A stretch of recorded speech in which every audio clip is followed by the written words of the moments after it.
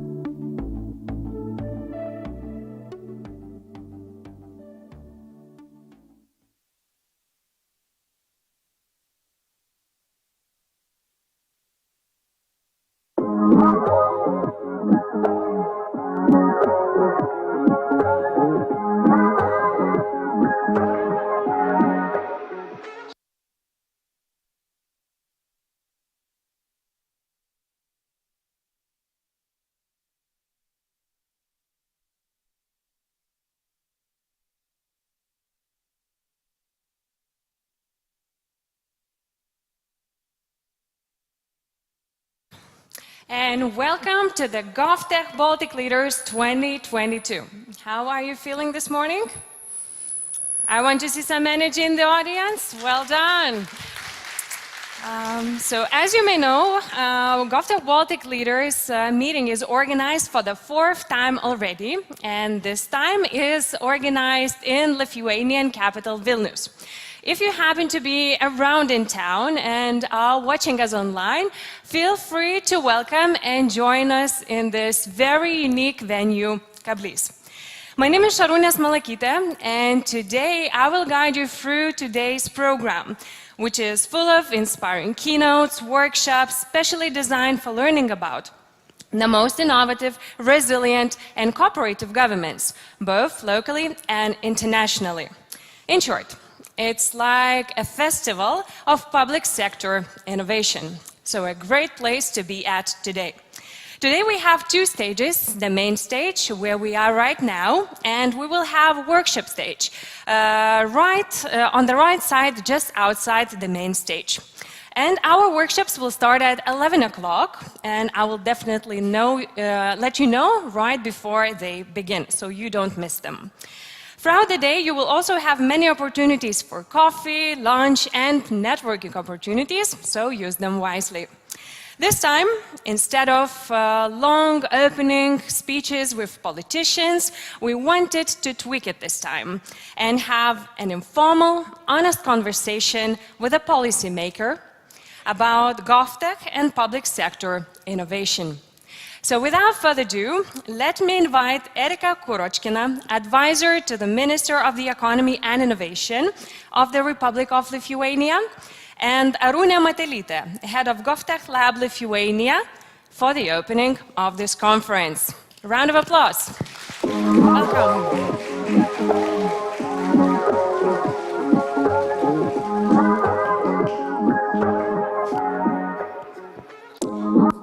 So good morning, everyone. Very nice to see everyone here. Thank you, Erika, for joining us for this opening conversation. As Šarūnė mentioned, we have many different topics today that we're going to talk about: AI, civic tech, and so on. But for the beginning, we wanted to just have a brief overview, set the tone for the whole day and talk more generally about what Lithuania is doing, what we're planning, and what could we be planning. So, Erika, you joined Lithuania's government, Ministry of Economy and Innovation, during the heat of pandemic, during COVID. Although we don't talk about it as much now, it's still a factor, but a few years passed and we can make some assumptions, we can review how we've done. How do you think COVID has changed innovation in Lithuania's public sector? Does it affect the innovativeness of the public sector? Thank you, Arūnė. First of all, it's great to be here. Hello, everybody. Morning is not very nice, but still I think that the day will be great. Talking about the lessons learned public sector during the COVID, well, first of all, I hope it learned something, but probably I should be more optimistic. What public sector learned definitely that it can be adaptive to the innovations and to the new digital technologies, new decisions, new tools. It can be flexible. It can be fast in learning new things, in learning how to use new tools. So probably that's the main things we learned during the COVID. Do you think we're going to keep those learnings, or we're going to forget them as soon as possible? I hope so. I hope so that we will use those lessons learned in the future, and probably our political will be very important factor for that. Yes, we definitely seen in GovTech work how much more open public sector became to working with different startups, different companies, because they needed out-of-the-box solutions for the crisis that they never faced. And Lithuania as well used this chance to upgrade its digital government, to find and start new initiatives. What are the areas where you would consider in the digital government space and GovTech space Lithuania is now making the most progress, or have been making the most progress? You know, in the first place, I would like to mention our innovation reform in general. We made a huge step after the 10 years of struggling. We finally established innovation agency, and the GovTech will play a really important role in the activities of innovation agency. Innovation agency will be responsible for bringing together science, academia, public sector, private sector to make a huge step towards high-tech, high-value economy. Talking about digital transformation, we have actually a lot of initiatives. Probably a month ago, we had a very important legal changes. We finally have digital embassy. Of course, that digital embassy at the moment is only like the place where we store our public data, but in a couple of years we will have the system how to empower that public data in our digital embassy, and we could say that we have real working alive digital embassy. Another thing is that public sector is finally ready and legally ready to use private data centers and, of course, cloud infrastructure to store its data. That's a huge step we've done. We find a consensus with the Ministry of Defense, because you understand that the Ministry of Economy and Ministry of Defense has a very different approaches how the things in the government should be done. But we found that consensus. Also, open data and new data, public data management system. I'm really proud that this year we will finally have a great open data portal. Of course, we have it already, but it will be more user-friendly. And that will be the main portal where raw data will be placed. And that will be, and actually it is already, a platform for the demand of open data for the private sector and for the academia. Talking about public data management changes, it's important that Statistics Department will be named Public Data Agency, and it will be responsible for the new tools, analytical tools for the public sector, private sector, academia, how to use the data which is stored in public. Well, of course, the key to success is people, and also we are working very intensively on transformation of Digital Society Committee. At the moment, we already established a Security Operations Center. Also, we will have new divisions responsible for the support of other public institutions to help them to transform the inner IT processes, also to plan their IT initiatives, because the problem with the people and with the competences is actual not only in private sector, as we know, but in public sector especially. So actually, we really welcome everybody in our open vacancies to participate here. So we hope that today's conference will be kind of a big job opportunity for all of you, and ability to actually see what are interesting things are happening in the public sector, and if you're not yet working with it, maybe. You know, Aruna, I have to use that chance to ask the people to participate. Well, I think we will ask a few times this today. That's true.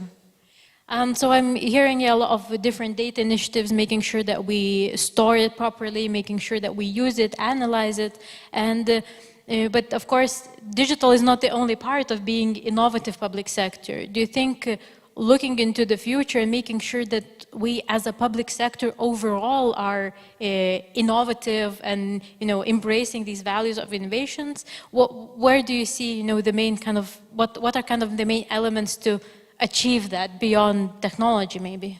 Yeah, actually, it's a very good question, because I'm asking this question myself every day at the Ministry of Economy, what we can do to make that change really happen, and what we can do to ruin that bureaucratic wall, you know.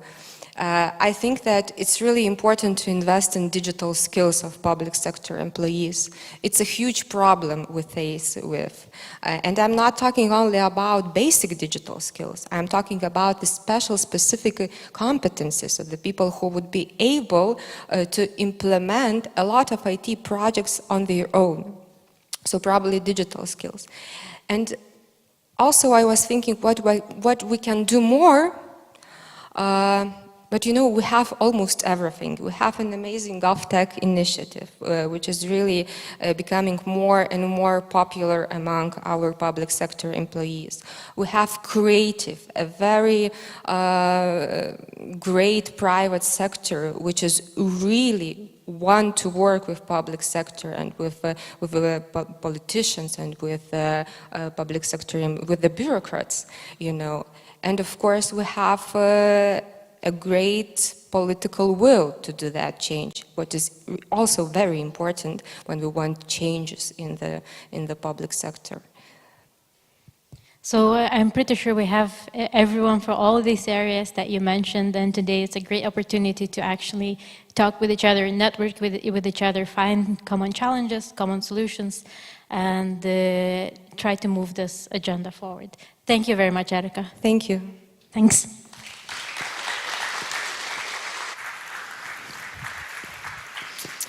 Thank you very much, ladies, once again. And as Erika said, it seems that the job is done in Lithuania, but maybe we still have opportunities for improvement. And it's time to kick off with our first keynote, which is the role of public sector in solving wicked problems, the ones that usually seem impossible to be solved. Have you ever faced such problems? I'm sure you did.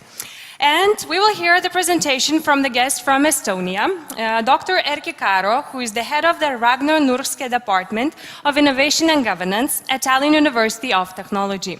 He has done research from Iceland, Belgium, UK to Japan, and his work primarily focused on the governance of science, technology, and innovation policies. Erki is tackling some really complex societal challenges like SDGs or building human-oriented smart cities. So let's give a warm welcome to Erki Karo.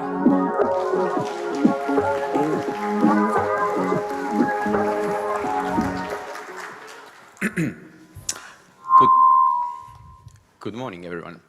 It's a pleasure to be here. I don't need to introduce myself anymore, but I will then give the first talk of the morning, and I started to think about it, that maybe it's not a happy talk when I looked at my slides. But I guess the topic is also quite challenging to tackle in 15 minutes. But the role of public sector in solving wicked problems. This should be a fairly famous slide, right? Or picture. And we all know that for the last 2 years or 3 years that we live in a difficult times, right? So this picture comes from 2 years ago, trying to kind of highlight the complicated things that we are facing. And if you like, take a stock where we are, the first wave is coming for the 5th time.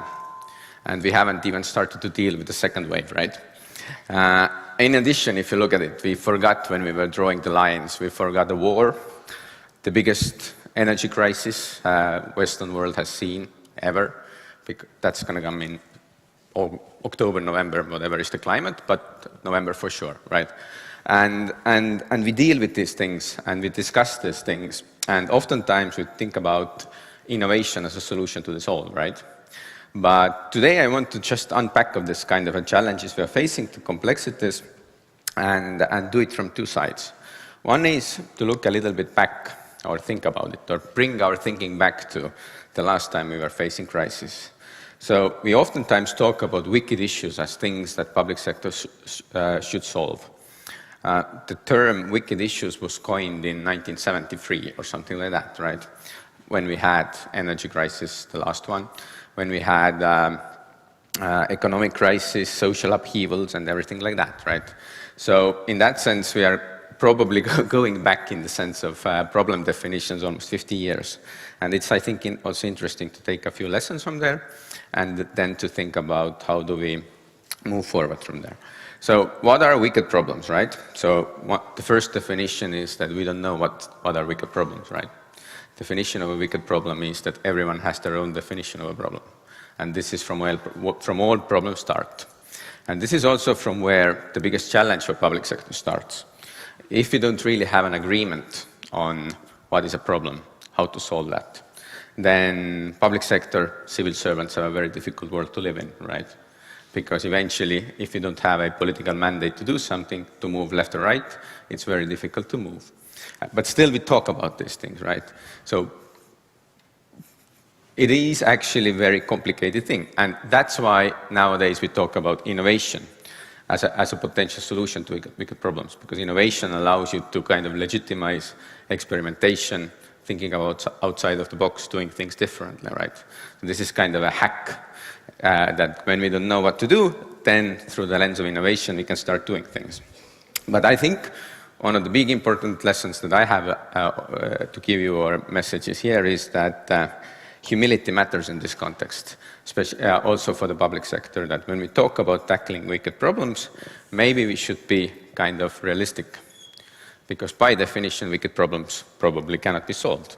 But what we can do is we can try, and that is the biggest challenge we have here, right? So the biggest mission we have, try to come up with a common understanding and move on. Because if you really think back to the 1970s, 1980s, when the term wicked issues was proposed, then what we were talking about? Student riots, people didn't like social policies. We talked about climate issues. We talked about energy crisis. We talked about social policies being unfair and stuff like that. So the same things we're talking nowadays. We have many new technologies, many new innovations on the table, but they seem to be not enough. So one important thing that we need to keep in mind is this kind of humility, that we should think about not having a silver bullet to the wicked issues, but we should actually work on collaborations with public sector, private sector, and societal sectors, and having this kind of a realistic mindset. Why this is important? I think for one important historical lesson. What happened in 1970s when wicked issues came up, when energy crisis was up there and stuff like that? Well, what happened was that it was followed by 20 years or 30 years of global critique of government. Public sector is not able to solve problems. Why should it give them tax money? Why should we allow them to talk about innovation, experimentation, or whatever, right? So we are actually, when we look into the future, in a kind of a, let's say, thin line of what is our possibility to do in the near future. And that's why the humility matters, that we need to be realistic of what can be achieved, and really think through whether we have silver bullets or not. And here I think I have 3 recommendations in this context that I want to put out. And I hope this will be kind of food for thought and discussions, and also 3 book recommendations, because, first of all, I'm an academic. Second of all, summer is coming. What people do in the summer, they post Twitter pictures of books they allegedly read, right? So I will give you 3 book recommendations on this, right? Regarding 3 ideas that I have. So first thing I want to emphasize, when we talk about public sector dealing with complex challenges and focusing on maybe testing new ideas, new methods to tackle these things, is the idea of problem-method fit. This is a picture from about 3 or 4 years ago of, you don't have to see it, you just need to see the dots, of different methods governments use to tackle problems, different innovation methods to tackle problems. Hundreds and hundreds of methods, hundreds and hundreds of different ideas. Some are technological, others are social, some are managerial, others are cultural, some focus on space, sort of technology space, others deal with people, and so on. A lot of these things. What normally happens in public sector, at least based on my research, my viewing, is that we tend to have organizations, teams, labs, individuals who believe into one method. And they think that solves it. Data people will say that you cannot solve the problem because you don't have not enough data. Design person says that you haven't gone through the design process correctly. Lawyer would say that, well, you need to change the law to get the problem done, right? And this is one of the fallacies we have. we tend to believe into a few very popular methods, right? And then believe that this works. And this, when it comes to wicked issues, leads us oftentimes to rephrase problems to fit our methods. But in order to actually tackle real issues in a time where we are, and taking the history lessons from the 1970s, we should actually first take a step back, right? And think about problems and look for methods that help to fit this. And I think this is a very important thing that we often in the governance structures overlook. And we can later discuss how we can actually maybe avoid this. First, book recommendation, going back to 70s. The Moon and the Ghetto Problem, a public policy essay written by Richard Nelson, an innovation scholar. Why is US able to send a man to the moon and not able to solve the problem of the ghetto? He had some ideas, some revelations, which were really very much related to this idea of bodies of knowledge that we have and how we actually tackle problems based on the bodies of knowledge we have, whether we are tech people, lawyers, finance people, but more importantly, the bodies of knowledge are divided unequally across different policy domains.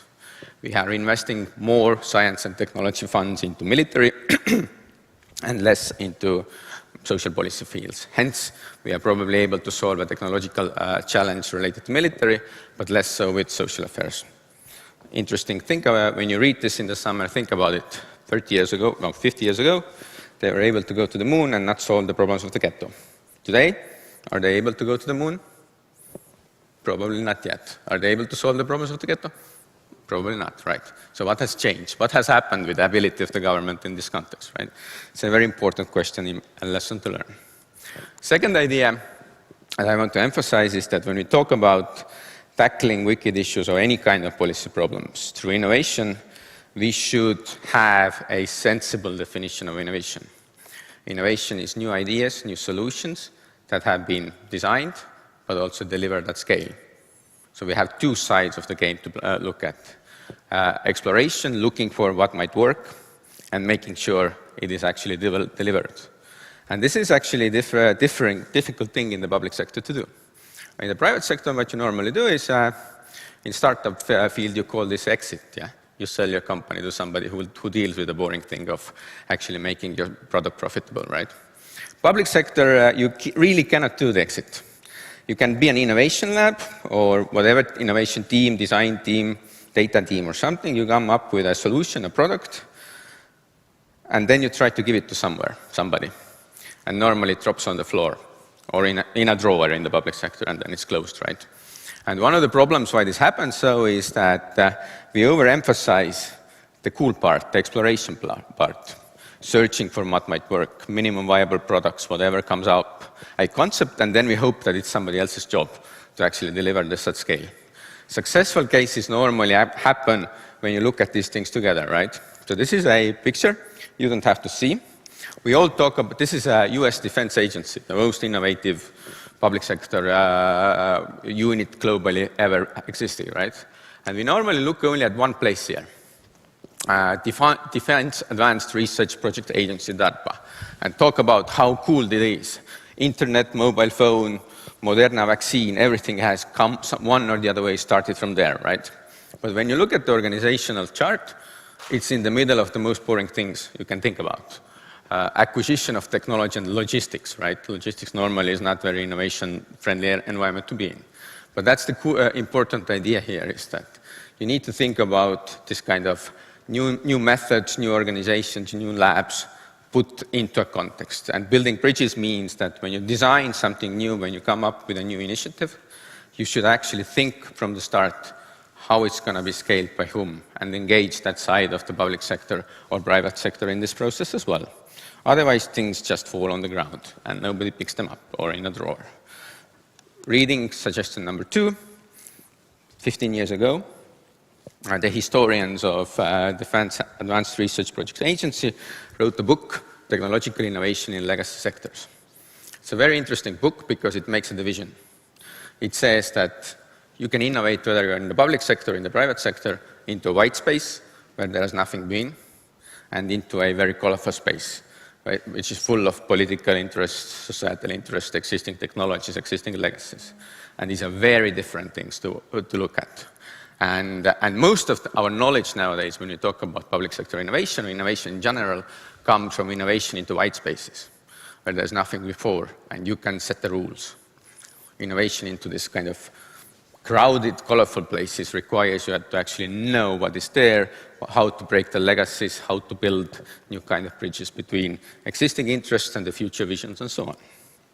And final slide, final idea, this is not any more book recommendation, but promotion, is that how do you actually make sense of this? And we have been working with my colleagues from GovTech and UCL in London on trying to actually look at more or less successful practices of innovation and tackling complex problems, whether it's related to industrial development and classic innovations, or whether it's related to digital transformations. And we argue that actually there is a commonality there that we should actually keep in mind.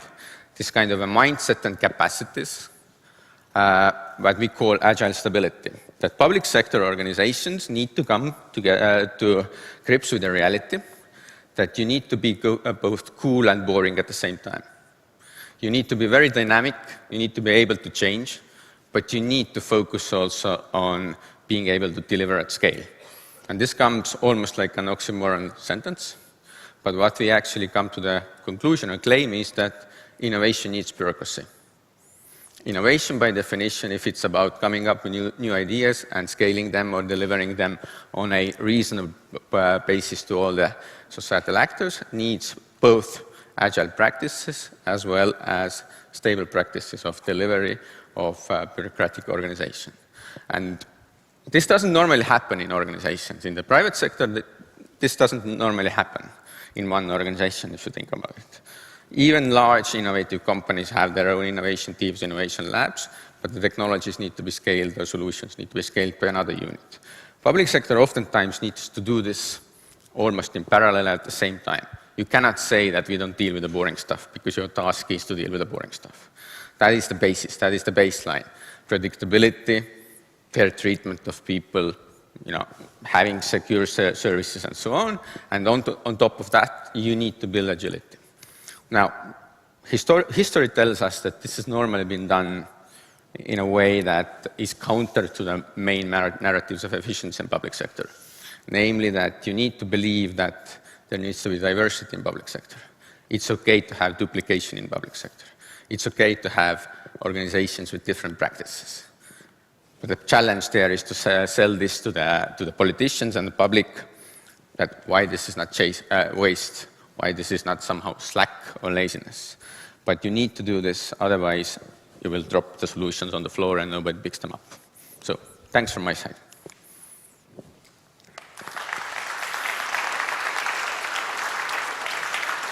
Thank you very much, Archie. Stay with me, please. We really want to know one specific question. You were speaking about wicked problems. Yeah. So if you were to name the most wicked problem in your career, what would be it? In my? Yeah. In my view. In my view, I think the most complicated problem at the moment is actually maintaining together the short-term view on economic development, well-being, happiness that we have, which is affected by shorter crises like COVID, war, and stuff like that. And then not forgetting that solving these problems needs to tackle also the climate, biodiversity issues. And we have no idea how to do this at the moment. That's what philosophers would call a super wicked problem. Yeah, and I believe so much uncertainty right now that also brings this to kind of a dead end or an opportunity at the same time. So please take a seat as together with Erkki, we will continue exploring another very challenging but interesting topic at the same time. So it is entrepreneurial public sector.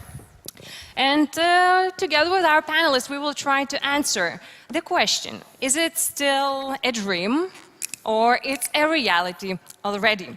So let me invite Phil Lekas, Head of International at Public, the company that started as an accelerator and investor, but has evolved to become Europe's leading government-focused technology company, building digitally enabled public services. Among some of the Phil's clients are Ministry of Justice in the UK and the Welsh government. Welcome.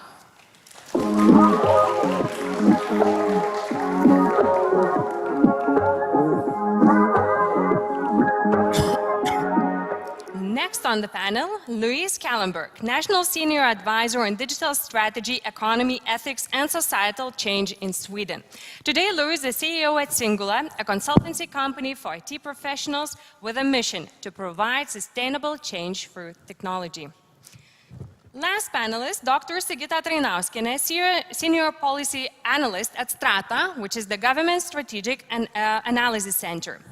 And this discussion will be moderated by Rūta Komskienė, organizational psychologist focusing on information-based decision-making and the science of psychology to improve work life. So Rūta, over to you and enjoy the discussion. Thank you, Sharuna. Hello, everyone. I'm joking. But in serious terms, entrepreneurship is not only a difficult word to pronounce, but also to define, isn't it? It's not only about building new ideas, new products, new collaborations, but doing it from the point of courage, of risk-taking, of throwing yourself into unknown. And this will be the focus of our panel today. For the beginning, I'd like us to go around and to invite those who have not yet spoken today to give a more elaborate answer to your background. Phil, may we start with you? Yes, you work around the world consulting different people in ensuring their entrepreneurial potential. What have you learned?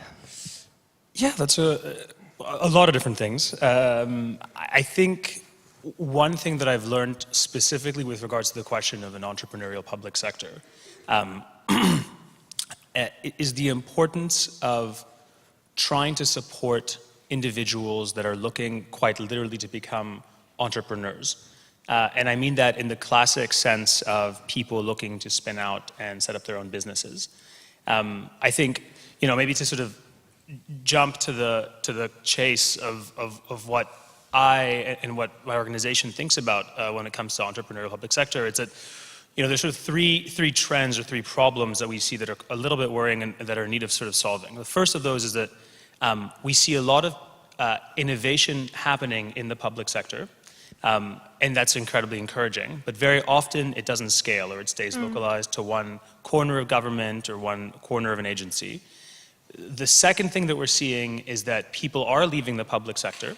In some cases now, with fiscal pressures, they're getting driven out of the public sector.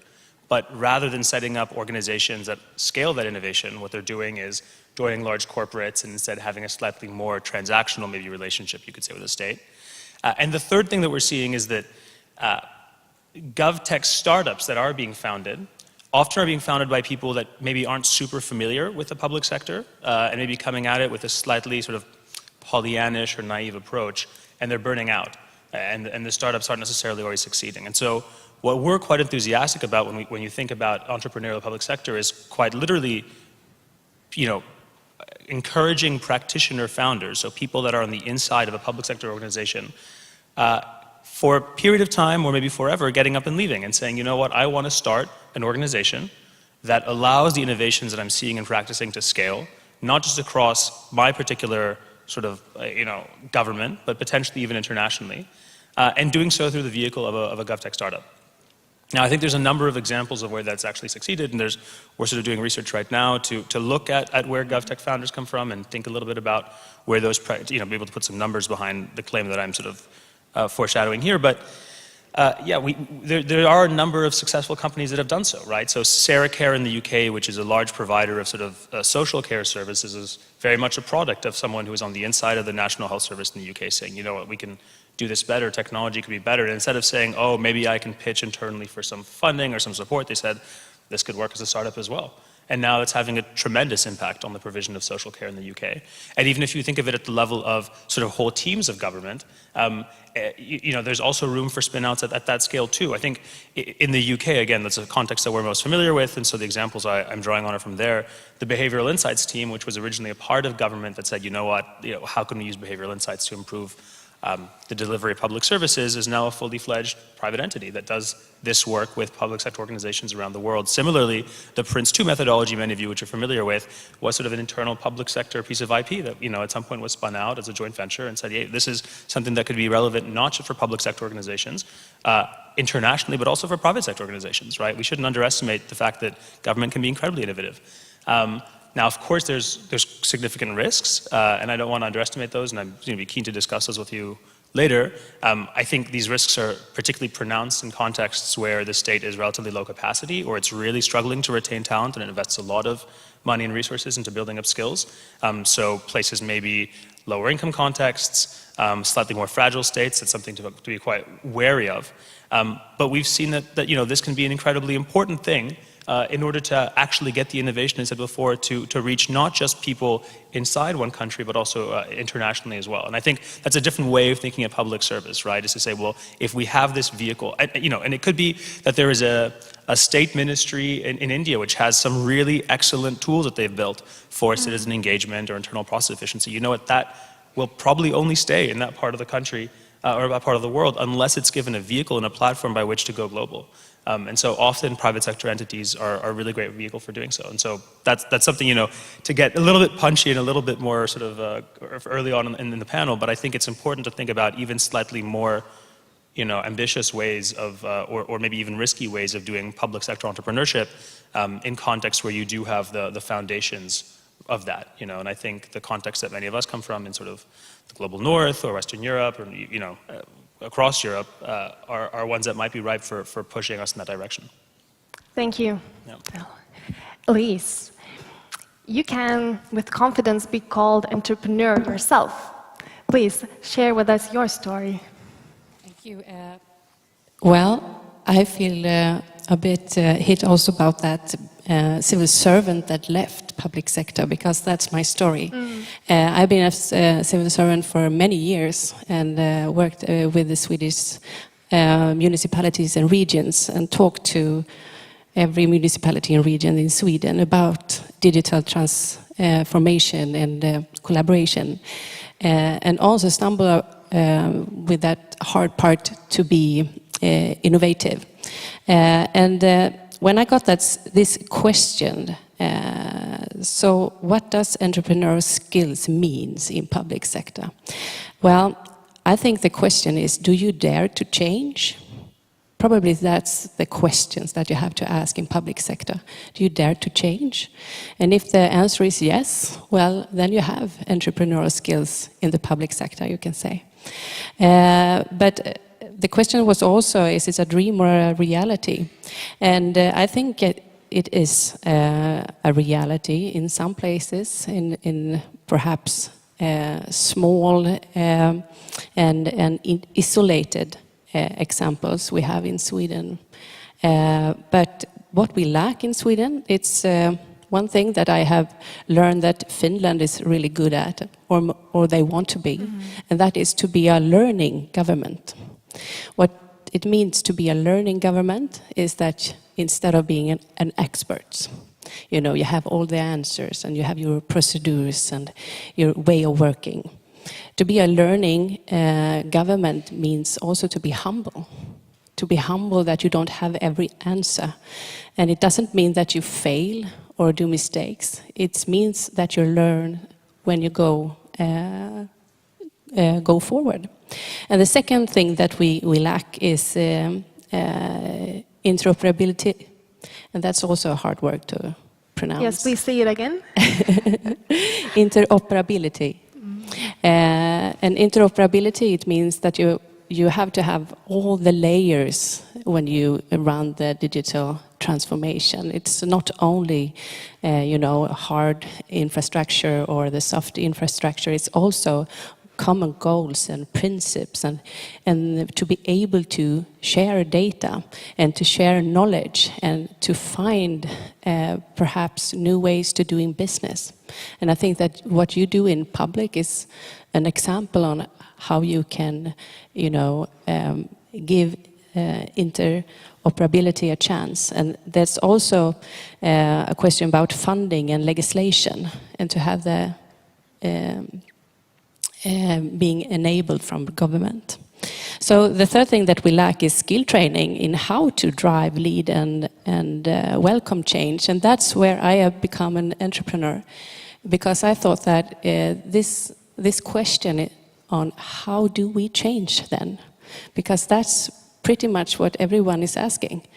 They know that they have to change. They know that the future is there, and they want to be, you know, as you said, Erki, in your presentation, there is a lot of MVPs and thoughts about how to run it, but how to scale, and that's your human skills, how to do that. So what I would like to, you know, put forward here in this conversation is also, perhaps we would talk about, instead of entrepreneurs, talk about intrapreneurs in the public sector. And that's the employees that already is in our organizations, that work hard and that want to change. And I think you all know one, if you not are one.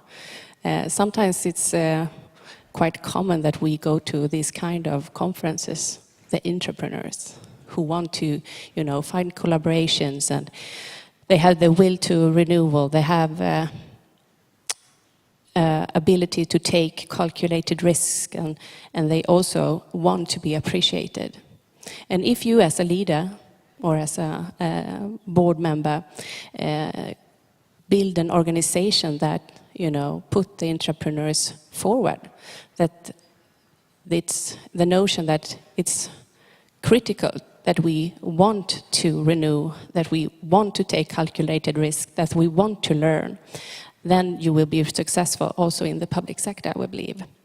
And what you need as a culture is perhaps also a theory that I think that you also had have worked with is psychological safety. The culture of psychological safety is basically the dare to lead and to be yourself, and to, you know, be courage, to have courage, and also be curious. And what we mean then when you have psychological safety is that it's perhaps if you work in a team and you are willing to take risk because you know you will fall and land quite soft because your colleagues are kind. So I think that the psychological safety is a tool to unleash motivation, engagement, and creativity that you need when you are entrepreneurs in the public sector. And the last note that I want to put forward is a pre-study that I did after leaving this organization as a civil servant. And it was the question that I did together with GovTech Sweden. It's an organization that supports, like public, this kind of ideas. And we did a pre-study on how to scale innovations in Sweden and how to make it happen and how to share ideas, and you can say to put one idea from another municipality to the next one. And we find that the biggest threat is a lack of mandate, a lack of competence in the soft skills, and this also this way of working that supports learning.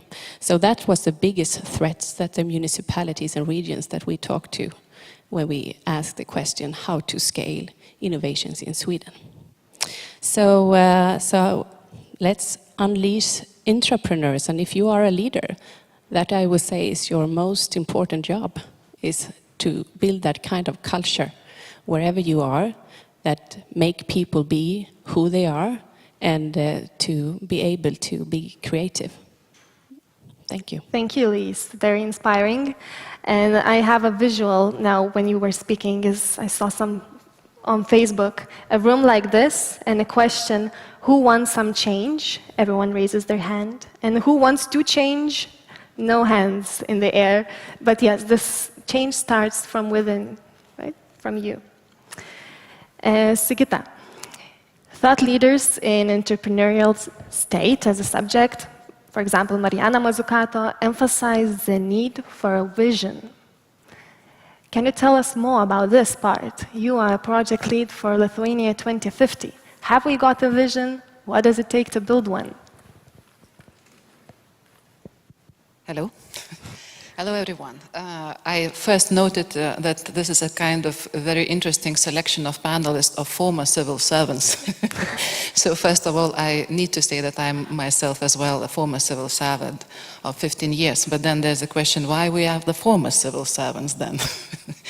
So, regarding back to your question concerning the vision, there are two ways possible to answer to your question, both yes and no. Formally, yes, we do have a vision that is called Lithuania 2030 strategy. That is a valid document, but I was wondering whether many of you know about it and what's more important, care about it. If you could raise your hands, who strives to implement Lithuania 2030 strategy? A couple of hands, very well. But then I remember some years ago with some of my colleagues, we checked what the indexes, the global index of World Economic Forum Global Competitiveness Index says in 2090, where we stand according to the future orientation of the government.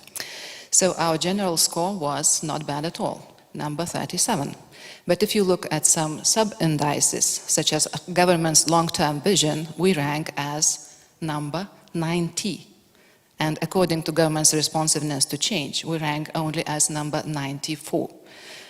And they say that we live in a VUCA world. We also did interim evaluation of the Lithuania 2030 strategy. There were some results that we aim to achieve by the year 2020. So I believe we only achieved 6 out of 31. So that means either we were too ambitious or maybe there are certain things that with some time passed and people lost some motivation to try to implement that strategy. And therefore, the understanding came that perhaps the country needs a new vision. And this is the project, as you mentioned, I'm working now for.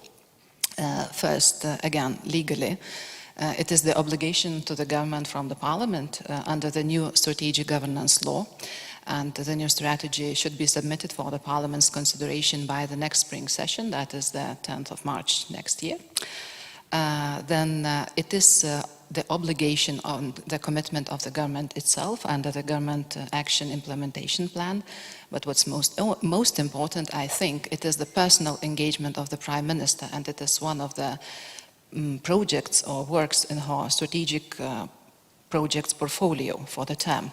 So it is a very... And what does it take to build one? The future is always more optimistic, isn't it? Well, people say those who are interested in futurology, another hard word to pronounce, they say that you need to think not about one, but about several possible futures. And if you Google, you might find the futures cone, they say. And there are various futures, the preferred one, the possible one, but normally people would think only in very linear terms, that the future will be very similar to what we have today, but perhaps a little bit better. So what I like about the foresight, the approach that we engage in this project, is this future orientation, that it aims to broaden up your mind and to try to imagine various possible futures and then set certain steps of how to achieve your preferred future. Then another aspect is this participatory approach. We try to engage various sectors, that is academia, public sector, business sector, civil society, and what Erkki mentioned in his presentation, initially everything starts from the definition of the problems. So that is the foresight said to be the backbone of the policy, Science for Policy 2.0 concept, which says that the academia and the decision makers need to start their work from the very beginning, from the common understanding and definition of the problem. And then the third thing is this out-of-the-box thinking, this creativity approach. And going back to the topic of the today's panel, perhaps I'm not a very good expert in the entrepreneurship, but I believe I know some of the things about the creativity. And you might find it as a paradox. There are lots of stereotypes about the public sector. It needs to be very rule-based, very unbiased, loyal to the state, and very many principles, very effective and transparent. But what also amazed me in our law on civil service, one of the principles stated there is creativity. And that is quite a fascinating idea. I also think that our leaders should reward those employees who behave according to the principle of the creativity. And the last thing, of course, I want to believe that our project would give this impetus. We would not only find the co-create the common vision of the state, but it would also push this limit of the creativity. The last thing I wanted to say, I was presented here as a doctor, so I remembered that while writing my PhD, I did the interviews, several interviews with the leaders of our country. And I did the interview also with Professor Landsbergis, and I believe everybody here knows who is Professor Landsbergis.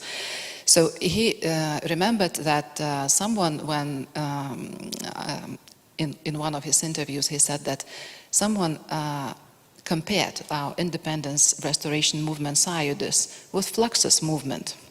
And he said, yes, to some extent they are similar, because both are about the non-conformism. That is the game not according to the preset rules. And if some people would be afraid of how can I dare to play according, not to play according to the rules, then Professor Landsbergis said, if you are interested and have some ideas, just do it. This is my game, this is my art. And if you remember what is written on the wall of the Contemporary Art Center, everyone is an artist, but just artists know about it. So my wish is that everyone would remember that he or she is an artist. Thank you. Thank you so much. Erika, may we come back to you? And I've been thinking, we are talking about entrepreneurship, which is actually a business term, isn't it? But we are talking about entrepreneurship within public sector. Do you feel the confrontation here? Any tenses between business and private sector? I think if you overthink, then definitely we can say that it's all different and very, very complicated. But I just wanted to maybe reflect on this. Normal academics make things more complicated, so I try to simplify now.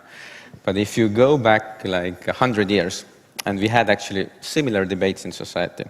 Max Weber wrote Economy and Society, Schumpeter wrote basically Economy of Society, for branding reason titled it differently, whatever.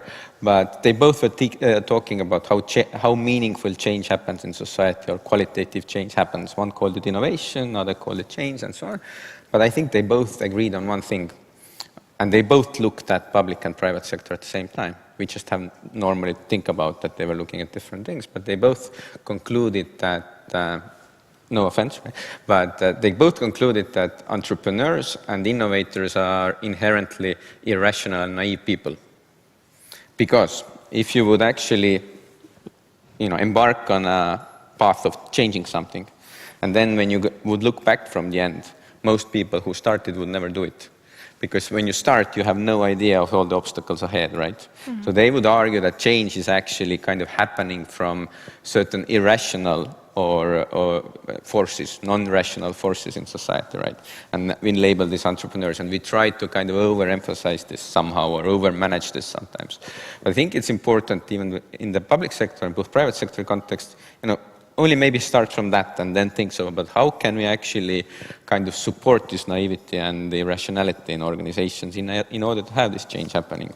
And I think there are two things here, right? So you need to have a baseline so that you don't get dumb, naive people in the organization, because then it doesn't matter which organization you are, you're going to screw things up, right? So you need to have baseline capacities so that people have basic skills, basic knowledge, but you should allow also this kind of irrationality, naivety, which we nowadays, because it sounds really bad, then we say it's creativity, right? But we should allow this to enter organizations. And the second thing is that we should try to build these organizations in this way that this kind of naivety, creativity, rationality is not punished, right?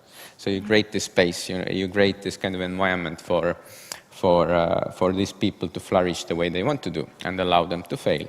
But when it comes to kind of preaching public and private sector here is that I think, again, trying to bring comparisons, 50, 60, 70 years ago, we were allowed to think about entrepreneurship, creativity as something that individuals can do.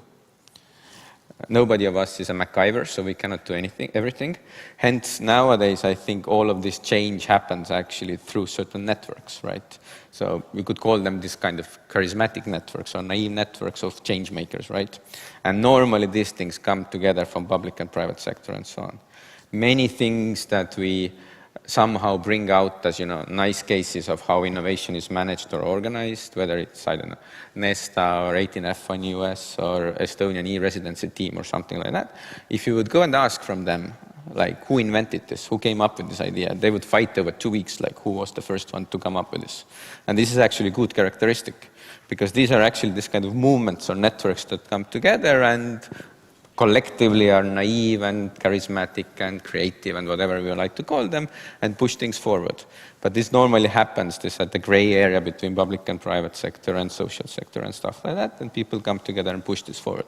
And then once it gets a bit mature, we try to kind of somehow structure it or start explaining it, but then we oftentimes overlook the very simple things of this, how this change happens. See, we have to have the basics first, and then we had the creativity. No, it's different. It's like an organization should have. I think one of the problems in the public sector at the moment for having more entrepreneurship and innovation is that we are not able to raise our baseline to get really good naive people to the government. We get less good naive and charismatic and creative people, and we get less change than we would like to. Ideal for organizations would be like to get top talent and allow them to do these things, right? But most public sectors, because of the salary structures, because of the legitimacy of working for government in many domains, tech is cool, right? To work for government, to do a tour of duty for government is cool. Try to tell somebody, go and do a tour of duty in social ministry or something, like deal with poverty and homelessness and mental health issues. There we always have a problem of this kind of, the best people would not want to go there because these things are not really cool for many people, unfortunately. And that's the issue. Raising the baseline and then on top of that, not one first and then the other. Is important. Phil, may I ask you? You've been nodding throughout the conversation. Do you agree? What do you think? Should we wait while we have our baseline sorted out before we throw ourselves into the entrepreneurial endeavor?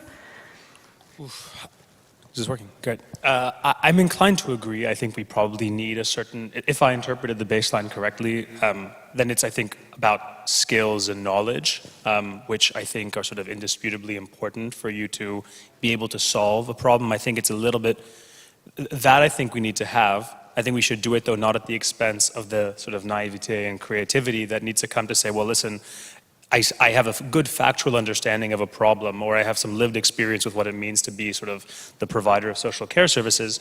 But I think I can imagine a world where this is done 10 times better, or where there's this new tool there, and that's a kind of naivete that I think we shouldn't sort of extinguish.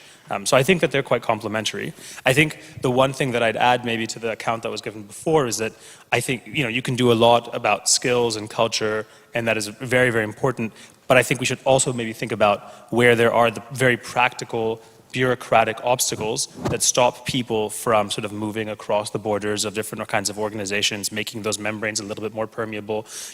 Part of, I think, the reluctance of when you tell someone, a high potential, high capacity person to say, you should go into a ministry and spend some time doing it, is that they think that it's like a one-way street, right? Or that if they enter and then they were to leave, there's no world that they can go back. And they say, well, listen, if I'm going to do that at some point in my career, maybe I'll leave it till at the age of 50 or something, and I've had a professional private sector career. A little bit more mobility across those borders, I think, should be encouraged, and any obstacles that exist to that, forfeiting a pension or whatever, I mean, of course there's a lot to consider, but we should really, I think, focus our attention on making that as as easy to sort of surmount as possible. It's a slightly cringe concept, but I do think that there is something to tri-sector athlete as an idea of a person who should sort of bring their skill sets, experiences, perspective from one domain to the other, and sort of spend a career moving back and forth across those boundaries, and that we shouldn't sort of I don't know, perceive people who leave the private sector or the public sector go to the private sector as people that are there for purely venal reasons, or similarly people that make the other direction as doing it because they'd like a slightly chiller pace of life. I think that's totally unfair, and that we have to do a lot of work to sort of combat those misperceptions of one domain as being necessarily attractive or suitable for one kind of person. I think it's about different stages of your career, different moments where you might want to do one or the other. So there's a lot of work to be done, I think, also on a conceptual level.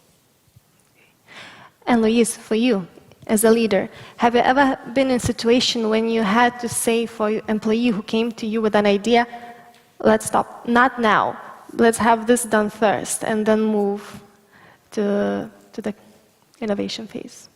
Well, probably I have said that, and it didn't fit me so well, because I believe that when you have an employer who has an idea, you have to start to listen. And there are some good rules for leaders here. And one is listen in 15 minutes.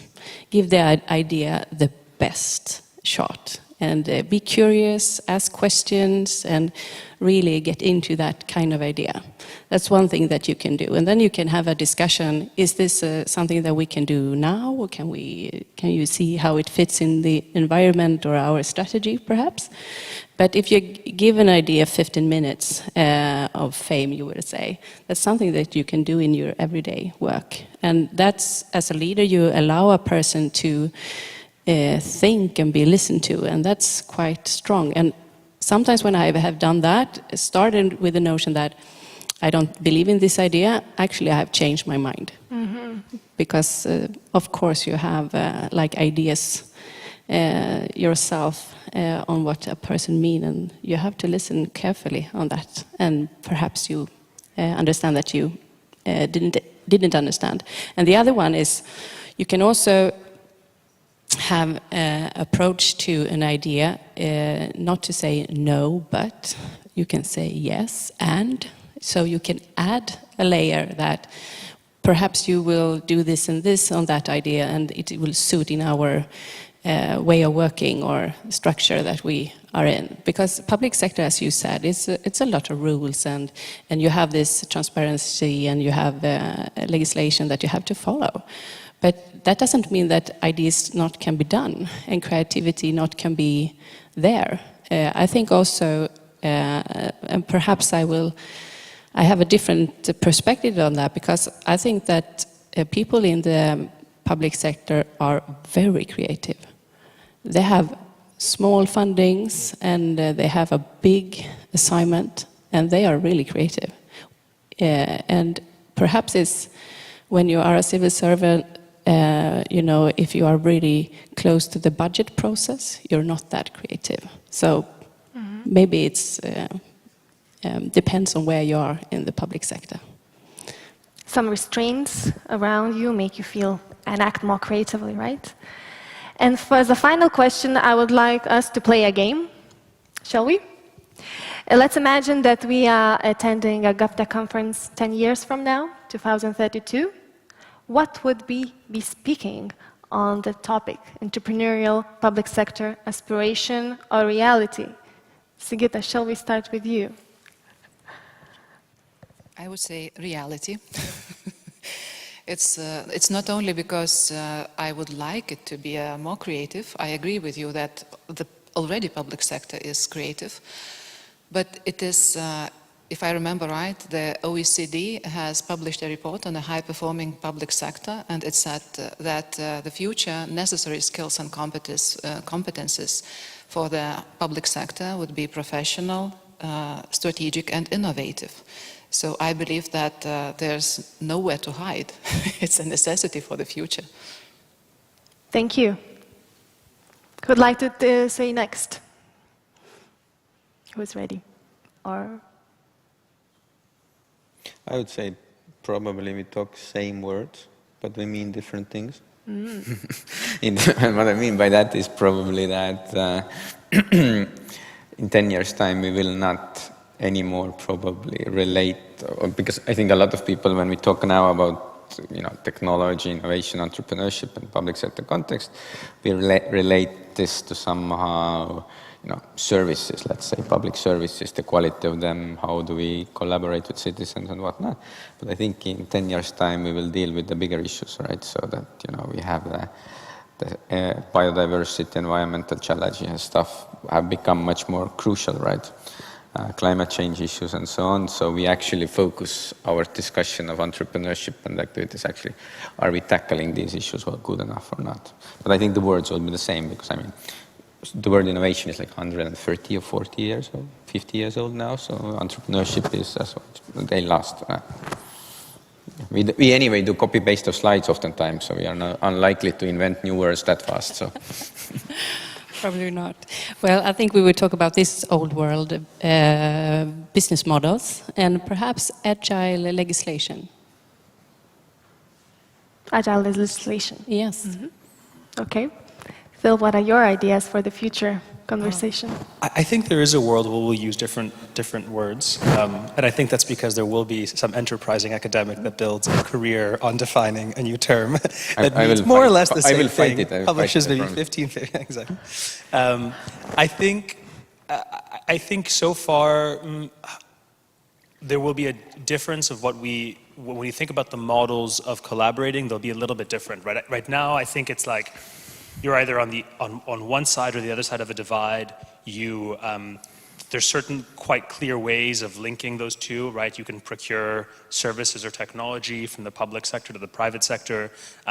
You can sort of participate as a citizen in the shaping of public policy. There's certain modes of engaging. I think what we'll be chatting about in the future a lot more is ways in which, I would think, totally new different ways of organizing ourselves have emerged in different sort of technological paradigms for running organizations, sharing data and the like. And I think, I like to think that will lead to a sort of 100 flowers blooming of different ways in which you can sort of work on public interest issues that don't put you very neatly in the box of either you're a external entrepreneur or you're someone on the inside of government as a policymaker or a deliverer of public services. I think there'll be 100 different job titles and kinds of organizations and linkages between those two that we can't even imagine today. Great. Thank you very much. Let's leave our panel with some applause.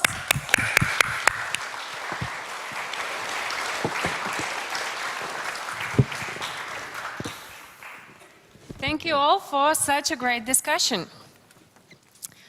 And as today's event is a great catalyzer for innovation and opportunity to meet the best in the market, I'm thrilled to announce our upcoming speakers who really know it all about how to take entrepreneurship to the next level.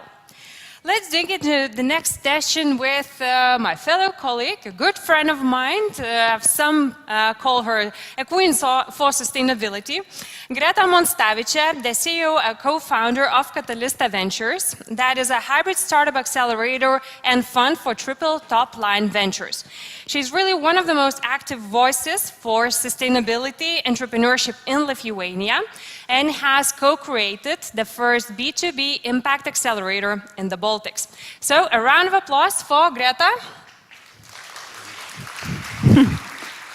Hi, everyone. Hi, Sharuna. I don't know how I'm going to continue after this presentation. Well, it's super nice to have you here and tell the audience. So are you all powered up and ready to go of meeting some of really fancy tech unicorns today? I'm very fired up. We're meeting 2 unicorns today, so I'm even a bit scared. Really? Well, I'm sure you'll do good. So Greta will moderate the following panel discussions with 2 significant speakers. So I'll leave the stage all to you. Thanks, Sharuna.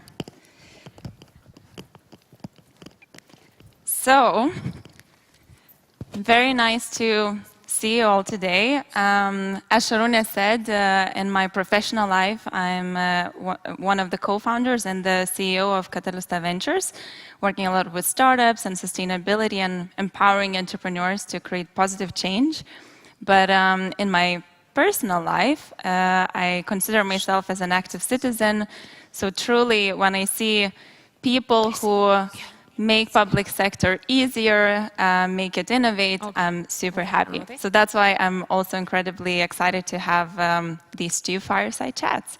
And I see actually in front of me Martin Ott, a CEO of TaxFix, tuning in straight from Germany today. And yeah, Hello, let's start good morning.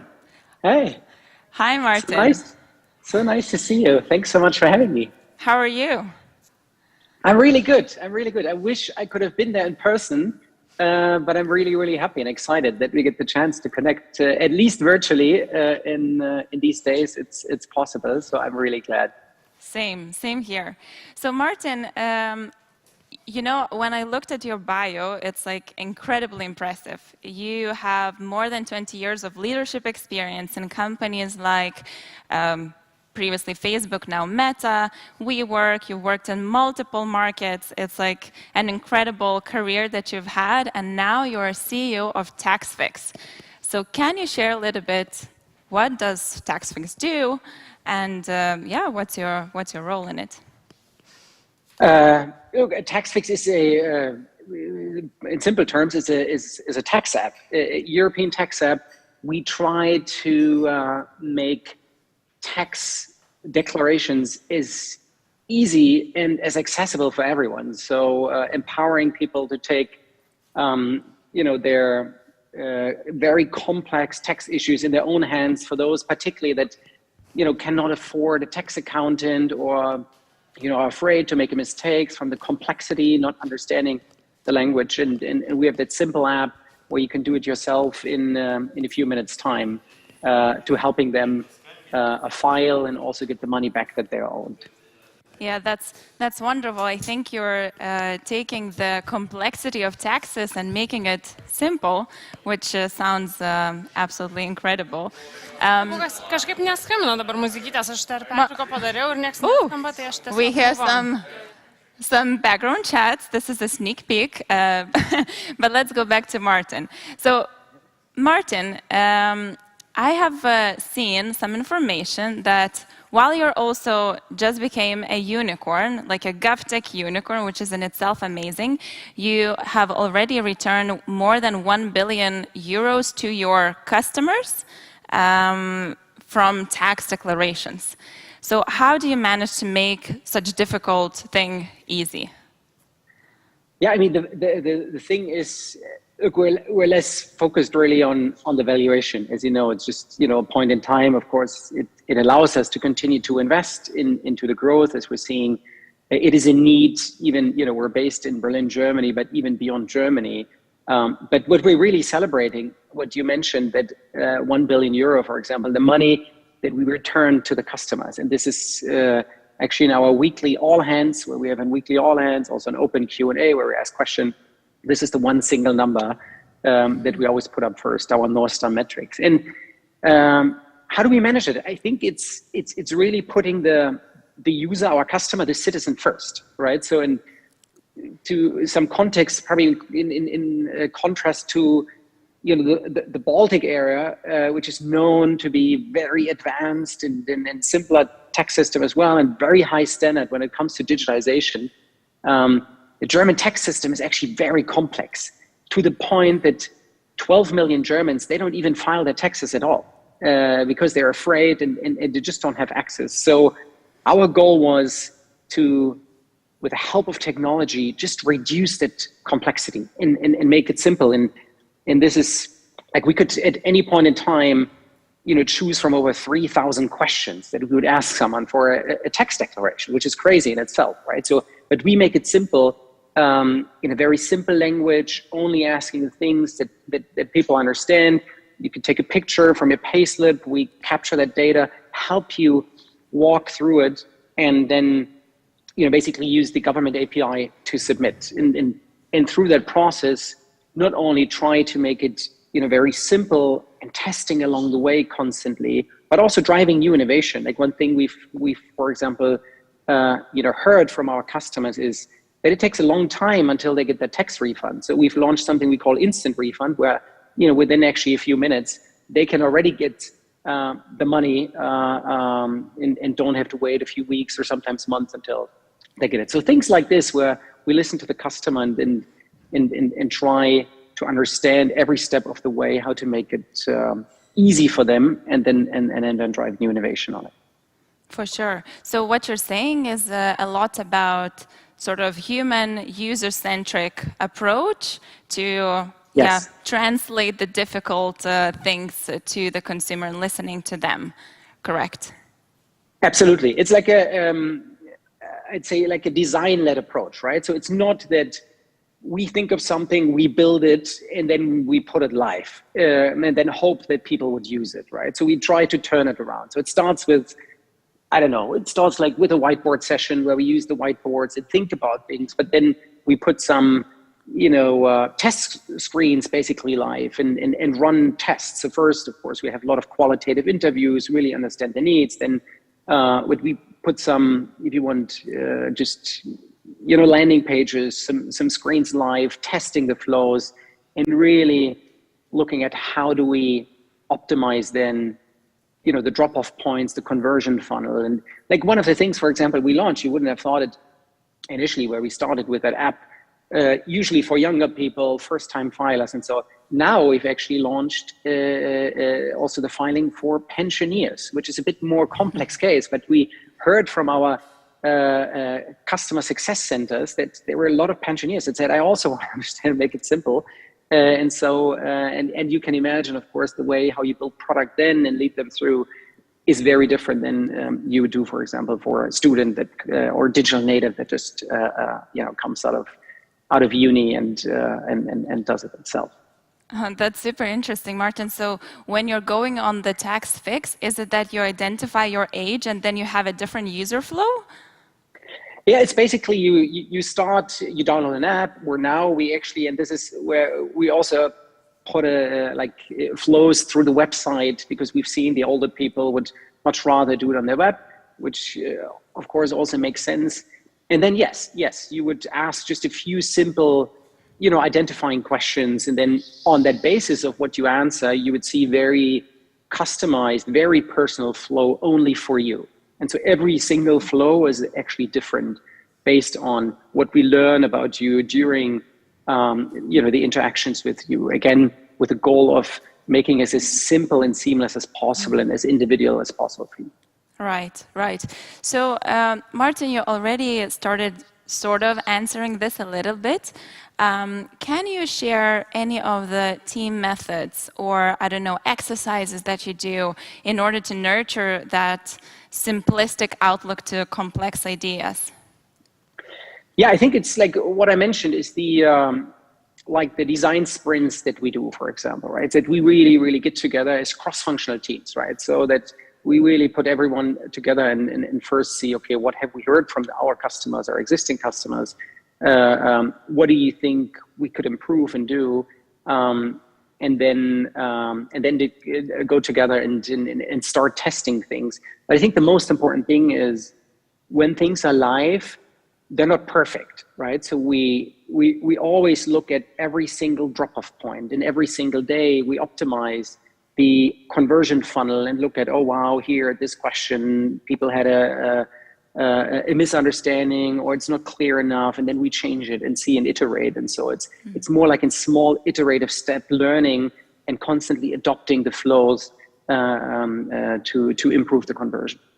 Yeah, so more like not trying to work on a product for a really, really long time, make it perfect, and then you launch it, and then you see that it doesn't work. So rather taking very small steps, testing them all the time, iterating, and kind of getting the feedback and coming up with something that is actually useful for the user. Yes, absolutely. Perfect. This is what we also say to our startup. So I know, I know this by heart. Wonderful. So Martin, I have another question for you. Obviously, being a solution about taxes, you, I assume, had to work with the government in order to make it happen. So can you share some of your learnings about working with the governments and the collaboration with them? Because I also know that you worked with Spain, Italy, and Germany by now, correct? Yes, that's correct. So we're working beyond Germany and now also live in Italy and Spain, also looking at some other markets. But like against all the prejudice that you would think and hear out there, working with the government, you actually have a very great openness, I have to say, and I'm always very positively surprised that there's a great openness to really, appreciate the exchange of ideas, because in the end, it's also their remit to ideally empower everyone to make it as seamless and simple as possible. So what we have is actually we have designated teams that work, even on the technical side, on the product side, with the different institutions, have regular check-ins, feedback loops, and so on, and it's really appreciated. Of course, when you look at, and you mentioned it before, there's of course still some differences between the startup world and now working with the government, right? And maybe take the German in particular. We always try to do everything perfect, and so this is particularly pronounced also with the government. And like there's still some things where we are not yet, or we haven't arrived in 2022, where there are breakage points. Where, for example, in Germany, you have to identify yourself still via snail mail. So like if you want your data not to type in all the data for text declaration, you actually want somewhere pre-filled. Instead of using your digital identity, you actually have to, request a code, then you wait sometimes days, sometimes a week until you get a letter in your mailbox. Then you take it out, then you take the code, then you log back in, and then you can continue. So you see there's still some big, what we in the startup world would call conversion breakers that makes it very, very difficult to come from a digital process suddenly into the very old world. So there's still a lot of things that needs changing and that take time. But I've really seen a great openness and actually strong collaboration to actually understand and get there and learn and improve things. So what would you say is sort of the main thing that makes it then easier for you to collaborate with the governments? Which would be that element that makes your life easier? I think what makes it easier is if you really have clear interfaces and an openness and, ideally, of course, standardized APIs with, I'd say, data models that are also fully up to date, that ensures that, our systems can seamlessly talk to, the government API and make sure that there's no, no mistakes being done by that. I think so. So I think that would make it easy. If there's one, wish I would have is this. Yeah. So what I hear from you is making the data, the infrastructure standardized to the extent that it's easier to plug in to the governmental systems. Yes. Okay. So it's similar, like you would. If you want in the private sector, of course, you have a lot of platforms and they would have developer programs and they would have really good documentation and standardized APIs and a kind of like a support level and so on. I think that's at least, from what we've seen, we're not fully there yet. Although there's also some really, really great examples where, it's taking, I'm taking a German example again. Of course, it's a very federal, system with, different even states within Germany having, different systems in place. But like take the German tax, if you want, authority that actually builds the online APIs called Elster. They're actually really advanced and they're very open and so we actually see some really, really good signs of this already happening in pockets. And ideally, of course, that would be more widespread across the government sector as a whole. Sure. Well, it's the best place to share all of those wishes because we have the government leaders and innovators here in the audience today. And I will ask you for my last question, which would be, what is your advice or your wish for the public sector leaders here today in the audience from you, from TaxFix? Look, I think it's hard to me to give an advice, right? So when you look at, particularly coming from Germany, where where the Baltics, of course, are so much more advanced already, right? Than what we see here. But like just in general, what I'd love is a very pragmatic mindset, right? So when you really focus on customer centricity, being very agile, failing actually is. I know within boundaries, of course, there are clear boundaries where you don't want to fail, but that failure culture that in the startup world, that not everything has to be perfect in the first place, that you first launch something and see it as an evolutionary process of not having something perfect to put live, but listening to the customers, iterating and doing this. And I think that's, at least from our perspective, where we spend so much time on getting customer insights and really, really understanding. I think this is critical. And I think the other one probably is, and again, I don't want to overgeneralize because I've heard amazing things really of, particularly in the Baltics area, but even beyond, when you look at government, what we have, you call it the war for talent, right? So like it's in the startup world, talent is the most important thing. And it's so critical to attract the right talent and then retain them. And, when I look at, the government sector, you have such a big mission and purpose and big social impact. And at least from what I see, you could be so much louder and prouder and telling that, purpose, because there's so many young people that actually are looking for really purpose-driven opportunities, right? And then, of course, creating a culture where they thrive and they can also learn and develop. And so I think that's also something where I believe there's still an amazing opportunity.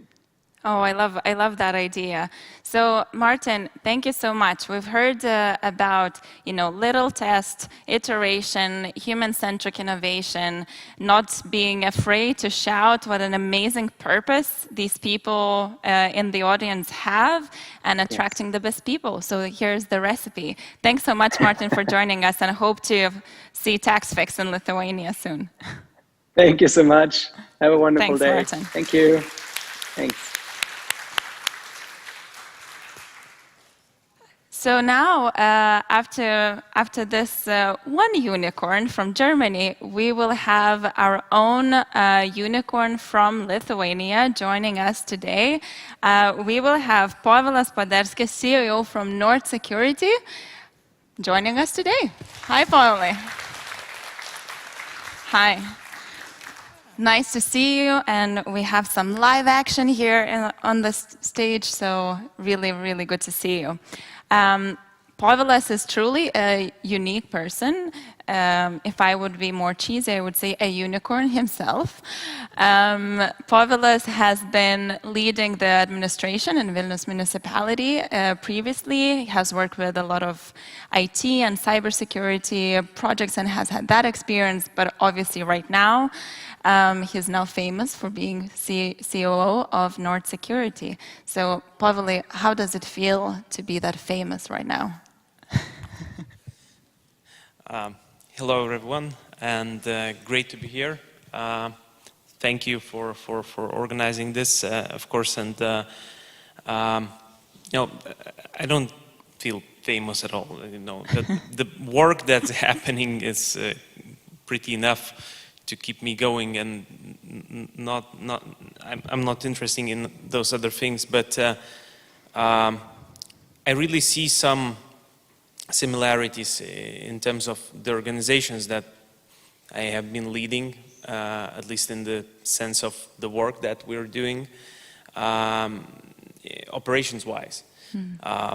And there are a lot of initiatives that have been kickstarted in Vilnius that are similar to what unicorns do.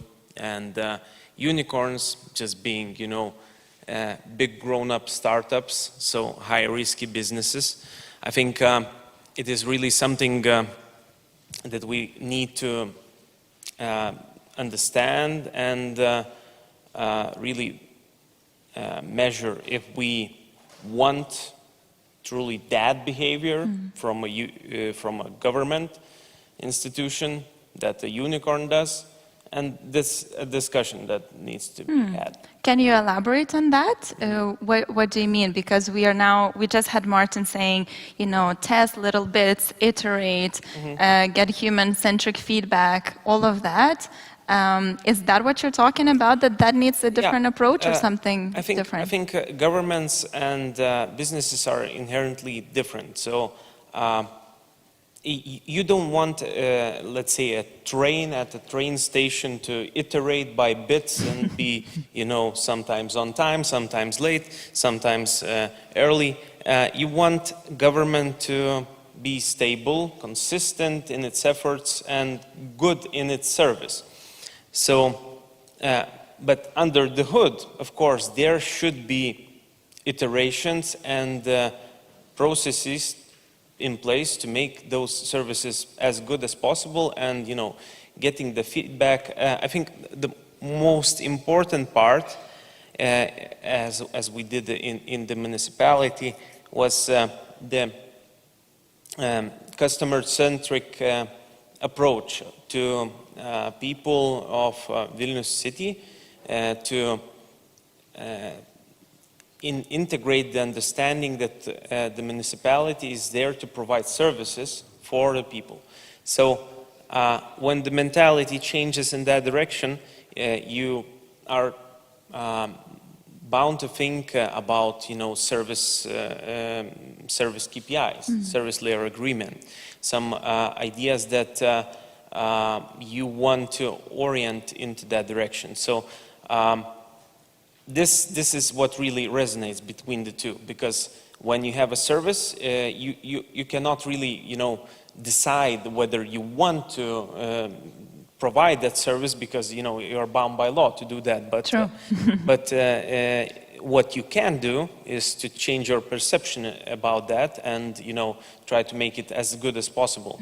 So, and when it comes to making it as good as possible, you can iterate, you can do the tiny bits of improvement as the previous Fireside chatter described, and I think that some of that is already being done in cities all over Lithuania. So Vilnius is one example, but of course Tauragė, Klaipėda, and Kaunas in some parts, they really try to address issues in a way of agile thinking, lean methodologies. Right.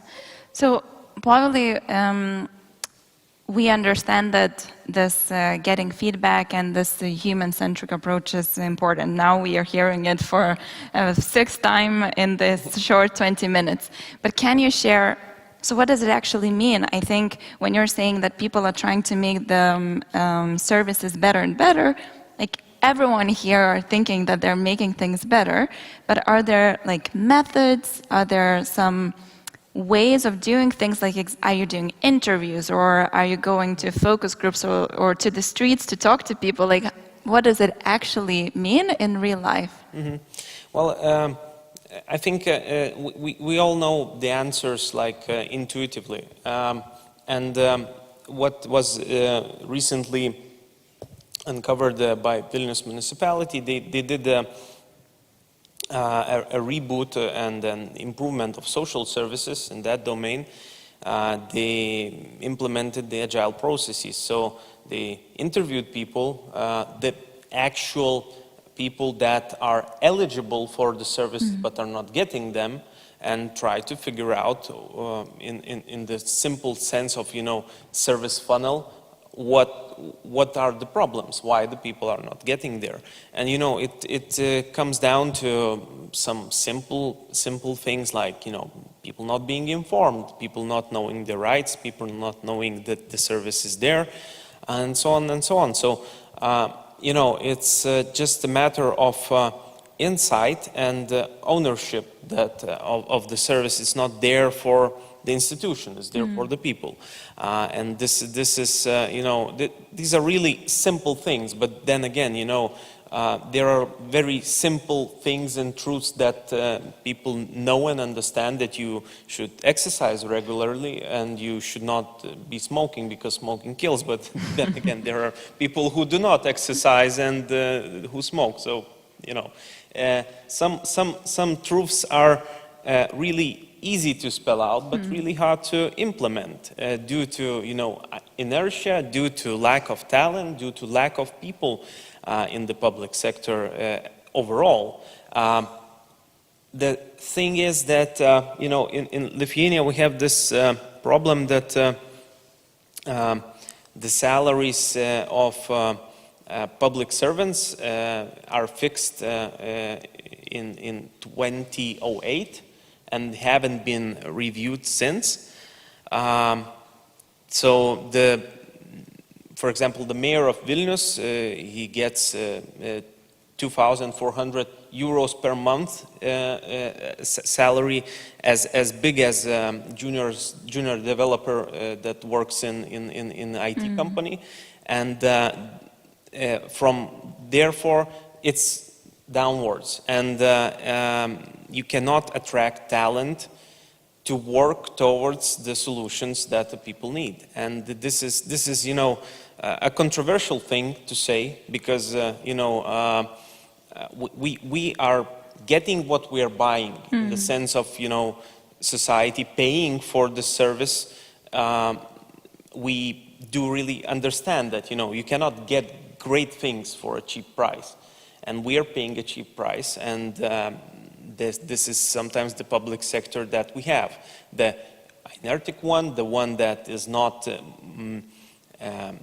you know, looking for the best interest of the people, and so on and so on. So all these problems, I think, they go down to the lack of resources for the best talent, and in other words, you know, the institutions, sometimes they could gather some money and pay more for lesser people, but then there are regulations that regulate salaries and so on. So.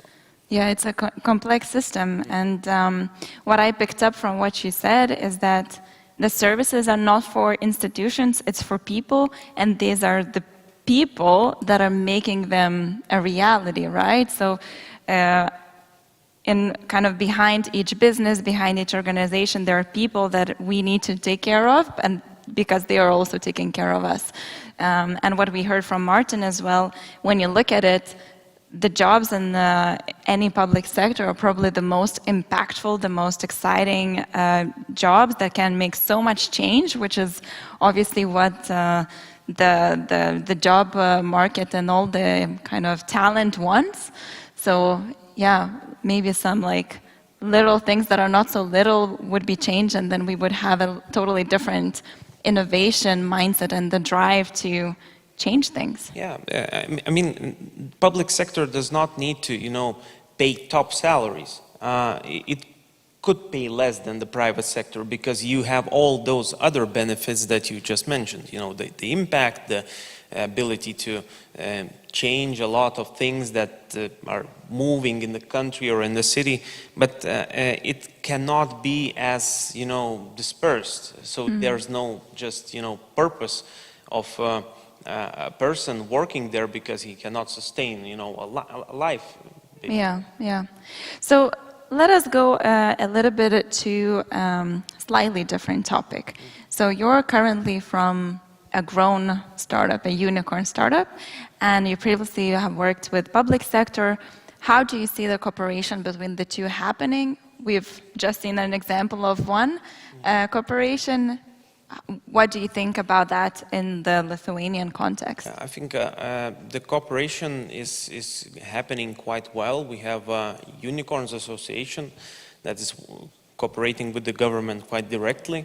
And the attitude of the current government is something that we would like to see remaining in the government overall, because it's proactive, they're listening, not necessarily agreeing with everything, you know, what we have to say, but the attitude is there, and that's all good, because the dialogue is happening.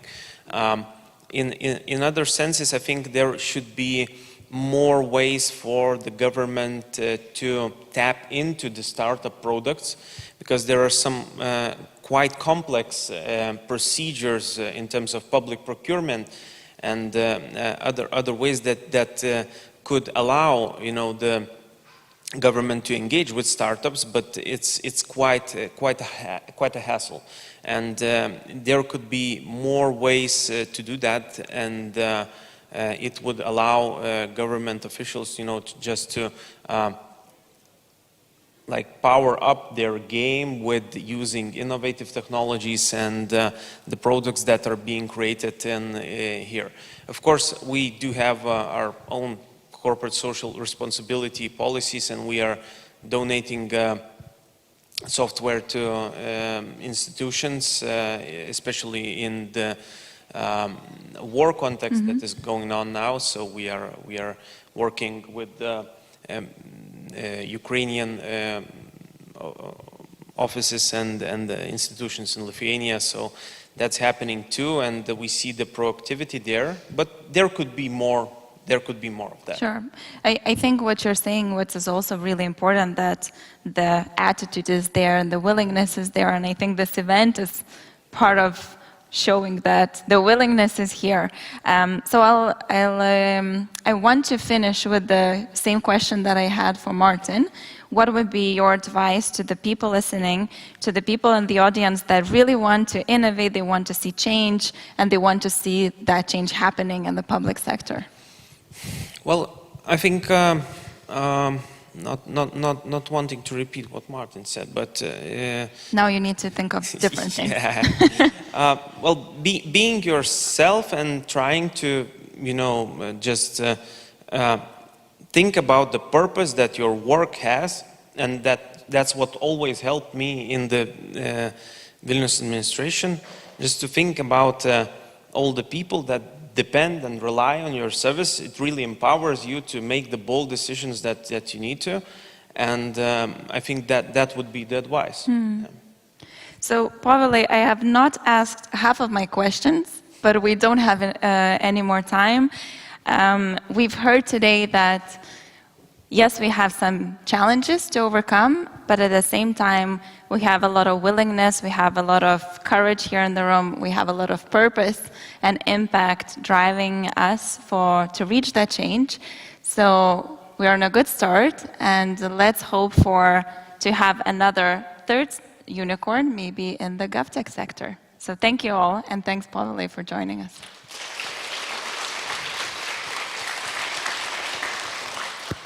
Thank you very much, Greta and Paulius. I've heard so many tips, and I believe you would agree with me that cooperation and great network is also one of the secret sauces for startup success, isn't it? For sure. Yep. Great. So with this in mind, we'll be moving to our coffee break. And as you know, live events are one of the best opportunities to meet like-minded people. And today we have in the audience our speakers, our GovTech Baltic leaders, many tech enthusiasts. So make sure to use your coffee breaks wisely. I let you move out of the stage and take it all to myself, as there is a short information right before you go on a break. Today we will have 3 workshops, as mentioned earlier, and the first one is Building User-Centric Digital Public Services by NRD companies, starting at 11 o'clock in a stage right outside of the main stage. Wouldn't it be wonderful to get some public services as we order food online? This is what this workshop is going to be about. There you will be able to immediately apply the knowledge in a practical seminar and session for customer-oriented service development. So, if that's your topic of interest, make sure to visit the workshop space before the break ends. And for the rest, I see you in 20 minutes. Thank you.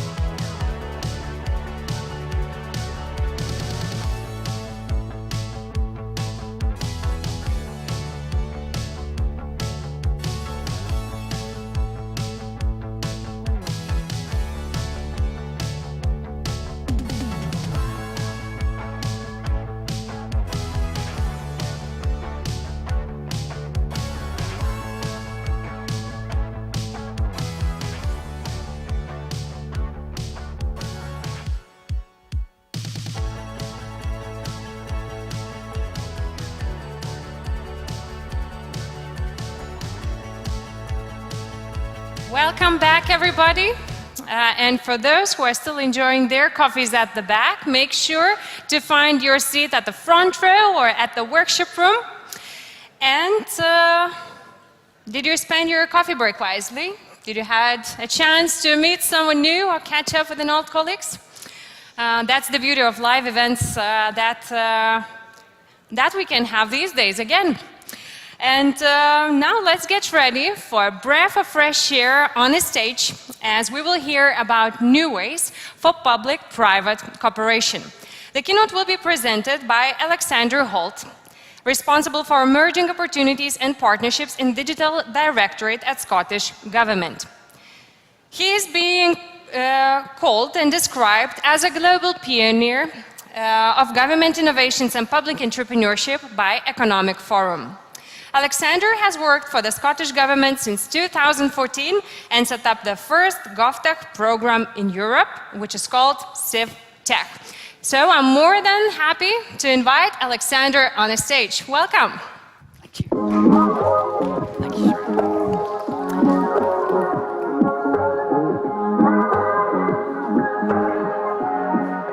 Good morning. 3 questions for you. In a world where technology moves so quickly, how do you procure what you don't know exists? Secondly, how do you create the capability, the capacity, and the culture to move civil servants from a place of risk aversion to risk receptiveness? And thirdly, how do you deliver better public services, but also provide economic development opportunities? So these were the 3 questions the Scottish Government set out to ask in 2015, and in answering them, set up the Scottish Government's innovation program, Civic Tech.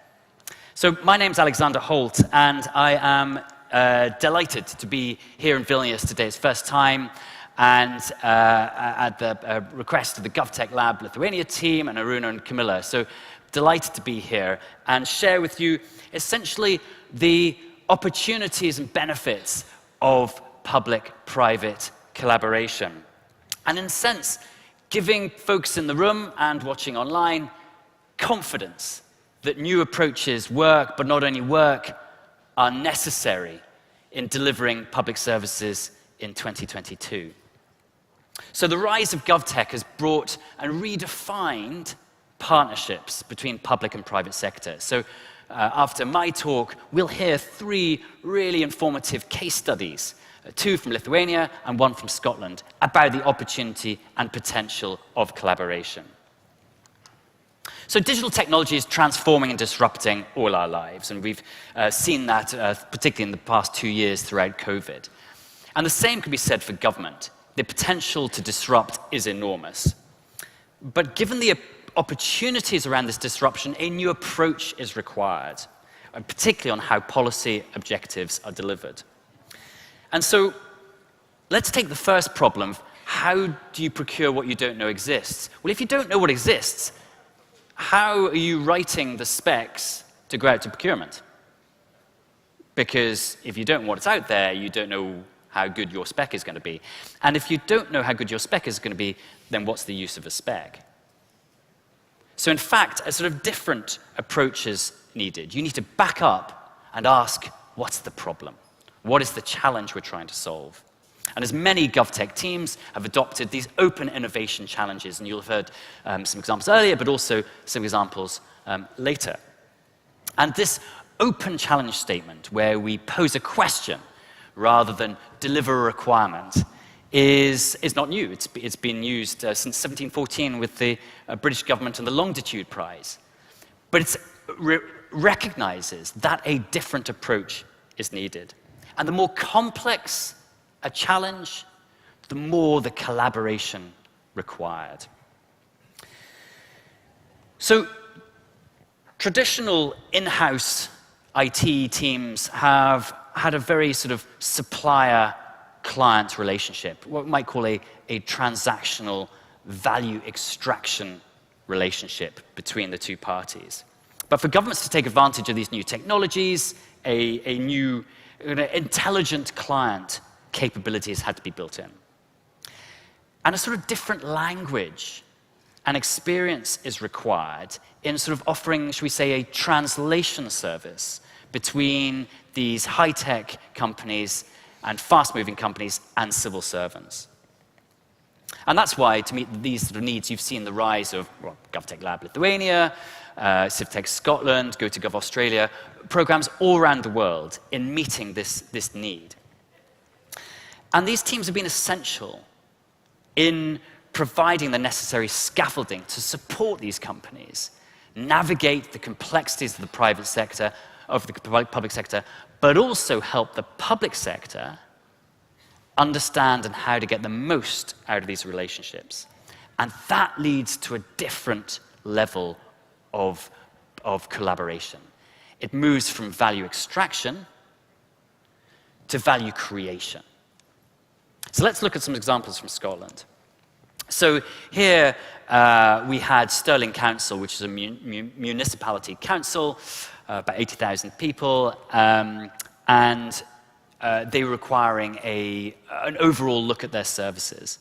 So rather than having planned to go out with a £2 million procurement, they did a challenge-based exercise, went with a local SME, and actually then saved themselves 1.6 million in the process, and developed an end-to-end view of the customer journey. The Scottish Government teamed up with Amicus. The challenge around pre-employment checks was that getting people into government, and I'm sure this is the same for you in the room, is that it takes weeks. And so the challenge we were having is we were losing staff and people onboarding because people were going to other organizations because we were too slow. So Amicus developed their solution to reduce those pre-employment checks from 11 weeks down to, in some cases, 6 days. And I was delighted, actually, last week to see the full rollout of this on the Scottish Government intranet. But then take flood warning, when conventional systems can cost tens and tens, even hundreds of thousands of pounds. That doesn't justify the expense in a small community. So let's take a car bumper sensor, turn it 90 degrees, strap it under a bridge, and roll these out across Scotland. And that's what we had with RiverTrack, in partnership with the Scottish Environmental Protection Agency. Or in Edinburgh, the challenge around delivering community repairs in tenements. Novaville, as a European scale-up, presented their solution, and that's been rolled out across Edinburgh as well. But it's not just digital. Our Forestry Land Scotland wanted to improve their tree seed supply. So the challenge they launched there was they took a number of companies through, and this company was Tree Tape. And the average day, you would be planting 60,000 trees in a day. With their technology, in September 2020, they did a trial and planted over 1.2 million in one day, and that's that picture. So these are the examples where cooperation and collaboration produce some amazing results. And that answers our third question, which was around the economic development activities. All these companies have gone on to scale and in some shape or form getting investment. So there were factors as to why these were a success. So 3 factors. Firstly, failing fast and early, looking at where we are in the prototyping. This is important. So you fail and do those learnings early. But that answers our cultural question, because the entrepreneur, in a world of uncertainty, who thrives in that? It is entrepreneurs. And so what can public servants learn from that? And that's where you get the benefit of osmosis and of collaboration. It's not just about the service, but it's the methodology and the environment. Which then leads us to the ecosystem and how you leverage it. You're not alone in this. And it's about pulling in different parts of the total ecosystem. And thirdly, there are laws, rules, and guidance. And the biggest learning when we set up Civic Tech was that the laws can be quite flexible, the rules are inflexible. but the guidance bears no resemblance to the law. So the point is that actually you need to understand your legal frameworks in order to be able to actually do this. And you can. It's the rules we put around it. So you are not alone in this. For those looking to do this for the first time, there are other folks around the world. And in March 2020, we set up the Civic Tech Alliance, which is this global group of folks from around the world, GovTech teams. And we have our weekly calls, which is around discussing, knowledge sharing, but also it's a shoulder to cry on.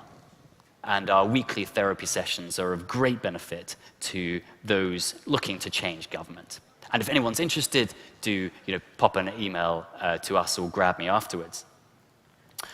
So to wrap up, it takes time and takes courage to do things differently.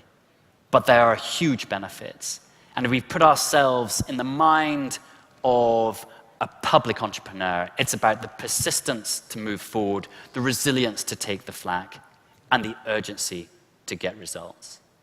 So, when greeted with a crazy idea, crack on, even if it's in the face of absurdity. So thank you. Join us as a collective on this journey of transforming government. But now, it's the stars of the show. So, we will shortly be introducing, and Sharuna, if you want to, we'll have a little chat whilst they rearrange the stage. I just wanted to say thank you for such a brilliant presentation. First of all, a round of applause for Alexander.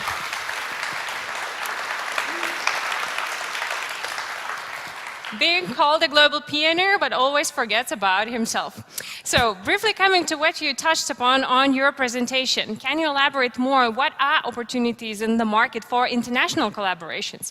Well, sure, thank you. And this is the bit, this is the opportunity. We've had this rise of GovTech teams across the world, and you move from what's a knowledge network to a collective capability. And so last year we launched something called the COP26 Global Scale-Up Program, which was about bringing 12 program teams from 10 countries together and giving scale-ups, climate tech scale-ups, the opportunity to have the ultimate access program of getting in front of all these governments over a rapid period. And Scale Up 2 is currently live with 2 challenges. But it's about governments working together. And historically, we've all done things at arm's length. We might have an external agency. But actually, when you've got in-house government teams, that's when you get collaboration at that national level. Great. So I hope you guys are all ears open and you're ready for such collaborations. So thank you very much, and let's get ready for a showtime. As Alexander is going to have multiple conversations with real-life co-creators who have worked together, put their heads together in creating some exciting solutions. So who they are, I leave it up for you to present. Sure, thanks so much. Thank you once again. Great. So essentially, I was just the warm-up act for the real stars who are going to come on, because these are people who are actually doing stuff. So we'll have 3 teams, 2, like I said, 2 Lithuanian case studies, and then a Scottish team. And so the first team, please welcome Ovidius Balkaukas, who's at Oxylabs. And Oxylabs is one of the global market leaders in large-scale vapor data gathering. And they're also listed on the Financial Times top 1,000 companies in Europe, fastest growing companies. So that's Ovidius. And then Vidotas Ramonas, who's the Director of Digital Services at the Communications Regulatory Authority of the Republic of Lithuania. Please welcome them on the stage.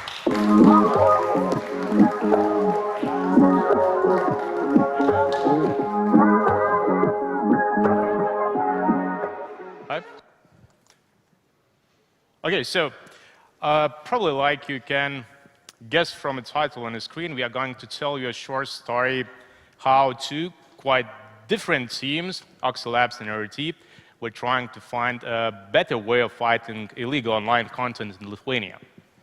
The story is not about all types of illegal content. We're going to tell you about our fight with child sexual abuse material and pornography, which is illegal in Lithuania as well. But let's start from the beginning. My organization, Communications Regulatory Authority, operates Lithuanian Internet Hotline. That's a place where anyone, including you, can report to us illegal online content you might find while browsing internet. And we'll do our best to make sure it disappears. Like other hotlines, we used to rely on reports received from people like you and other hotlines. And that was really fine, but somehow we felt that there is definitely more illegal online content in Lithuania. But we couldn't check all the websites manually. It is just impossible to do. That's where was the point when we decided to look for a solution, for something who could go through Lithuanian websites and notify us about the content, illegal content it finds. But as actually we didn't know how that solution could work in real life because there are several challenges in that one, we couldn't go with typical public procurements because in that case you need to have technical specification of all the details. But then we heard about a thing which is called GovTech Lab, and where we met a really great team of Oxy Labs, where Ovidius is from, and they had some thoughts how we could do that. So Ovidius, it's your part of the story. Yeah. Us at the Oxy Labs quickly, with the RT's help, identified the key mechanics and key results that we want from the tool system. And these were separated into 3 separate pipelines or stages of the tool. So that's going to be website discovery, where we simply provide the system with a list, or a huge list of domains, usually Lithuanian top-level domains, to scan and identify whether they fall into RT's jurisdiction. That is, whether they resolve to Lithuanian IP addresses where that content is legal to host. For collecting content, we used existing Oxy Labs experience in web scraping, data gathering, and data collection. That's why we chose to collaborate with the RT. And for analyzing images, we used 2 types of mechanics. We checked image hashes, basically image metadata, against the police database of known child abuse material. And for pornography, we used an open source AI model for identifying sexual content. Okay, so now we're going to the end of our presentation, and probably are wondering whether we have succeeded. And its short answer would be yes. Although there are plenty of things to improve, and you'll see that in the last slide. But we do have a tool, and we've already managed to scan basically all Lithuanian domains.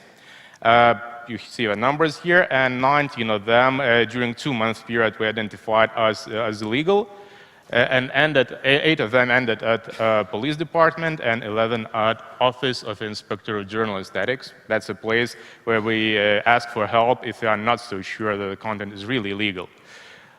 Yep, so that's the success story, and about further improvements, videos. Yep, and there's quite a lot of stuff we want to improve further, but we're not able to at this stage. I'm not going to get into all of those, but the biggest 2 sections we want to improve are AI related. We don't have an AI model for child abuse content, which is a very politically and legally difficult issue to address. You can't really collect child abuse content and analyze it for an AI model. And as well, we want to improve the generic pornography AI model as well. So if we are looking to improve the tool in a separate stage, RT is going to host another chapter of this tool. So if you have any ways to help, come join us. Brilliant. Thank you. Gentlemen, take a seat. Yep. So clearly this is a partnership that has worked. You're still here talking to each other. Yeah. It's a bonus. And what were your expectations going into a different way of working? So firstly, Vidutas, in terms of what are your expectations going into a new process? Because you'd said you'd heard about GovTech Lab, you wanted to try something different. Why did you want to try something different? Actually, why? And the moment when they decided that we were going to go that direction was the moment when we realized that basically we do not have any other option if you want to find a solution to that problem. Because, like I mentioned, the typical way of public procurement is then you prepare a precise technical specification, you estimate a budget, and then go straight away. But in our case, we could write at least only one sentence as a technical specification. Basically, we want something which could collect illegal online content and report to us. And that's definitely not enough, and we had no idea about possible cost. So then we understood that we didn't have any other choice except to try this, and yeah, that was our decision was made to go into this direction. Yeah. Brilliant. And we'll talk a bit about the contract, because that's quite interesting, as we were discussing earlier. Vidius, why did Oxylabs go for this challenge, and what was the interest in working for a public sector organization? Yeah, well, we at Oxylabs we're always wanting to find ways to use our existing knowledge and tools for not only the public good, but something that is not business-oriented, that could show the business that we do as not in such a gray area as it usually is presented sometimes. So it's gathering data from, I don't know, maybe companies online, which maybe they don't exactly want for us to collect that data. It's a gray area. And we want to find ways to show and prove the world that data gathering itself is not something illegal or something bad. It's just a tool, however way you use it. So we found this project, and it was a perfect example for us. And I think, especially since it's working, it's a great implementation of the mechanics. So for Oxylabs, it was endorsement from a public agency where. In a technology space which might be deemed sort of slightly unethical? Well, yeah, it's not so much that it's endorsed by a public company as much as we found a way to use that technology in a undoubtedly good way. Yeah. That's what's important. And so how much did the product develop as a result of this collaboration? You mean the system itself? Yeah. Yeah.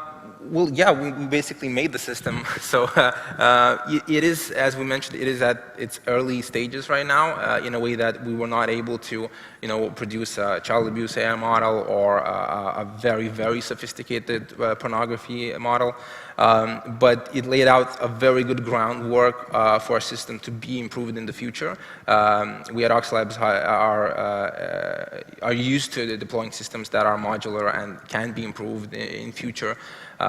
So we made it so that it can be improved. So it's a very good foundation for not even Lithuania, but the world as well. And that's part of the value proposition for companies being involved, is that this is an opportunity to work with a client to develop a product and take it through its steps. So in terms of the contract, how has that worked? Because I know that works differently across different organizations, but what was the deal? Yeah, actually, the story was pretty interesting, because at the beginning of that GovTech Lab Challenge, it was probably the second one, yeah, second or third one, but we didn't know what to expect at the end. We were ready basically for anything, to buy a service, to buy a tool. For instance, if that company will develop it in the future, we could be a beta testers. But in this case, like Vidius already mentioned, was like their pro bono case. Then we wanted to show that the technology itself is neutral and could be used both for good and bad things. And in this case, money were not involved in the process. And it was very strange for us what type of contract in that case it should be, because we must have this tool in order to be able to further develop it. But of course, Oxylabs wanted to be able to use that tool as well for their purposes. So basically, it took, I don't know, a couple of months for us to draft a contract which could be suitable for that particular case and would be aligned with other Lithuanian legislation. So if other people who are going in Lithuania the same story, just tell us, we'll share it with you. And that's the point. You've broken new ground here in terms of the relationship and the contractual relationship between a public sector agency and a company. And that's absolutely what these case studies do. They're all about setting precedent so that others can follow. And particularly, and as I mentioned earlier, about kind of the difference between laws, rules, and guidance. Here's a great example of kind of a new legal approach being taken, and here's the benefit. So what were your expectations going into the program, and what were those met coming out, Ovidius? Yeah, again, as I mentioned, the main focus of our partnership and our collaboration in this program were to be able to use the knowledge we already have and maybe provide a new system for the public good. And I think we've achieved that without a doubt. Yeah, I mean, other than that, for me personally, of course, it was interesting to see a project to be built from scratch, basically. Yeah. To see those components being constructed as you go.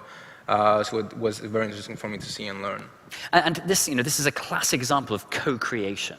Mm-hmm. Here, it's not yourself going out with a spec. It's here's the problem. Let's work together, focus on the users, but develop something. Absolutely. I remember with RT we had brainstorming sessions, where we were coming up with ideas on how to get that content, how to analyze it, how to select the targets we want to use, and all of that back and forth eventually led to the system. So there was definitely a lot of collaboration.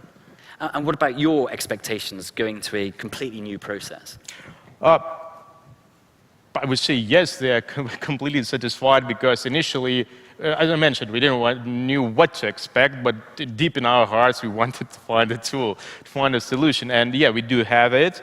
That's one. And another part is actually I really enjoyed all the process. I believe all my team really enjoyed all the process, because not that we learn new things. We met interesting people who were willing to find a solution to our problem, but in this particular case, the ultimate objective, protecting children online, was probably the key driver for us and Foxy Labs team, that it's not just a technical solution, it's a technical solution which actually has very, very important objective. And if it will be reused in other countries, you could do that as well there. And are there plans to, I mean, so how would you take this to other countries? Do you have a sort of an internationalization plan?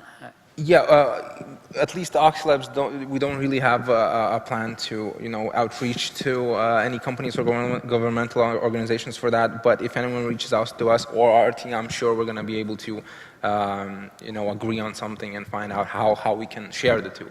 Well, and that's really classically takes us into the thread of the concept earlier I talked about, innovation diplomacy, where you're using innovation to build collaboration between governments. So if you've got shared challenges with other governments, be it in the Baltics or further afield, here we have technology and innovation that can bring those governments together. Yeah, absolutely. I remember when we were starting to build this tool and looking for existing systems online in other countries as well, we were looking for something that we could probably at least borrow or get ideas from and further develop maybe. And again, we didn't find anything that was as like that, like we wanted it to be, or somebody to share it with us. So that's why we did it. Brilliant. Well, Ovidius, Vidatas, thank you so much. Please give a round of applause, and then we'll have our next group. So thank you. Thank you. Something wants to stay. Great. So I love collaborations like that, where the expectations, you don't know actually what you're coming into, but there's such great outcomes that come out of it, and particularly the opportunities for other collaboration. We'll certainly be picking up with them afterwards. So the next one. So we have here first giving his presentation from IronCat is Paulius Eucherius, who will be exploring in terms of the work they did with the Panevėžys City Development Agency. I'll talk a bit about them in a second. But they are the only company in Lithuania working in interactive, virtual, and augmented reality field that didn't come from coding, but came from filmmaking. So their motto is, the brain tends to ignore boring, complicated things, so we build exciting experiences, tell stories, and play games. And I'm hoping Paulius is imminently going to walk on stage. There we are, great.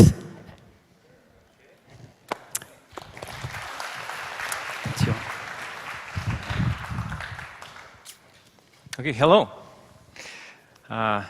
Yes, I can start then. So yeah, I'm Paulius. Nice to see that there are so many people. And yeah, as was stated, we create interactive experiences. And usually, you know, we work with loads of companies and also with museums, tourism centers, and with these like tourism centers and museums, there are some similarities. Like usually they have very interesting content. There's loads and loads and loads of information, but it's really, really hard to actually to concentrate it and to make them interesting, to make them engaging. So with Panevėžys, actually, it was a similar story, but they had even one bigger problem.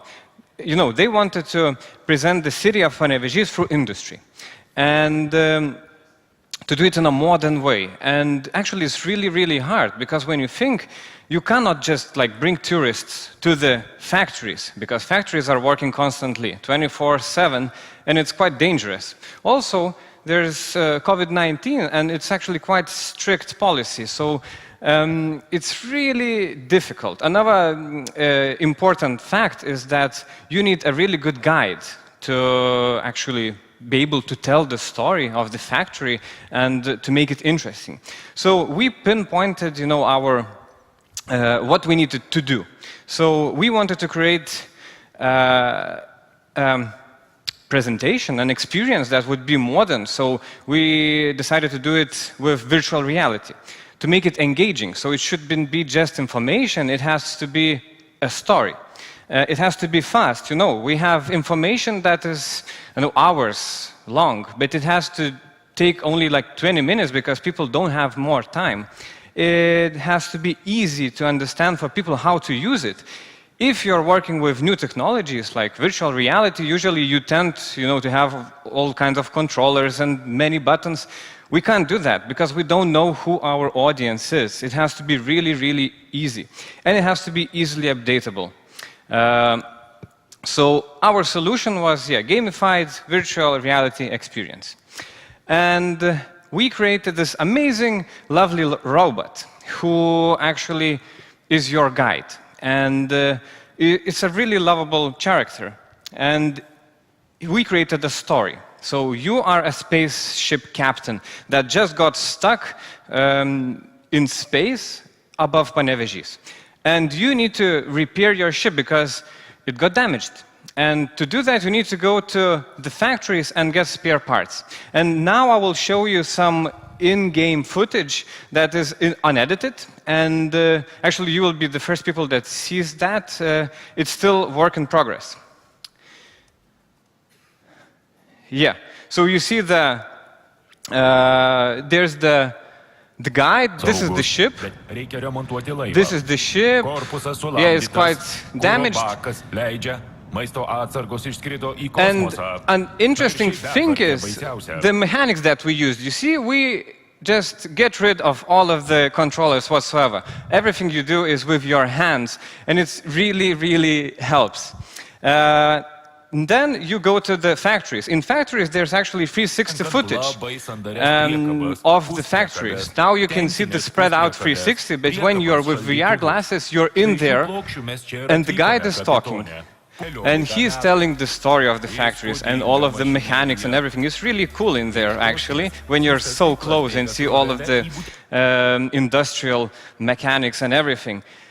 When you get back from the factories with the spare parts, you need to do the repairs. And with the repairs, there are actually like mini games. These are essential because you need to prepare for more information and a bit like you need to rest.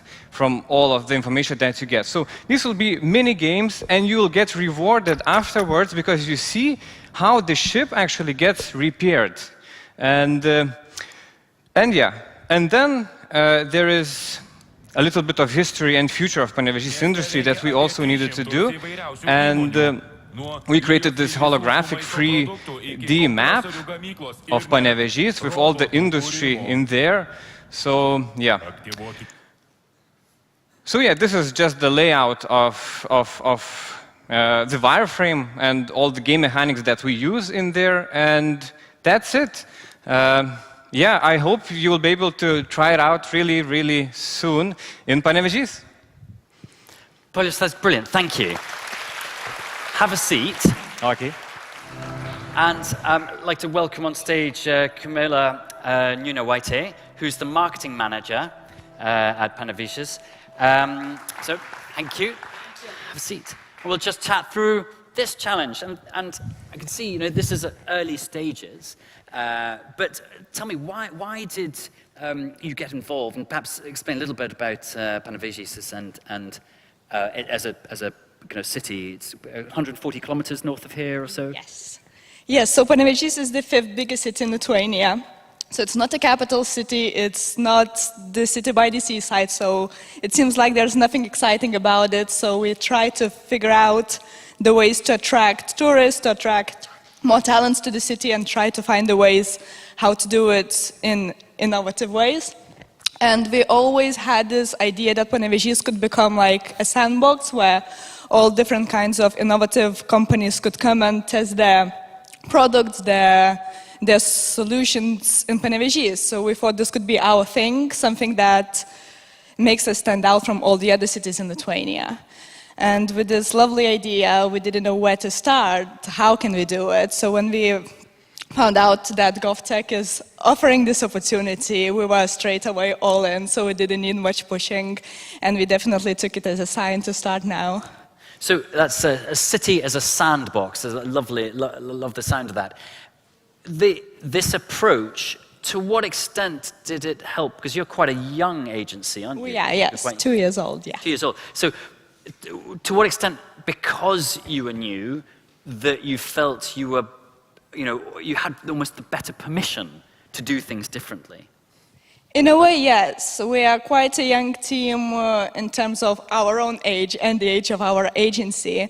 So we definitely wanted to try these changes and to make a change in the city, because I can be brave, I think, and say that Panevėžys was in a bit of stagnation for the past few years, and then obviously the city is changing a lot in the past couple of years maybe. So we're definitely trying to find these new ways how to make it even better and better. So Paulius, you saw the challenge posted on the GovTech website, and why did you apply for it? Oh, yeah. For us, it was actually amazing because it was the first time that we saw, that the challenge which we could really, really impact, like that you can actually create something really, really interesting. So it was a challenge for us as well to make this, as interesting as we could. So. Yeah, it was the first time we saw a challenge like this, and Panevėžys actually created a really, really, really nice brief, what they wanted, and it was amazing. So it actually was quite an easy going out from there. We had really, really good, background to start. And was it what you expected from working with a public sector agency? As I said, because it was the first time, we were really surprised that you can actually do that. And everything that came afterwards, it was perfect. Everything actually worked as we would work with private sector, let's say. It's really good. And so, Camilla, in terms of working kind of with Ironcat and that relationship, what have you as an organization learned from working with a creative agency, or creative games agency, particularly with the film background? So we definitely have a bit more understanding about how the virtual reality works now. Actually, a few weeks ago when I went to try this game for the first time, that was the actual first time that I played virtual reality game. So that's the first one. But overall, I think it gave us a bit more confidence to start working with more innovative companies, startups, to be a bit more open-minded, I think, to continue do it again and again if we have more opportunities like that. And that's the thing, it's confidence. It's the confidence to be able to try these new things and work. And collaboration, collaboration is by its nature a two-way street. And the feedback loop, so when stuff doesn't go quite right, then you fix it and then you move on. So what do you see as the next sort of, from an organizational perspective, where do you see this methodology of challenges, of working with startups and early stage businesses fitting into your organization and how you deliver services in the future? Well, our organization, like Panevėžys, now takes care of the city's tourism, business, and the whole marketing of the city. So I think there are many, many ways where we can implement different kinds of challenges and innovative solutions to it. So we're always open for different opportunities and keep seeking and watching what other cities or organizations are doing. So I think there are quite a lot of ways of doing it. And what's the development timetable for this? For the product being rolled out? Well, we are actually quite close to actually finishing it. It's almost there. So yeah, I believe maybe a couple of weeks or and then a month maybe with all of the fixing and everything, it will be quite there already. So. And you've had some excited users testing it? Yes, well, we were the first excited users to use it, and we definitely are very excited to show it to a wider audience as well, and hopefully get a feedback and improve our game if we can, further and further. And what's been the impact on the rest of the organizations in this approach? I think it left us hungry for more, because we're okay, we have this cool virtual reality game now. What's next? What's another challenge we can take on? What's another solution we can think of? And we also spoke to Iron Cat as well. They showed us other solutions that they created recently, and we're definitely thinking about the ways of implementing it in Panevėžys. So who knows, maybe next year this conference will be presenting you something else. But yeah, definitely a bit open-minded, a bit more open-minded we are now to working with companies like that. Well, that's brilliant. And this is a great example of being a springboard. So presumably you will be taking this further to other municipalities and other cities? Oh, I really, really hope. I hope because, as I said, there is loads and loads of interesting information that can actually be presented with engagement, with interesting way. But usually, lack of funding, lack of, I don't know, not being brave enough maybe, doing everything, in the classical way really puts off the tourists or even, I don't know, anyone who could really receive that information in a really interesting, gamified, story-like way. Do you see real potential in terms of augmented reality being used on delivery of public services? Oh, for sure, for sure. When you ask me, my personal opinion is, that augmented reality probably still needs a couple of years because of the technical side of it. But as a, let's say, novelty is really, really interesting. You could do really interesting content with it. It's all about creativity, actually. And Camilla, so you've got these new technologies. Do you now have a sort of horizon scan for what's the new and exciting stuff coming through, and to think, right, okay, we could use this technology? Well, we have ideas, but probably the problem is with the funding, as usual, in the public sector. So, as I said, we always like seeking for the new ways how to how to actually make it real and make it happen. So, but yeah, for now it's all in like ideas level. Well, brilliant. Well, Camilla, Paulus, and thank you so much. It's always great to hear these case studies. Let us know, and on the email list here, when the solution goes live, For sure. and how we can get goggles, or whether we can use our own kind of makeshift ones, Yeah. from cardboard cutouts and phones. Yeah, keep us posted. I'd really like to see this. Amazing. Will do. Camilla, Thank you very much. Thank you. Thank you. Great. Now on to our third and final case study of today. So this is a case study from Scotland, and this is around kind of demand responsive transport. So we've got Matt Kendrick from the routing company, which was a kind of a US and European-based scale-up, really fascinating management team, most of whom came from Uber, but is massively growing and have just secured their Series A, 50 million Series A from a climate tech fund in the autumn. So Matt, when you come on stage, and then we'll hear from Jane Goulding from Hightrans about how they used their technology in the Highlands of Scotland. So Matt, over to you. Hello. Oh, hello. There we go. Hi there. My name's Matthew Kendrick. I work for the routing company. So the routing company is building the operating system for transport networks to allow them to be more on-demand, more flexible, and hopefully through that process generate both environmental and equity increases.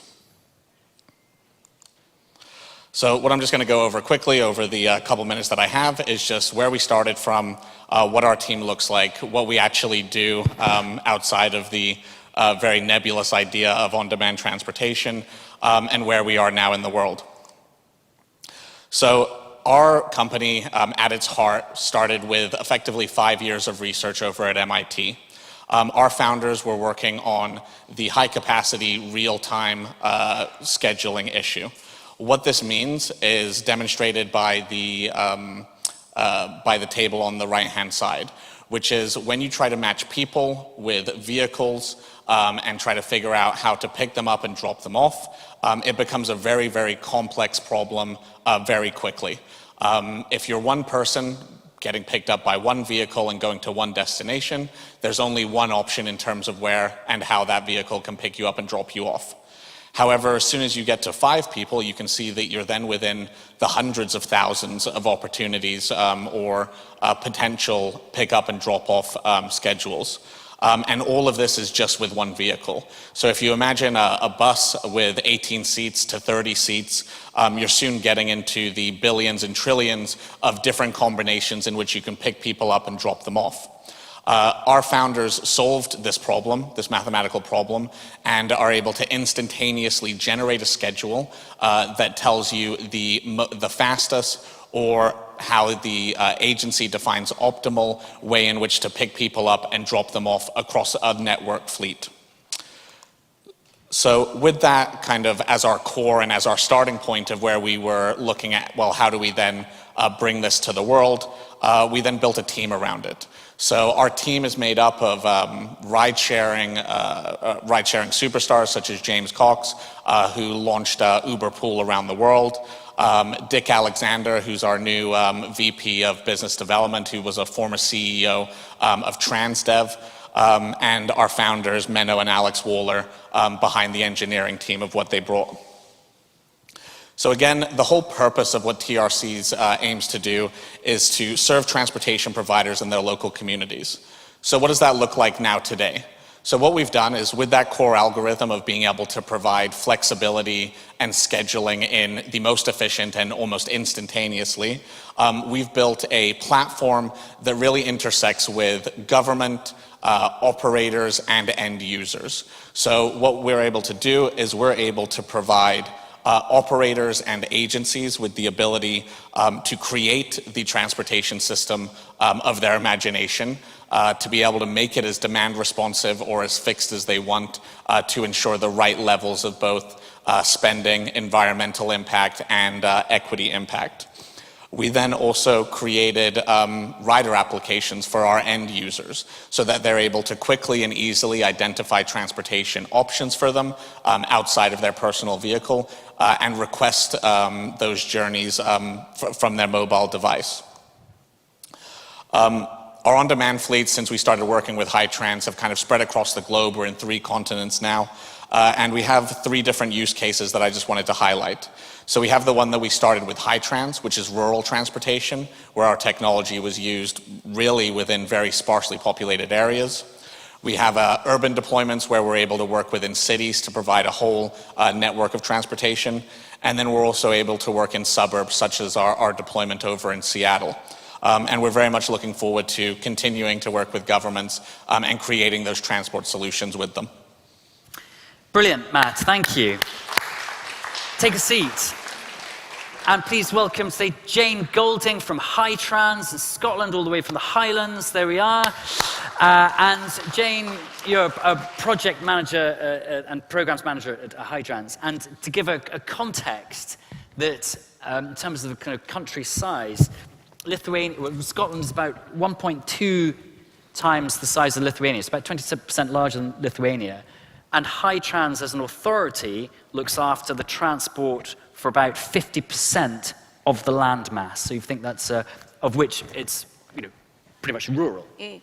So, Jane, Matt, thank you very much. And obviously, I can know this case study right from the start. But Jane, as a public sector agency, why did you go through a challenge-based methodology rather than a conventional procurement? Yeah, innovation was definitely the main driver for us. I think as a public sector organisation, the traditional procurement methods don't have that innovation as their core. And it was just great to be able to just have an idea, but not have to come up with the solution in advance. We might know a lot about transport in our kind of area, but we're not the tech experts. So to try and come up with a specification ourselves just isn't the same. Just being able to do it through Civic Tech and actually work with companies collaboratively was the main reason for us wanting to do it that way. Thank you. So, Matt, you were part of the early stages of TRC. So we're going back to the autumn of 2020. You saw the Civic Tech Challenge. Why did you apply for that? Yeah, I think it's what Jane touched upon about the innovation of it. So in 2020, as a company, we didn't have any customers. We had what we thought was a really good idea and, the starts of what the product would look like.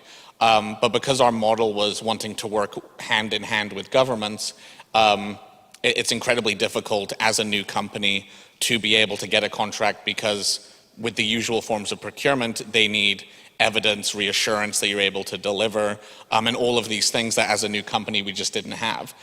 So by actually going through an innovation challenge instead, we were able to say, here's the impact that we can have, this is where we are now as a company, and this is where we can be by the end of our time together. And so it was a much more collaborative and accessible way for us to grow as a company. And I was part of the assessment panel looking at this, and I remember the conversation, Jane, you and I had about the 3 companies that we were shortlisting, and it was, there was 2 ones which were, in the front running. We thought, if we don't go with TRC, we will rue this because they are a company that's going places. And sure enough, what happened in October 21? With your seed investment? Or was it October 20? Yeah, October 20. So October 20, we got our seed investment fund, which was for $5 million. And as we were literally just talking about since we met up here again, a large part of that was, I think, reciprocal by being on that challenge. We were able to demonstrate we can work with government, and it is actually something that's worth privately investing in. So that investment was secured by working with a public sector partner. And so this is the opportunity around these partnerships. I was talking earlier about economic development opportunities. It's about that first reference client that can then give confidence in investors that there is a buyer. And that buyer is not, it's not grants, it's contracts. And this is why this is a brilliant case study in the impact, economic development impact, that public sector, private sector collaboration can have. So Jane, you then went through what happened in terms of the rollout and how did it meet your expectations? Yeah, I mean, it went above expectations, to be honest, and we're actually still developing it. We're still working, which I think is a good success story because it didn't end, and that was the kind of goal as well, to create something that was really long-lasting. So obviously, as Matt said, we got the noon service going, and that gave us a good example of somewhere to focus on and learn from, but also the kind of platform that we developed through being able to track vehicle movements across the area, that's still kind of in development really, and the platform's finished, but to be able to integrate it with all the different transport modes across the area is going to give us such a good picture of where people are travelling and when, and how can we better efficiently do it, so the transport providers in our area, and local authorities who often have tight budgets as well, will be able to look at this and see could they better utilise their existing fleets and save a lot of money from that. Excuse me, so this iterative process of developing a product, how has that influenced your organisation in terms of approaching future procurements? Yes, significantly. I mean, we're definitely going to be looking at Civic Tech again, probably next year. And I think it shows the difference with our mindset with procurement now. The traditional methods are very strict, I suppose, and just actually opening up our ideas to how things can be done collaboratively, because you get such a better result when you're able to have your stakeholders especially kind of come in and talk with the developers, the companies, because without that, they're the people that are ultimately going to be using it, or that was our goal anyway, so we want them to be engaged, so it gives us that opportunity. So yeah, it's been fantastic. And that's great. And so then for you as TRC, what happened next in terms of your growth trajectory? Yeah, it just kind of exploded. So we went from that Dunoon kind of starting point. We've launched another 2 locations in Scotland since then. Our most recent one, just south of Edinburgh. We then grew over into Europe, and again, it was very much that conversation of, hey, we're an agency that wants to be at the forefront of technology. They probably weren't as ready to take the risk as Hightrans was in Civic Tech, but they were like, we see the work you're doing in Scotland, we want in. And then from there, we went over to the US and launched 2 locations there. And then now we're just, scaling rapidly as this year's been going through. So yeah, it's just been an absolute snowball of an effect of, now that we have something that we can point to in the real world to say, hey, this is how it works, this is why our solution's great, it almost feels unstoppable. And that's brilliant. So, this sense of global scaling from one small case study, which has grown, but the initial kind of pilot, to being a global company. I mentioned earlier that in terms of the opportunities around internationalization, and as part of the Civic Tech Alliance, we launched something called the Global Scale-Up Program.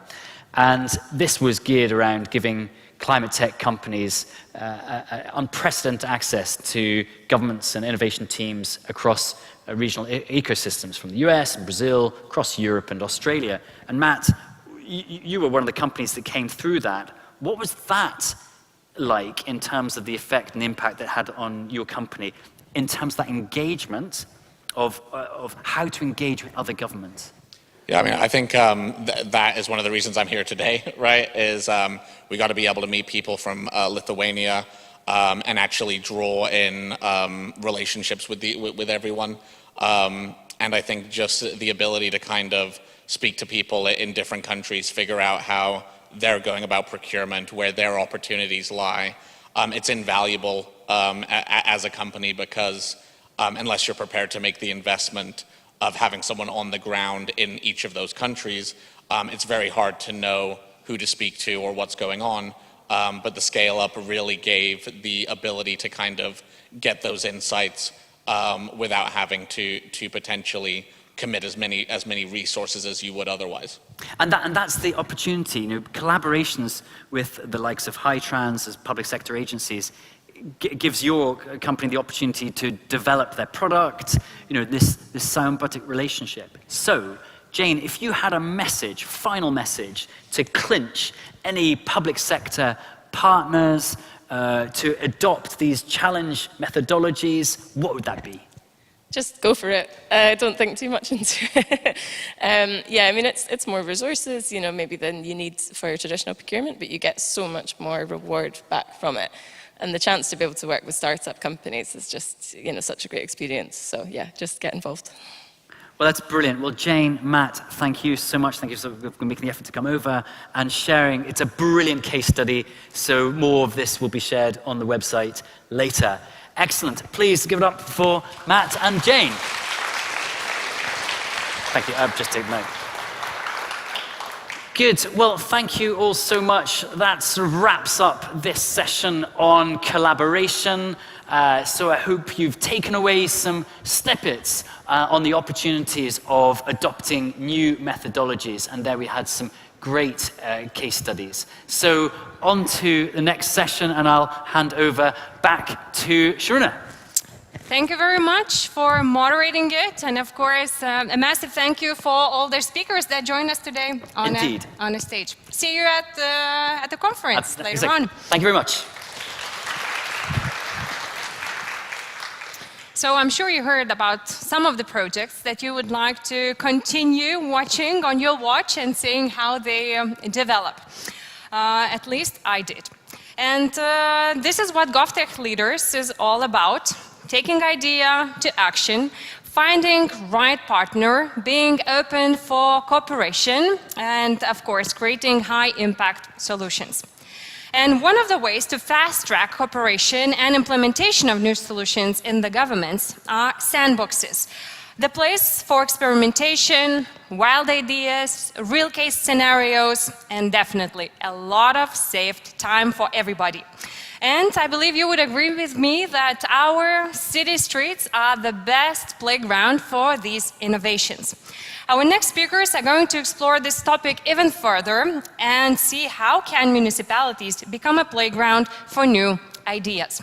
So let me invite our panelists, Une Kaunaitė, Director of Edu Vilnius, the education agency of Vilnius municipality that is responsible for improving education quality in the capital of Lithuania through various initiatives, like innovative education practices in schools, improving teachers' competences, attracting school leaders, and collecting necessary data to education policy changes. So welcome, Une, the first on the panel.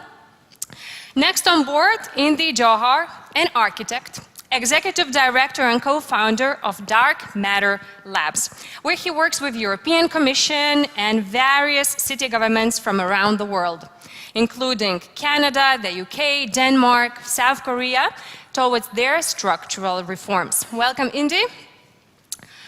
And the moderator of this panel will be also an architect, extremely passionate for data and cities, and a true preacher for this concept 50-minute city. So I hope she will share a little bit about it. She is one of the GovTech Lab Lithuania co-founders, data analyst working on data-driven city projects. So let me invite Saulė Petraitytė. Welcome, everybody.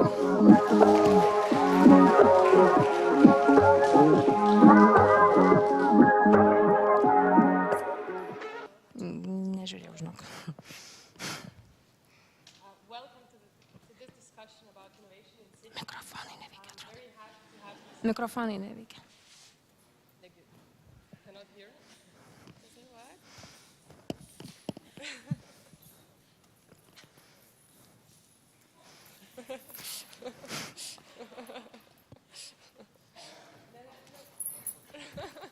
This is what happens, Saulė. There is no way to do a tech conference without the tech issues.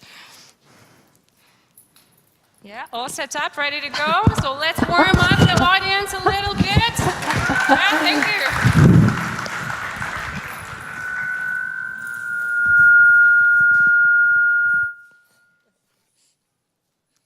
Now, perfect. So welcome everyone to this discussion. Finally you can hear me. And I'm super happy to have these guests here today with me because as we all know, cities are super important today because we do make so much negative impact on climate change, counting on cities. And the urban population is growing rapidly and more people are living in urban areas. So we really need to solve many complex challenges every day, challenges that are emerging urgently, like pandemics, like war, and some of the challenges that we are dealing since probably independence, like education system, healthcare system. So we all the time hear that it's not enough to solve these complex issues by classical ways, traditional methods. But what does it actually mean to create innovation in cities? What does it mean to experiment and do those sandboxes? Therefore, today, my guest, Una, that came from the best city in the world, which is Vilnius, will talk about her experience more related to our region, to our Baltic context. And we have Indy, who is working all around the globe with dark matter laboratories and with metropolis like London. So, yeah, we'll have an idea of what are those experiments actually in reality. So Indy, starting with you, I know that bottom-up citizen participation projects are important in your work, and I really wanted to share what are the projects that you're working on, dark matter labs, and why do you believe this innovation is important in cities? Sorry, thank you. Firstly, it's an honor to be here amongst all of you. I suppose the first thing I want to say is that I think we're moving into a world where innovation is not a nice to have. Like, you know, sprinkle some dust, I get a nice HR response. The reality is the scale of the challenges that we face are going to require innovation to even preserve the quality of lives that we're talking about. Everything, energy, water, material economy, food systems, all of these things, human development systems, are all reaching the end of their life. So the role of governmental innovation is going to be bigger than it's ever been. And I think we need to be looking back at the end of the Second World War and the scale of innovation that was happening around the world, led by governments. That is the moment we're in. We're not in a sort of nice 1990s, let's have a little bit of government innovation. Second point of the problem is I think the scale of this demands, and just to give you an idea, if you were to price social and environmental goods into the S&P 100, right, the social environmental liabilities, most 78% of S&P 100 companies would not be viable. And why I'm saying that, it means that most of the world that we see around us, most of the food supply chains, most of the things that we see around us are not viable. And that means they're about to be reimagined. So what is the role of government in driving that transition becomes really critical. And I think that's something that I would just want to put a bit of emphasis on, that I think innovation no longer is a nice to. Innovation is going to be fundamental to the work that government has to do. And I think we're looking at structural reform of government over the next few years. So I'll give you a very simple example, then I'll stop. So if you look at trees, the value of trees, just trees, the tree cover of a city will reduce the temperatures in hot summers by up to 12 degrees. It reduces the flooding risk of cities. It reduces, actually, if you get the tree mix right, you reduce asthma rates, you improve air quality. Now the problem is trees are usually under the environmental budget. They're not under the health, they're not under the energy budget, they're not under any of these things. So if you're going to build, say, the tree canopy of a city, you have to do collective procurement across multiple parts of government and utility companies. Now that is the type of innovation that's critical in order to build the right infrastructure and assets and transitions of the city. So I think structural reform of government in terms of how we procure, how we organize, how we value things, how we understand that is going to be on the table. Thank you. Una, you are involved in a project that was described by our city mayor, and I quote, "As Netflix has changed how we watch films, as Airbnb has changed how we order accommodation, This idea is about to change the education in Vilnius. That sounds really promising. So could you tell us more about the project of Vilnius as an open school? Yeah, I really want to sort of follow up with what was said, but I will try to narrow it down to the project. So a little bit of background. Bloomberg City Mayor's Challenge is a global contest that has been happening for quite a few years before in different contexts. And for the first time last year, it was made global so that any city in the world could have introduced different ideas. And then following up with what was said, I do agree that we need huge changes, and huge changes going to be happening in the world, not only in governments, but only between the countries internationally, because we need efforts from everyone, but cities can be a very nice sandboxes for those changes. And one of the ideas of Bloomberg's contest is to give extra money to municipalities to try things more innovatively, because you just have extra money to do that. And so more than 600 cities submitted their ideas, and we're very happy that among those 600, only 15 were selected, and one of them was Vilnius. And the idea was, as we say, it's city as an open school. So in the name, you have the idea of learning inside the city. And I think one of the biggest challenges for us is changing the mindsets, first of all. And changing the mindset that going outside and learning in other spaces is also learning. And while it might sound as very basic and understandable, what we definitely see quite often, because we are already speaking about this project for half of the year very publicly, quite often when you go outside of the school, teachers, parents, even children see this as an excursion, as something fun. That I go outside, but learning happens inside the classroom. And if I need to prepare for my exams or for anything else, this is where it has to be. It has to be in the class, not outside. So we really want to challenge this, and hopefully within like 3 years, to come up with understanding among everyone in education broader that, if you go outside, it's also learning, it's applying what you learn, it's actually seeing how things work in the real life, and learning skills that you will need once you finish the school and also while you're still in it. So basically what we're trying to do is to make tools available for teachers so that it would be easy to actually go outside. We're aiming for 10%, we know it's quite a lot, but that's our aim. So it would be easy not to go outside once in a month or at the end of the school year when everything is finished, but actually to go outside every week, because it is part of learning, and that you can actually learn in different spaces. And as you said, Vilnius is an amazing city, which is blossoming with places where you can actually go. So we are talking with institutions, with companies, with different kind of public institutions, any kind of organizations that can actually add on into education and open their spaces and their knowledge for students and tap into that learning experience together. So I'm talking about mindset because I think it's much more important than the tools that actually need to be done. Definitely, it is. And we'll get back to that from more deeper perspectives. But now I want to shift a bit more to citizen participation question. And Indy, I really like how your company described the need to rethink the word innovation. And I quote, "From a narrow lens of unicorn technology startups and venture capital investments to an approach that recognizes that all of us can be involved." And citizen participation seems fundamental in your work. Why do you believe it's not enough only to innovate and do experimentation, but we all have to be involved in the process? So I think this is a fundamental question for democratic environments. So democracies don't have the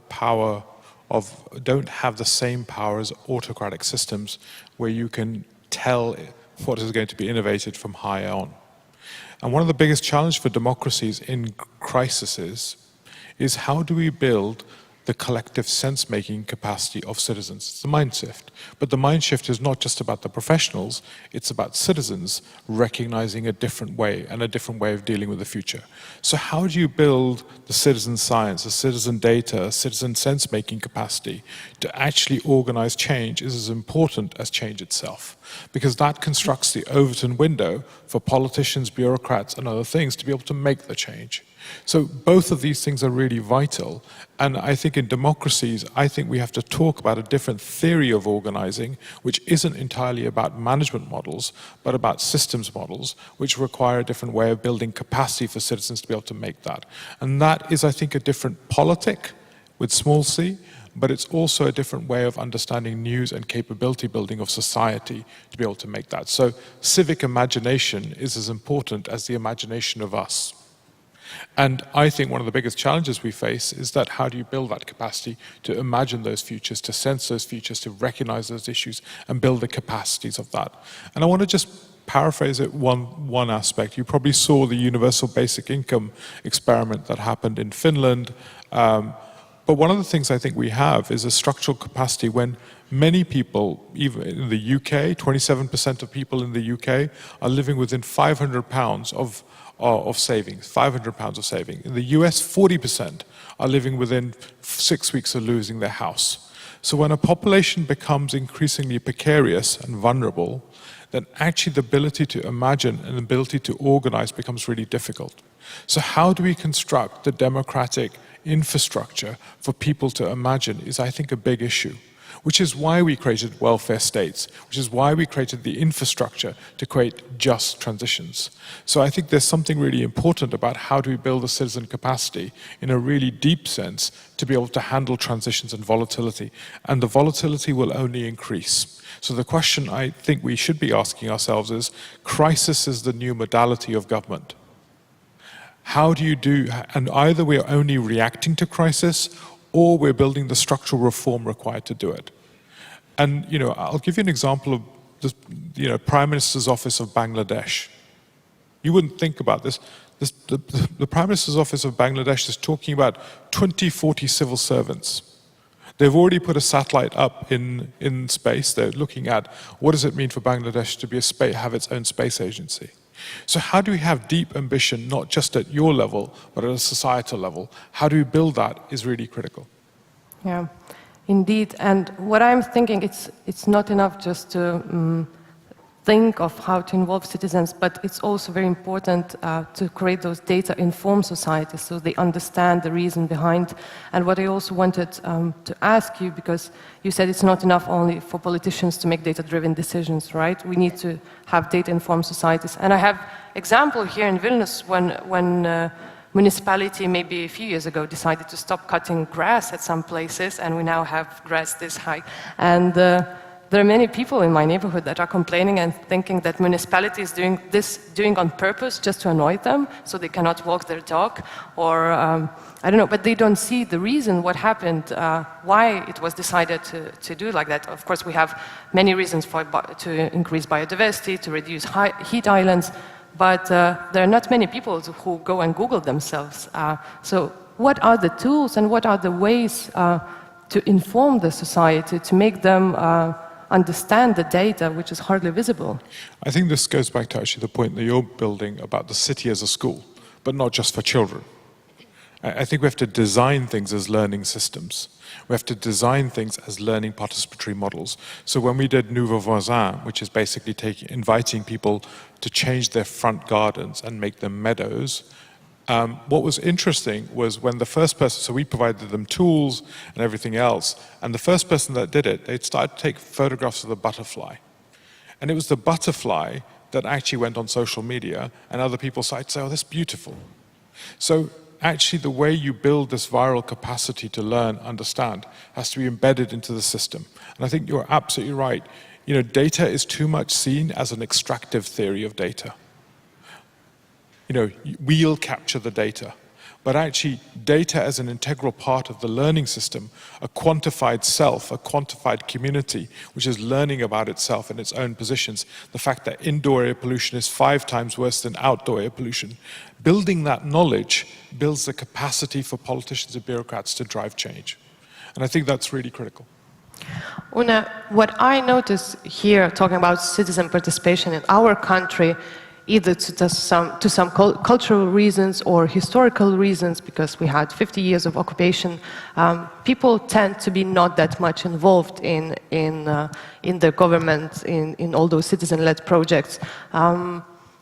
Do you believe, how do you think this project, like education, which starts from the very early school age, can it foster this citizen participation in the processes that are being done?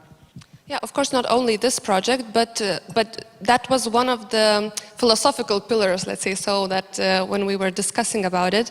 I'll go back to theories. Usually, if you talk about cities or read about cities in any, I don't know, university subjects, if you go to philosophy or anthropology, psychology, quite often the theory behind cities is about being with many people, but being lonely, being together but disconnected, because we are, you know, if you talk about villages, you usually talk about people knowing every single one and knowing your neighbor and everyone around you, while in cities we sit together but we don't know who we're sitting next to.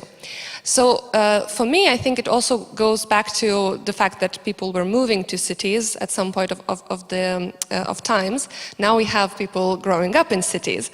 And so I think it's our goal to change this narrative and to actually see cities as a place which is your home and which is your area where you don't feel lonely, you actually feel connected.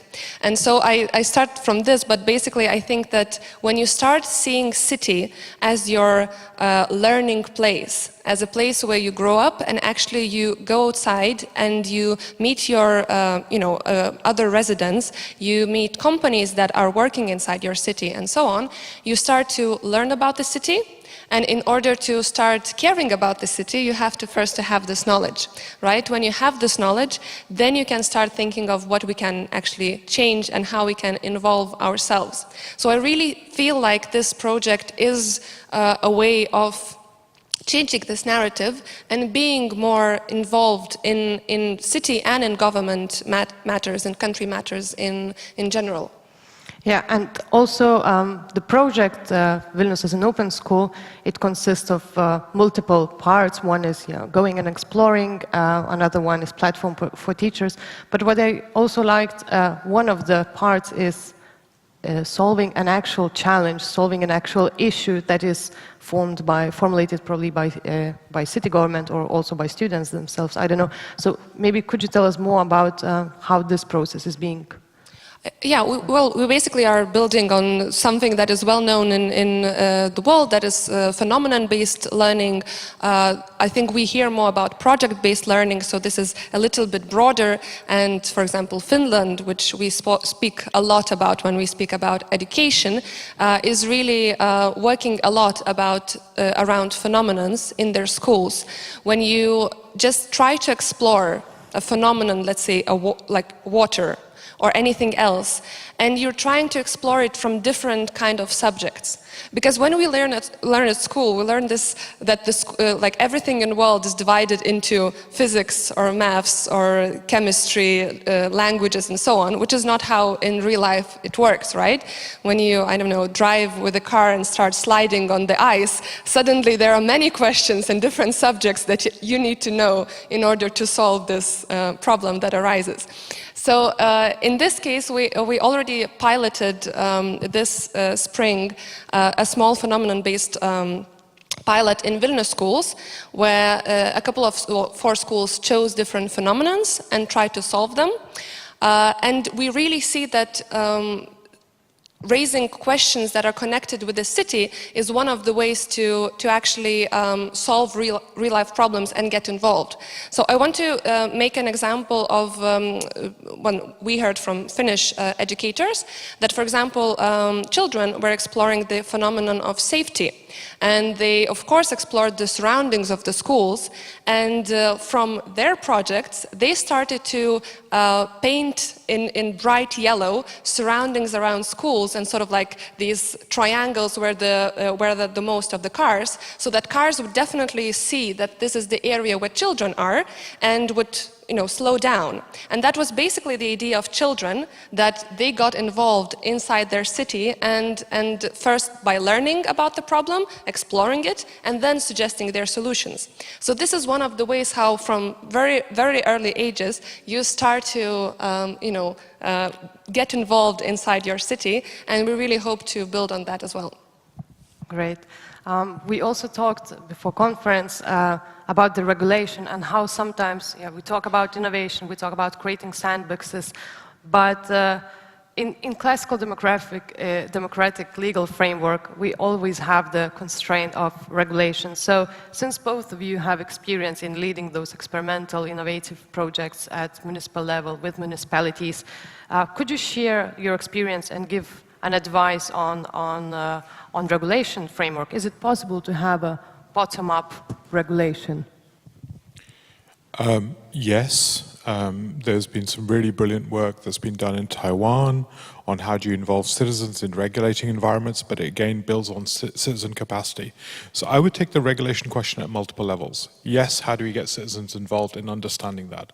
I think there's also a real fundamental question about how we make regulations.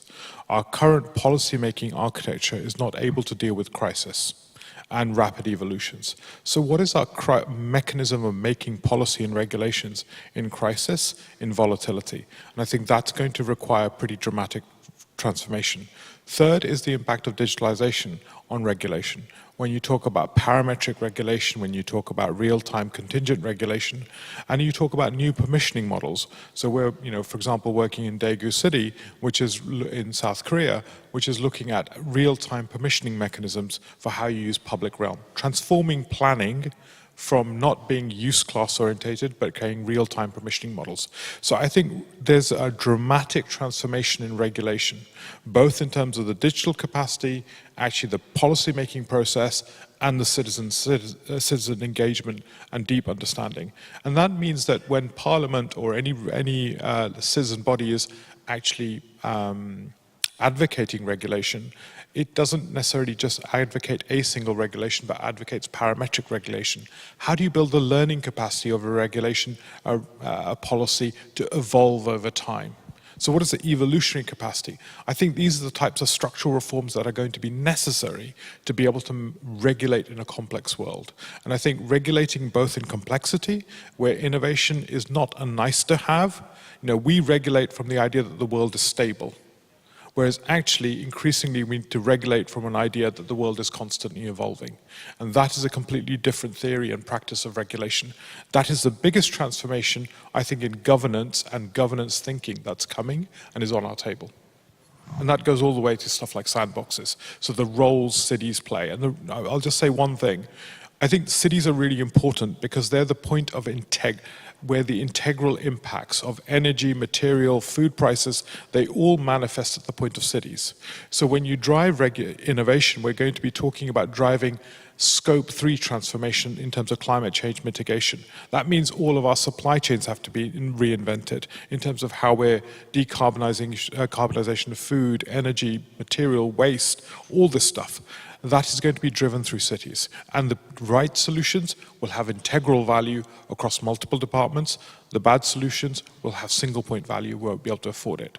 So across Europe, we have to retrofit the whole of pretty much all of our housing stock. To retrofit Sofia as a city costs 25.9 billion euros. So how are we going to retrofit our cities is even such a massive question, which was going to require not just physical retrofit, but actually all the operational retrofit. So I think regulation is going to be a key issue, and we're going to have to look at structural reform. Could you, just to follow up on the project that you are doing, you also worked on the project Alternative Camden, and it's also like literally sandbox in the middle of London. Could you elaborate more a bit about that project? Yeah, no, and the reason why we worked on Alternative Camden was working with a business improvement district. So it was partnered with a business improvement district, which was saying, how do we support actually alternative pathways and alternative ways of supply chains, transformation of shops, transformation of retail, but it was all built on this idea of citizen awareness. So actually it started by building citizen provocations of what the challenges are, making the citizen science of that place making the citizen data of that place available so citizens could be conscious of the metabolic flows in Camden. Where is your food coming from? Where is your materials coming from? How much waste do you generate? So building that consciousness then creates the capacity for innovation, both with citizens, but also with the business improvement district and also the local authority. So this was very much driven through a citizen-driven perspective to driving change upwards, and that's been a really powerful part of the process. Amazing. I really like that it's not only citizens and government, but also businesses. I think it's always important not to forget that side. Una, from your side about regulation, how did it work in your place? Because, you know, teachers know that they should stay at school and prepare for exams. How do you go through that in terms of regulation and say, no, you have to find time to go outside? Well, I think it's also one of the things to show examples. And what we often see is that regulation is quite often in our minds. I'm not saying always, but quite often we think there is a regulation. And I had many discussions over the course of working in different institutions of when I ask, what exactly doesn't allow you to do that? And then suddenly you realize that it's just a common understanding of that everybody does one way or another things, that it's blocking you. And then you can actually choose examples that done differently and they're doing it well, and then these examples can be the way to pass through these common understandings how things are working. So that's why I think, you know, cities are a very good a way of trying something out. And, you know, sometimes you think, oh, like Vilnius, it's huge, it's capital, it's easy to do things, you have, I don't know, more money or something like that. Well, in reality, when I think about Vilnius as being almost a quarter of Lithuania already in terms of children. And actually, I think that if you're a smaller municipality that has, I don't know, 10 schools, that you can actually sit down with, you know, speak with all the principals, speak with all, and while I was working in the government, we were discussing how to do this, and we were bringing them as an example, because it's already working in Lithuania. Yes, of course, there are examples on international level, but then often teachers would be like, no, it's not going to work in Lithuania, it's too difficult, too many things to change, and so on. But then we can bring in a municipality that is already doing this and use them as an example. So I think, you know, there are many other examples of, for example, what Vilnius is doing, or even other municipalities with, for example, IT in schools. At the moment, the curriculum is being reformed, which is going to start next year, and finally we're going to have IT classes inside the primary level. But basically, some of the municipalities are already doing that. Vilnius, for example, are already giving competence-based learning to all the teachers, how to integrate IT into their lessons. Klaipėda is also doing that, and so on. So basically, municipalities are going ahead of the national government because they see the need of that, and that is one of the driving forces to actually see that this can be done on national level. Yeah. And just to add what you said about smaller municipalities, that it might be easier for them to implement innovation. I have the same feeling when we talk about foreign countries. We always think, okay, I don't know, Britain or USA have more money, so yeah, they can do it better. But actually, no, when you talk about when we worked in government, it became obvious that the smaller public sector is, the easier to drive innovation is. So we should use that benefit. And just to sum up, if we have, because I know we have today here people from municipalities, what would be your advice very, very shortly, where to start from the innovation if they decide to do that? It's a question for you both. I would probably say start from an idea. You know, when you have a very good idea that can inspire people, that's how it starts. So then you go from there. And I think the ideas are really what's changing the world, Ted, right? But that's definitely what, you know, when you hear an interesting idea and the eyes spark, that's when you can get very far, even with very little money, because people believe in your idea and they want to join you. So that's where I would start. I'll be really boring. I'll say start from risks. Start from real risks which are on the table. I think we're entering an age of real risks, and you need to be managing those risks, and your portfolios of innovation have to marry against those risks. Great. Thank you very much. We have run out of time, but it was a pleasure to meet you. And if you have more questions, we can always have a discussion, continued discussion of the stage. Thank you.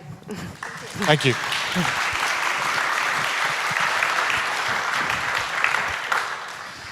Great, so thank you very much for our panelists for really insightful discussion, and I hope you liked it.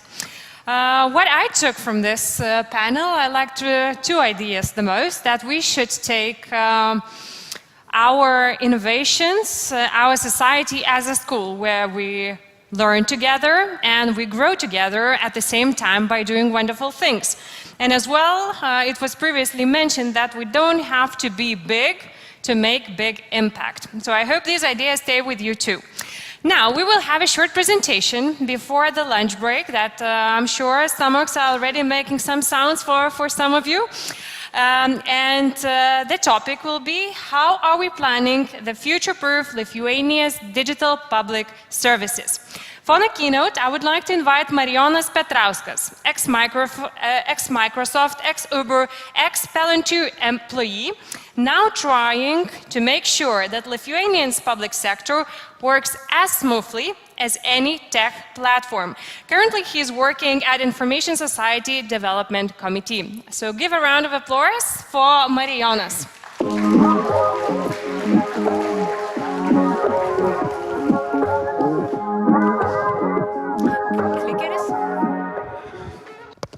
Hello, everyone. Really excited to be here and thankful for the chance to present this project. I'm Marijonas, and a couple of weeks ago, I joined Information Society Development Committee to work on this really exciting project that I want to tell you about today.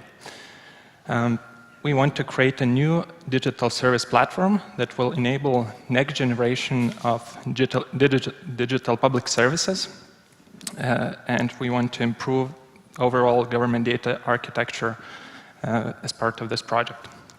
So let's first see where we are at now currently. The screen on the right might be familiar to you. It's a typical example of a digital public service in Lithuania. There's a couple problems with this. First, when you fill in the data and you sign the form, it ends up usually as a PDF document in some document management system, and the process ends there. From there, it's just manual work. Also, creating forms like this in the current system is really time-consuming, and data integration is very tricky and is inefficient. Speaking of data, there's not much infrastructure at the moment for government-wide data management. There's an effort in open data. However, in general, data sources are siloed across institutions. In terms of application programming interfaces, there's lack of conventions, no common catalog, and in general, it's really difficult for institutions to use others' data due to a high legal overhead, which means that for every data exchange relationship, you need a unique contract for that data exchange. So this is the context we're coming from. And how can we improve this? So we're looking at this problem through three different layers. At the bottom, we have data, which is a collection of all the databases that comprise the government-managed data. On top of that, we have application programming interfaces, which provide a structured way to access and to change underlying data. And on top, we have services, which is user interfaces that make it convenient for end users to access and to provide services using the data, and which is built on top of APIs. And of course, it can use APIs of multiple institutions, which enables easy data sharing. If we look at data layer, our vision for it is to have a unified data catalog, so basically a definition of every entity, every attribute, and every relationship of data that is being managed by the government institutions. We want to have semantic meaning attached to each entity, and we want to have centralized governance and access control. For application programming interfaces, our vision is to have a convenient developer portal through which you can discover data that exists across different institutions. You can access documentation, access test environments, and avoid the long process that I was mentioning before, enabling data integration be much quicker. And finally, the most important part of this vision is to have actually simple, intuitive, convenient, and self-documenting services which are built on top of components such as authentication, payments, and basically everything that's reused across different services. And of course, services would be built on top of API layer and able to use all the data that's already catalogized. We also want services to be automated, and this means two things. So first, machines should do as much work as possible and only defer to human tasks where it's necessary. But also, in many cases, the ordering of services itself could be automated. So, for example, for childbirth benefit, we could just send the money directly to a main bank account rather than asking people to go through a complicated process. So what are the challenges? I started working in public sector just a few months ago. So one of the challenges has been to teach people to say you can rather than you cannot. A lot of people, especially lawyers, are very defensive, and it's quite a change of mindset when coming from private sector. Also, I believe that for such a project, agile principles would work better, because you start with something small that works, and then if you made a bad decision, you can still change it, and then once it all works, you can scale it up. However, we have to fit into this funding model and project management structure that is not very compatible with Agile. And of course, systems resist change, so people fear of losing jobs, but it's more like a general digital transformation challenge.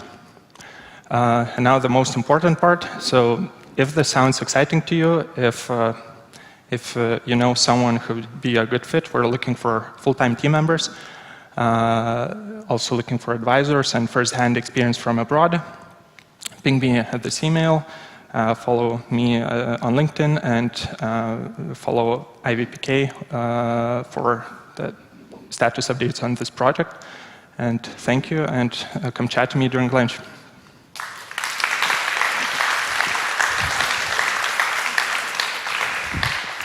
Thank you very much, Marijonas, and I hope this presentation will definitely serve as a good topic of the lunch. Also, many great presentations are still waiting for us after the break, and feel free to check out our workshop room, as we are about to have two more. The first one, happening right after the break, is no-code and low-code solutions for the public sector, organized by the Ministry of Transport and Communications. And a bit later, Civic Tech in practice, taking the first steps by Create Lithuania.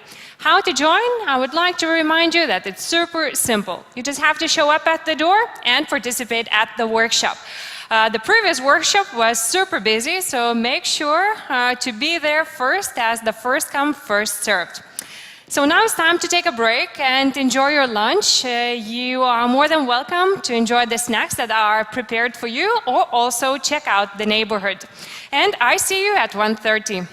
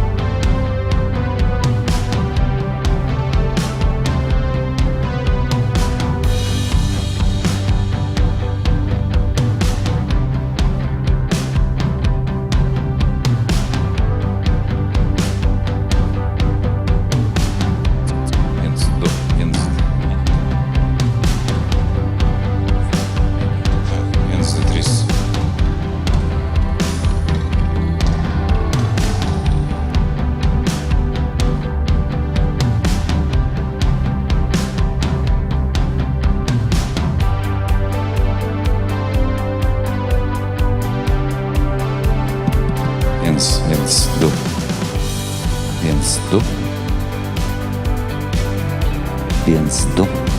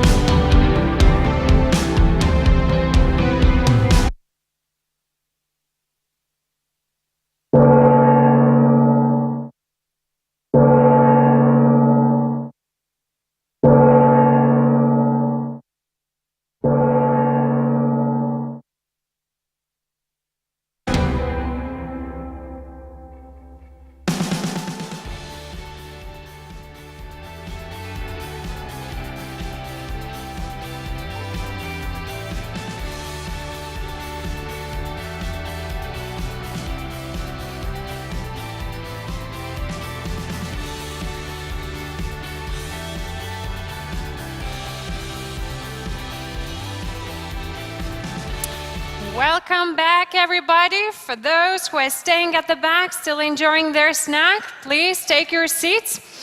Also, I would like to remind you that we have a workshop going on our workshop stage, which is no-code and low-code solutions for the public sector by the Ministry of Transport and Communications. So let's spare a minute to look around, to find your spot, and we're about to begin.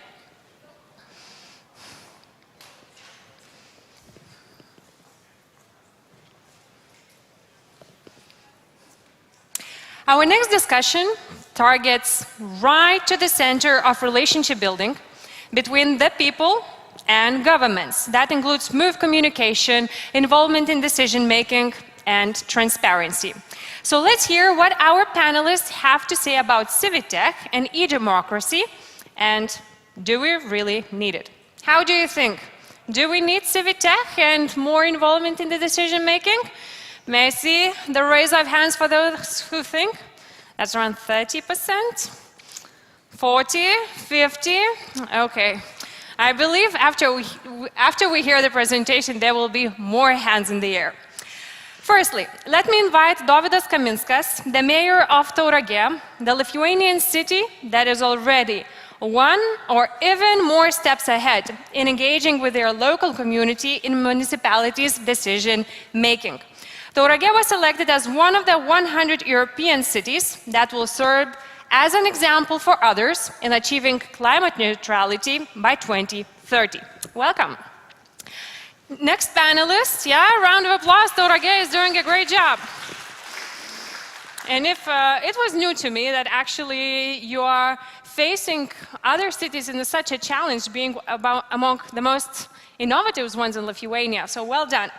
Next panelist, Mauricio Meya Galvan, who works in the Open Governance Unit at the OECD, Organization for Economic Cooperation and Development, focusing on the transition to an open state in Latin America and innovative citizen participation, including deliberalization, common and digital engagement.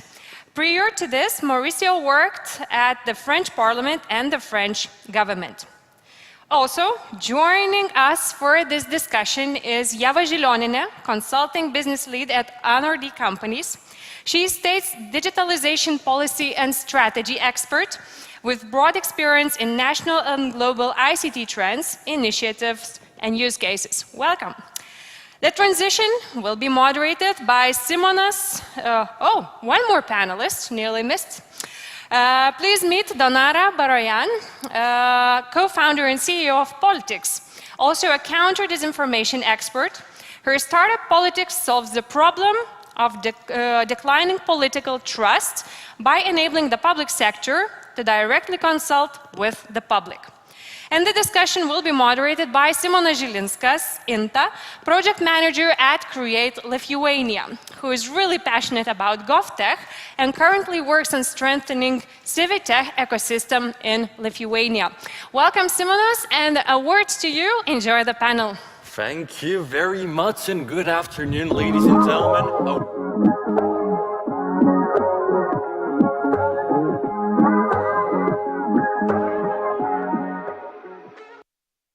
Once again, good afternoon, ladies and gentlemen. It's a great pleasure to be here. I hope that your lunches went super well. So today we're talking about Civic Tech, the small brother or sister of GovTech that falls under the umbrella. It's basically tech for democracy, as I imagine, but we have one panelist which works at a Civic Tech startup. It's Donata. So maybe Donata, you could briefly present what is Civic Tech in general? Absolutely. I could tell you or I could show you, and I will do both. First of all, Civic Tech stands for Civic Technology. It's the type of technology that enables citizen participation in the decision-making process. There are many different types of Civic Tech startups. Some enable citizen participation through public consultations. Others do that through participatory budgeting, through public assemblies, and many more. The startup that I co-founded is called Politics, and if you really want to understand what Civic Tech is, I would very much recommend that you go on Politics right now. It's POLLTIX.co. We couldn't afford the .com domain, so CEO it is for now. And you can see it for yourself there. Right now we're active in Lithuania and Latvia, but soon we'll be scaling to more countries. That's for Civic Tech. Amazing, amazing self-promotion, first of all, and also an amazing answer of what is Civic Tech. So I have been working in this field not only for the past few months in the parliament, but a way back a long time ago in France, etc. And I'm kind of in this existential/professional crisis. I'm starting to lose track of what we are really trying to solve with this technology that we apply to democracy. So I invited Maurizio from Paris to help me solve this existential crisis and check if, well, there's the saying, if it ain't broke, don't fix it, right? So what's broken with democracy and why do we need to fix it? Thank you. I mean, I'm not intending to solve your existential crisis, but I will try at least to provide you some insights of why do we need to change democracies and how have they been changing. First, I mean, I guess that we are all agreed that we do not participate enough, or maybe not regularly enough. And this is shown by a lot of data from trust barometers that show that citizens do not trust the governments. Also by other types of data that shows that citizens want actually to be more involved, not less. So citizens are asking, and we've seen it in the different protests in the latest years, Occupy Wall Street, Indignados in Spain, the Arab Spring movement, the Yellow Vest in France. What they're asking is more democracy, not less democracy. So if we start by understanding that, then how are governments or public institutions changing towards there? And I saw that we're talking about civic tech and democracy and e-democracy, and I might be the first one in this room to not talk about tech at the beginning, so bear with me. I will at some point talk about tech, but there's to say that some democratic innovations, sometimes innovation, it's not about tech. For example, the participatory budgeting in Porto Alegre in Brazil in the 80s was a major innovation. It was a human innovation, low tech, but it represented this idea of actually opening the door of the budget cycle to citizens. And that had implications. Now more than 5,000 cities in the world use participatory budgeting. So that's one type of democratic innovation, that it's opening the door to more participation. Another one that I wanted to talk about, and I don't know how many of you in the room have ever heard about a deliberative process or a citizen assembly. You all came together.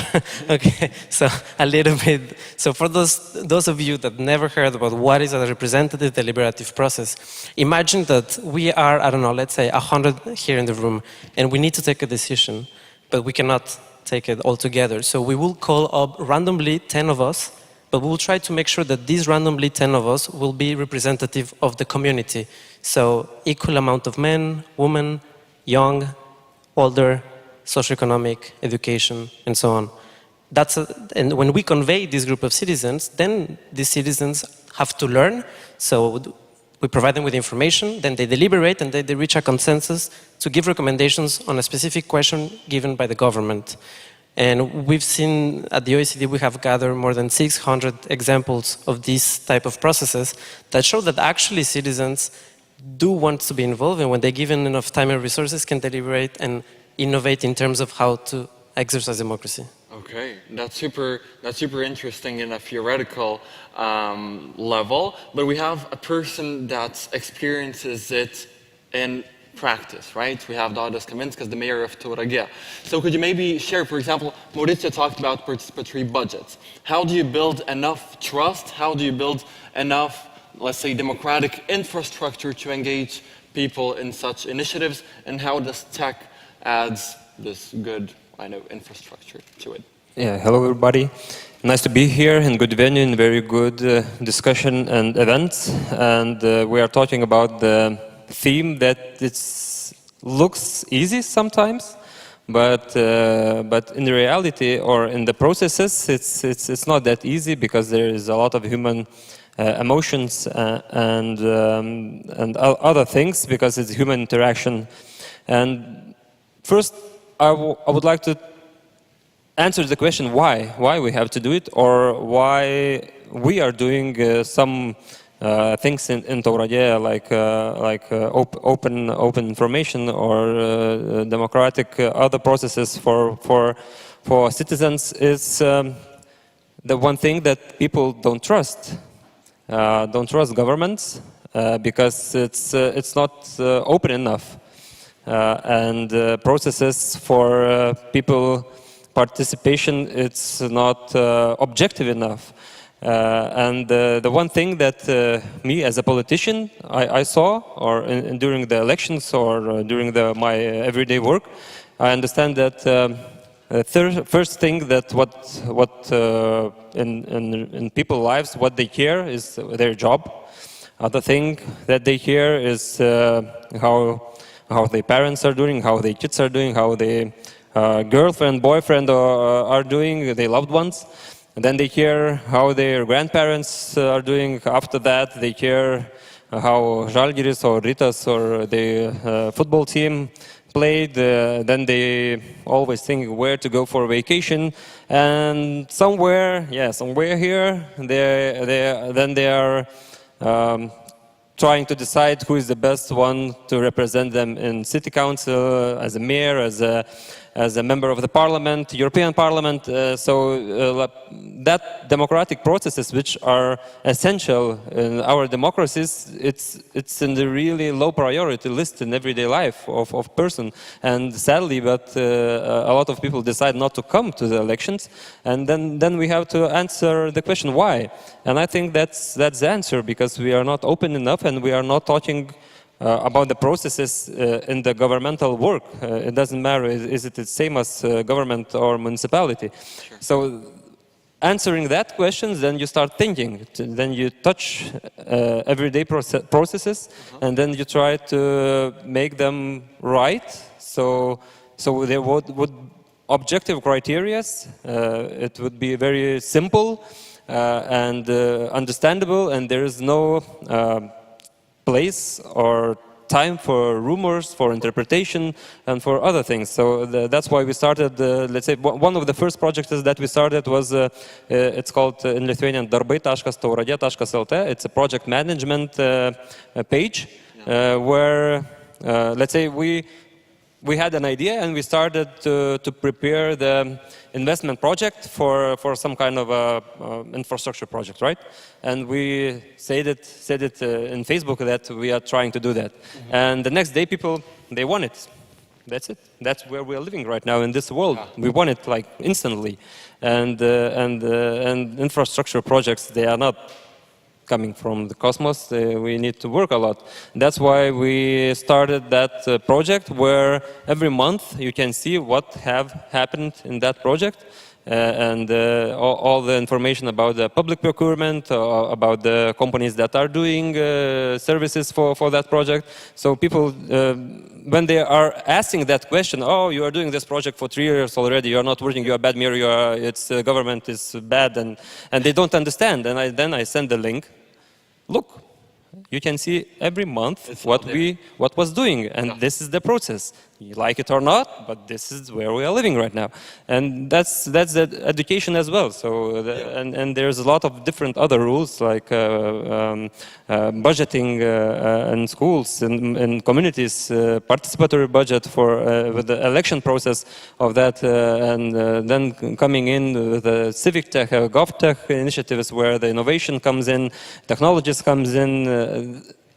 You have to love what you do, and then it can happen. Yeah, it works. Of course, citizens are trying and are starting to expect from the government what they use in their daily lives. When they order food, it's pretty straightforward and pretty simple. But when they try to interact with democracy, try to get informed, it's a little bit more difficult. And Yeva now works for the private sector for energy companies, but before that, she was the one responsible for all the processes that aimed to simplify how the government works, make it more accessible, make it more digital, and digital was a tool in that, right?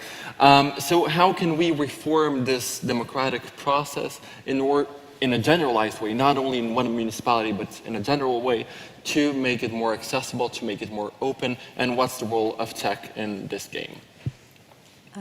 Thank you for the question, and I think it's not an easy one because, you know, we are talking about that for quite a long time. We are changing the buzzwords. Now we are talking civic tech. After 10 years, we'll have another fancy word, I guess. 10 years ago, 15 years ago, we've been talking about electronic democracy, and still it's the same. We are talking about how to open the public sector or open the state to the people.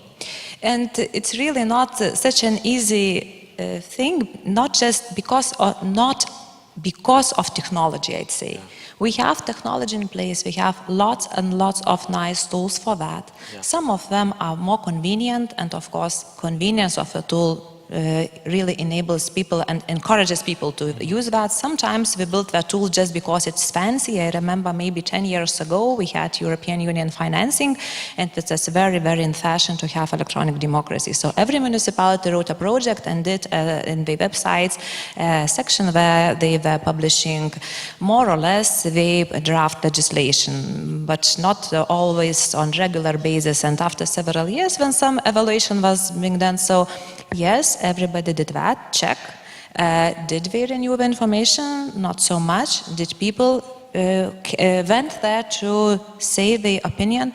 Not much, because they didn't see why we should do that, because they didn't know what will happen with their opinions. Yeah. So when we see the newest statistic, I just checked this morning, I think statistics from, I think, mid of this year, just published by Information Society Development Committee. So it says that 30% of Lithuanian internet users are going to the sites that publish draft legislation to see what will be accepted, what's being discussed. 8% leave comments or something, some input. I really was surprised. For my opinion, even less would do that, because it really depends on what is the level of questions. We are not really qualified, I think, to decide on how much the state should be spent on, for example, military needs, or how to regulate energetics or other things. For that, we have people who are professionals. Yeah. Usually, these technological tools work when we ask people to be involved in questions that are close to them. And I think municipality is the place where lots and lots of that questions are being discussed, and very important decisions impacting real daily lives are taken. Of course, like in our project of Create Lithuania, we go around institutions and ask them this very simple question: why don't you invest more in attracting citizens to the democratic initiatives that you create? And sometimes we get the answer that, well, the citizens are just not interested. We're not targeting them well. And well, Donata is working for Politics, the Civic Tech startup that she very well promoted, by the way. And so her goal, honestly, is to attract as many citizens as possible. So what topics do attract them, and how do you get them to join the democratic initiatives that you start building? That's a great question. And while I agree with Yeva, I'd like to challenge her a bit on what questions do indeed interest the citizens. Because I think we very often think of a citizen, of a person who's voting, as uninformed, uninterested, and unenthusiastic about democratic processes. Based on my experience at Politics, I would like to disagree with that. I think people are indeed very interested to know more about the democratic processes that are taking place in their countries and to be a bigger part of it. You know, it's 2022, we are about to colonize Mars, yet there are no new ways the governments are engaging citizens at scale.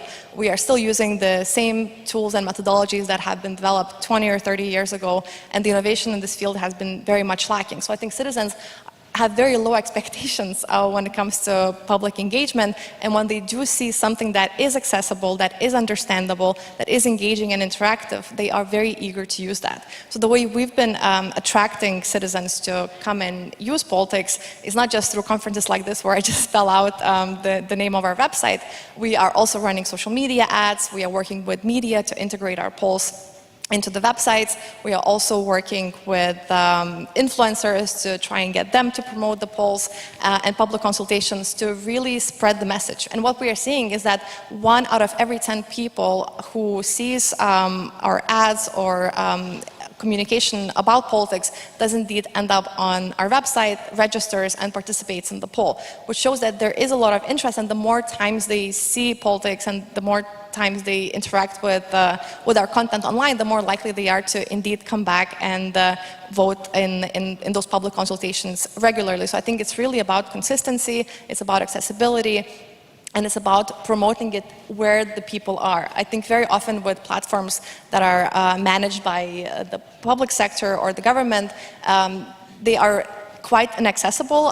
When I first founded Politics, I was probably the biggest power user of e-Citizen, which is the Lithuanian government's platform built for citizen engagement. And it was so difficult to participate in those public consultations because for me, and I have a master's degree and a bachelor's, and I read a lot about politics, I could barely understand what the subject matter was because it was so specific. They were using extremely technical language that was really niche and inaccessible.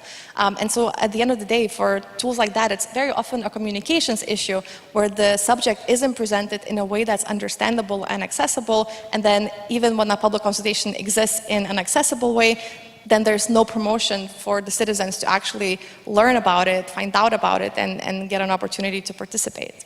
Well, as an anecdote, I remember going on eCitizen, and there I found a public consultation which asked how to make better public consultations.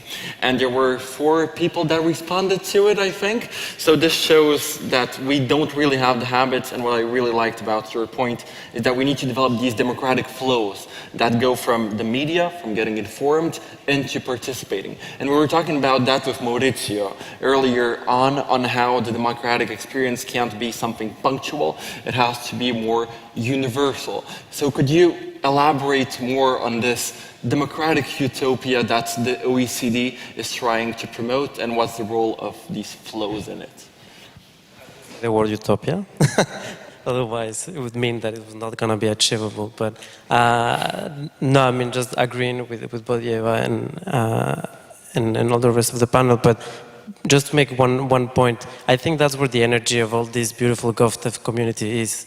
You rightly pointed out that we don't have maybe the tools existing for actually make citizens participate. And you also pointed out that Civic Tech kind of started this kind of wave of tech plus something. So maybe we need to go back a little bit to the origins of how this started and bring all of this beautiful energy and skills and resources into actually developing tools that are made for democracy and not using tools for democracy. So I think we need to develop and invest more in this area. But so just to answer your question, our idea is, at the OECD, is that we need to bring democracy beyond the ballot box. So we agree and we acknowledge that elections are, let's say, the pillar number 1 of democracy, but we try to look at democracy beyond this sacrosanto moment of elections and actually making citizens to participate in a continuous, more engaging way. So different means. We do not preach for one or other type of mechanism. I mentioned the citizen conventions, citizen assemblies, just because we have been working a lot on this. We've seen that there is an interest from more than 600 cases in less than 30 years. If you open the news, you see that there is another city, another country doing it. It happened at the European level with the Conference of the Future of Europe. So it's a tool that it's happening, it's showing that it works.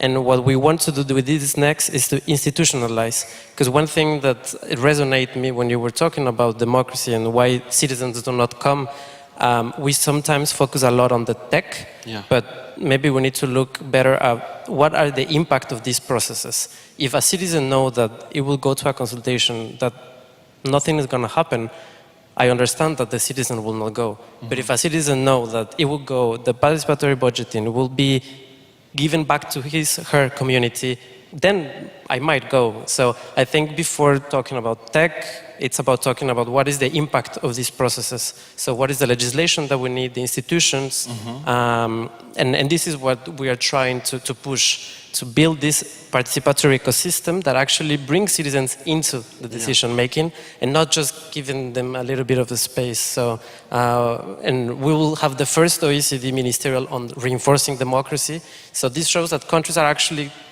committed to this. And the idea is to end it up with some roadmaps of action to move on deliberative democracy, participatory democracy, and also this digital democracy aspect that we need to develop from scratch. Okay, that's a very interesting point that you pointed out, that we need some stable institutions that support this new democratic model, right? Because politicians, I'm sorry, Davidas, they probably come and go, right? And they can't be the ones that inspire it and then leave and no more democracy because a person that's not very into including citizens comes in. So we need to construct institutions, or maybe there's a role also for NGOs to support this whole civic tech movement and democracy inclusion movement. So how do you see it? NGOs is very important, and that's one of the most important things when we are building trust, government building trust with the citizens where they are working in NGOs. But I want to tell you one story about myself starting working in public sector. I remember I was advisor for 4 years before. Now I'm 3 years mayor, and I was working as advisor 4 years for the mayor. And I remember when we were first talking about for me coming back to my home city, Tauragė, and start working in a municipality. I never thought about that. I never thought about coming back to my city. Actually, it was opposite. It was a big decision in my life, right? And I remember it was only one thing that I asked him. I said, I'm coming back to Tauragė if there is some work. With a thing that, with a thought in my mind that people in municipality or in public sector, they're not working, right? And that's a problem that we have. And that was only one thing. I want to work for my city, for my country, and I'm coming back if there is work. And the mayor was also on the first term for him. He didn't know as well because he was just elected, not started working. For myself as well, I don't know anything about that. And he said, "Oh yeah, there is work." And after 7 years, I can tell you that there is 24/7 work if you want to, because every different sector you take, you can get better and you can build processes for not even talking about the processes of participation of citizens, about the processes inside of services. So I mean, there's so many work and But how do you make it continuous? How do you make it last? Yeah, and that's the hard question, how to make it last. And people, you need to have a lot of energy and to have really, let's say, measurable goals to build that trust. And one thing with NGOs, so we are also promoting giving the services to provide to give the opportunity to provide the public sector services to NGOs. Let's say we gave to one community to provide for themselves services of culture, services of library, and services of environment for to have to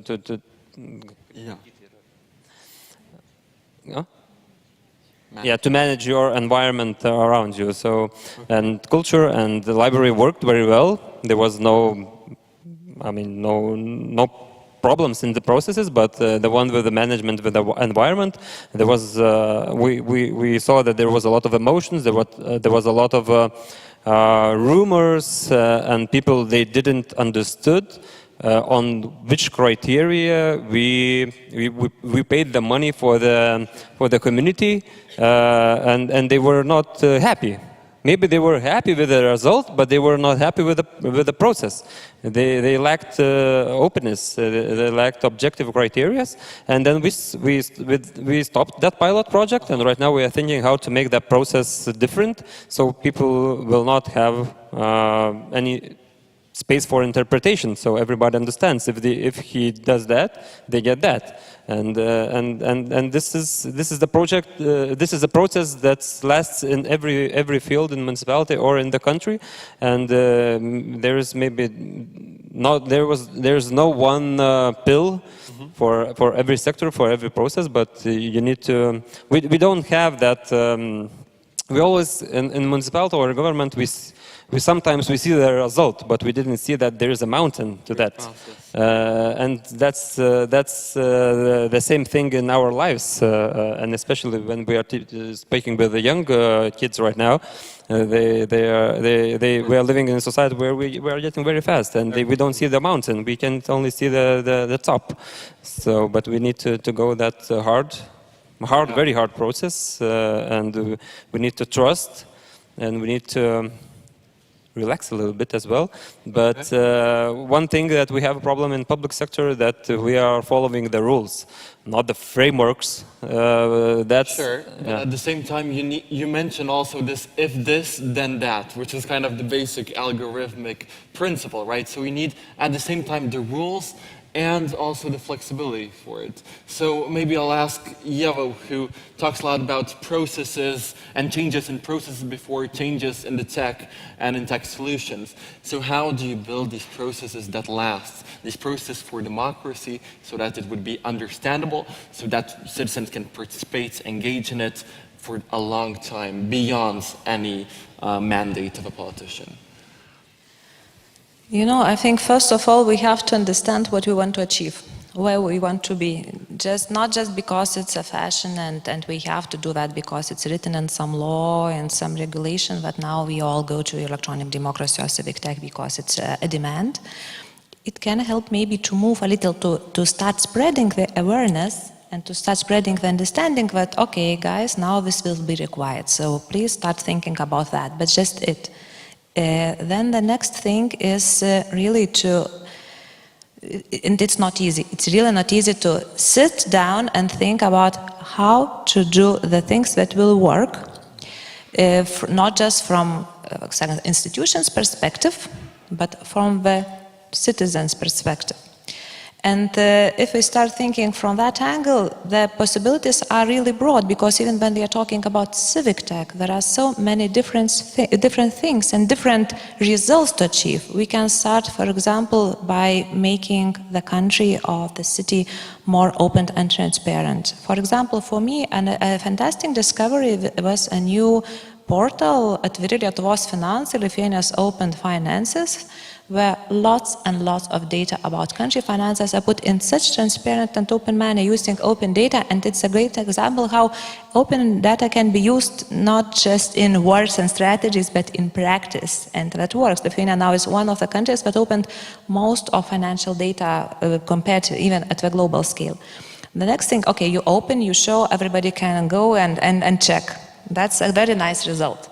But then another project could be, or another approach could be, okay, how we empower people to react on that, then it will be a bit different approach. If we want to encourage them to come and say, of course, then it's very important that we see that what they said really made an impact. And again, you have to rethink the current process and to see how that opinions or suggestions that you got will really impact. And I think that Taurage's project about participatory decision-making about what to do in the city, what the city will be investing in big projects, in smaller projects, is a very nice example. And the third thing, maybe you are just a platform for people themselves to come and to do their own decisions, to start more co-creation, crowdsourcing, and so on. So that's level 3, I'd say. Then even you, as an institution, don't think that you are the one who still will decide, but you let others, to empower others to decide. I think that's the highest level, and of course it requires the most cultural change. Yeah. But maybe then we think about our nice future, we can orient over this. Okay. That's a very interesting approach, and I would just like to redirect this point to Maurizio. Do we have these good success stories of where the targets, the goals, the OKRs of democracy, of democratic initiatives were reached? I'm going to talk about tech for the first time, but for example, the platform Decidim that was built in Barcelona, I think it's a nice example because it did start with a problem. So the municipality had a problem to solve, make citizens participate in a more friendly manner than only through social media. And the city kind of gave the resources to develop this platform that became today a kind of even ecosystem infrastructure, even like a strong infrastructure for democratic processes. And then they gave it to a community, and the community made it alive. So a little bit what you were saying, how to make this sustainable. It's a community of developers, tech, designers around the world that it's contributing to the development, and it's an open source platform that is used in hundreds of cities. I think that can be considered a success story. But then in terms of the democratic process itself, yes, just to quote, I mean, for example, in Ireland, there was still two citizens' assemblies on very politically polarizing topics, abortion and homosexual marriage. Both of them could have never been passed by legislation because it was too politically explosive and could have led to polarization in society. Okay. They call up on a citizen convention, the citizens themselves call up for a referendum, and when the citizens not part of this convention realized that the referendum was called on by other citizens, they voted up 70% in favor, which would have, if the government would have called for that referendum, it would become Brexit. Yeah. So I think that shows that actually when citizens are given the resources, the time, and are given a little bit of impact, the process can work. And then success stories, I can give you a lot, but I will not monopolize the rest of the time. Well, I saw the Nara nodding, and it's probably less about the tech behind it and more about how you shape the question, how do you make it less polarizing, etc. So Donata, in politics, you're reaching out to politicians, you're trying to make them include their citizens by asking them concrete questions, right? So what types of questions do they want to ask? Are these polarizing questions just to reaffirm their opinions, or is there really a valuable and interesting discussion happening in the platform? Is this practice, the success, coming to Lithuania as well? Oh, that's a great question. I think we're seeing a mixture of both, moving in the direction of asking really constructive questions that do indeed help advance citizens' involvement in the policy-making process. Right now, we are conducting a public consultation on behalf of Vilnius municipality, and they are asking about a very simple issue that's really close to all our hearts, children's playgrounds. And we are seeing extremely high engagement on our platform in the comment section. So everyone is sharing their experiences with this issue, sharing the challenges that they've encountered, positive solutions that they have seen. And we're seeing that we are really starting a conversation that is moving far beyond what the question was and raising some additional challenges that the municipality can then look into. So right now we're trialing this new approach where we use some natural language processing to look into the natural speech that was posted on Politics and draw out some insights that go beyond, you know, their click in and selection of one of the options provided with the questions. I think that's probably the space that we should be moving towards, where it's not just a list of options where you click one answer, but where you can express your opinion in kind of freestyle format and really explain your position, share your arguments, because I think that really helps depolarize conversations when people don't only say, you know, yes, I support something, or no, I don't support something, but they really figure out the nuance that's associated with that opinion. So why do I support something? What are some of the concessions that I could make in my own opinion? What is the consensus, or what is the compromise that I could find within that issue?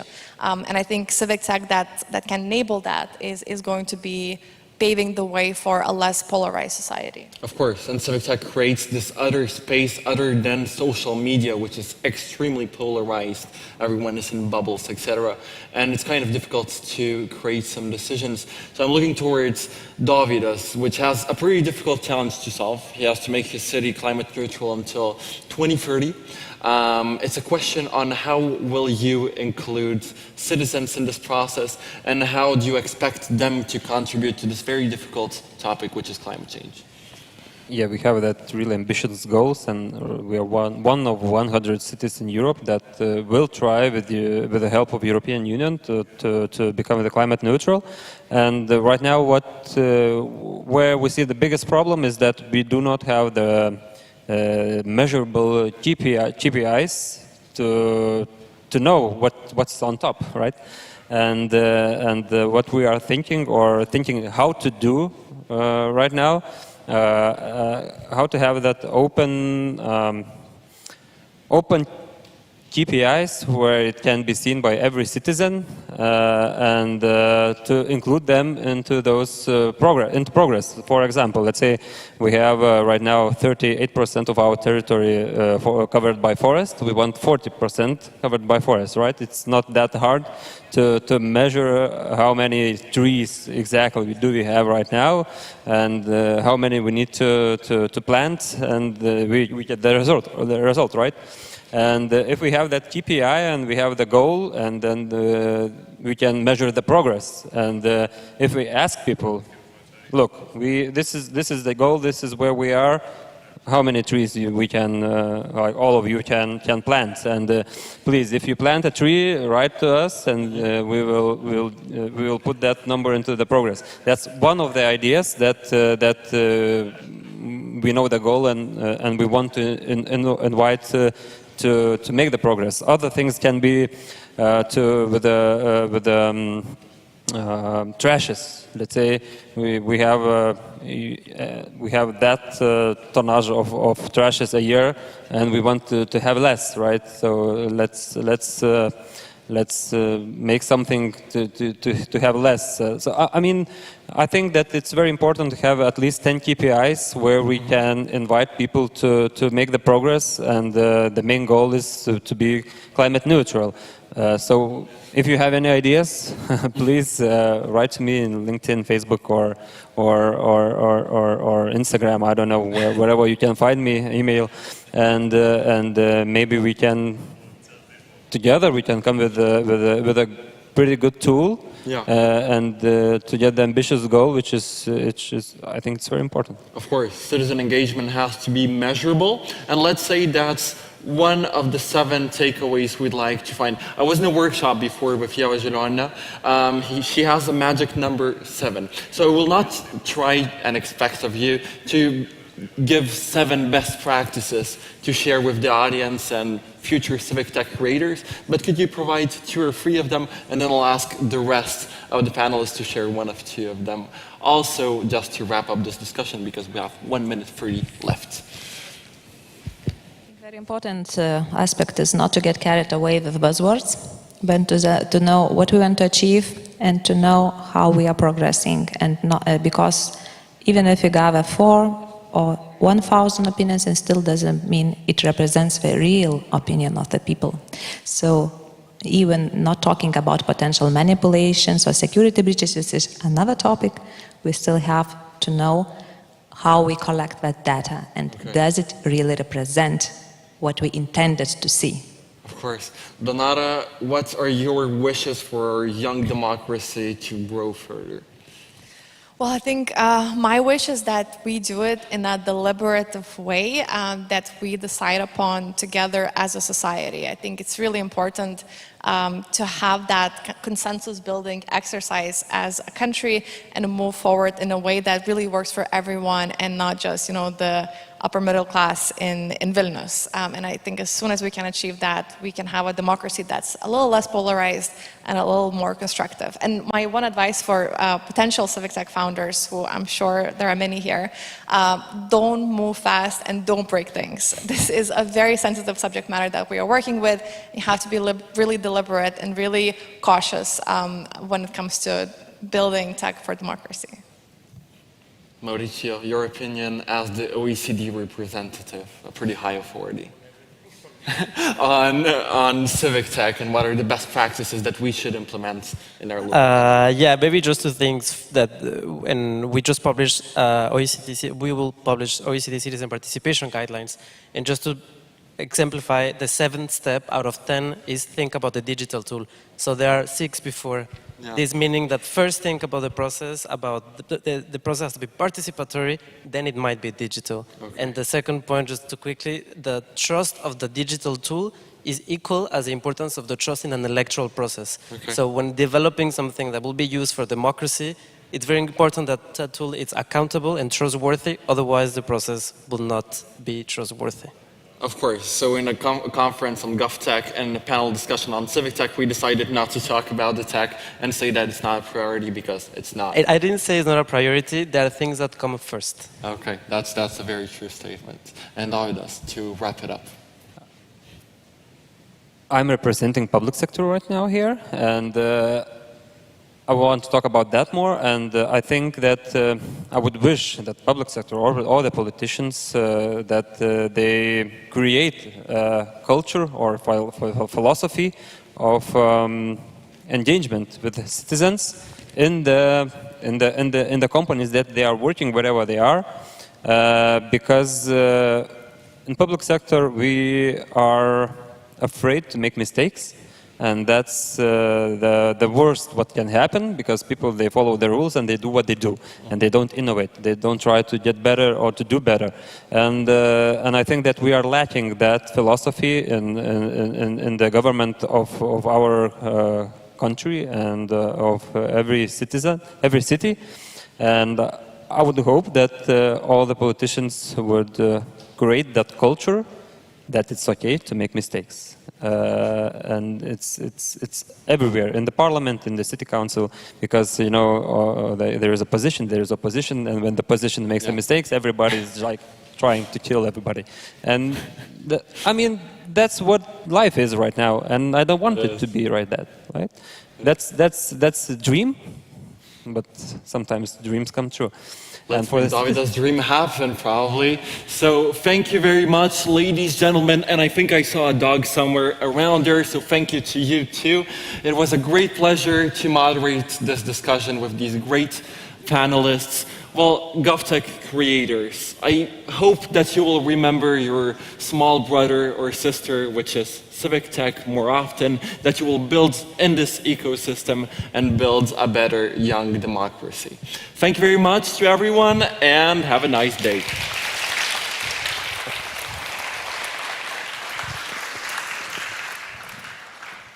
Amazing. Thank you once again for every one of you for such an inspiring discussion.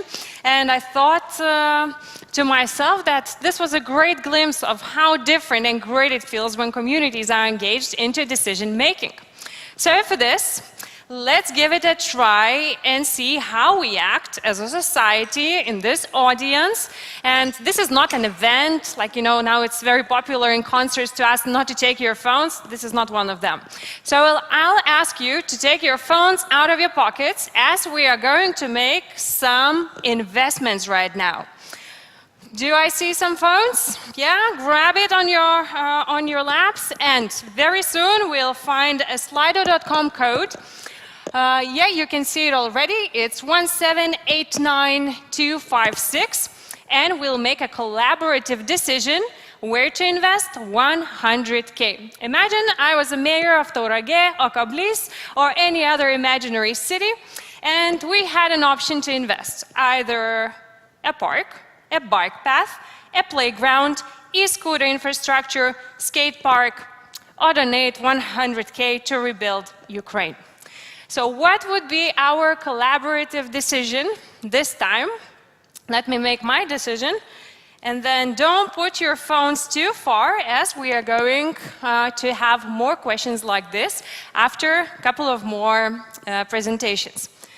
So let's wait a minute or two to see where our investors are looking at right now. Somehow we don't have too many fans for skate parks. Yep. Very supportive Lithuanians. Nearly 50%, all the money goes to rebuilding Ukraine. That's a great approach. But imagine if you're really pitching for the new park in town. How do we find a common agreement?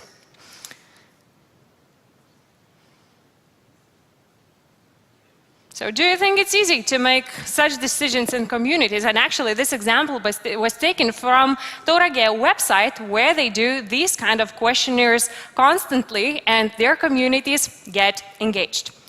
So thank you very much. As we can see, a clear winner right now. Of course, there are no other topics taking all of our hearts and souls in this particular moment. And I hope after we rebuild Ukraine, we can then switch to building parks. That's number 2 on our list. So please, don't put your phones too far away, as we are about to hear another interesting fireside chat. When speaking of collaborative decisions, and when we as a society want to get engaged more and more, we always face the same problem: disinformation and loads of information being thrown at us. So how to get right decisions, how not to get mixed in all of this, I will ask to help us and answer this question by our 2 following speakers. So it's Viktoras Daukšas, head of the Bank EU Initiative, an independent technology think tank that analyzes disinformation by combining expert knowledge with AI-driven technologies.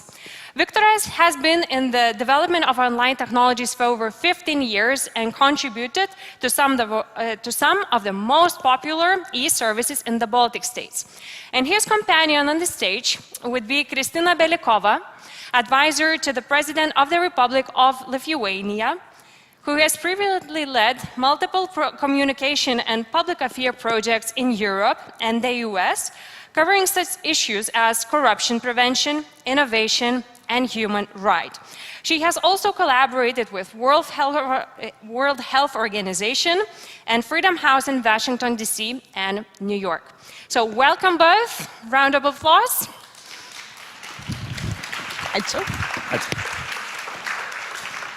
And as you can see, they are dressed as a good and a bad guy. So trying to find a solution.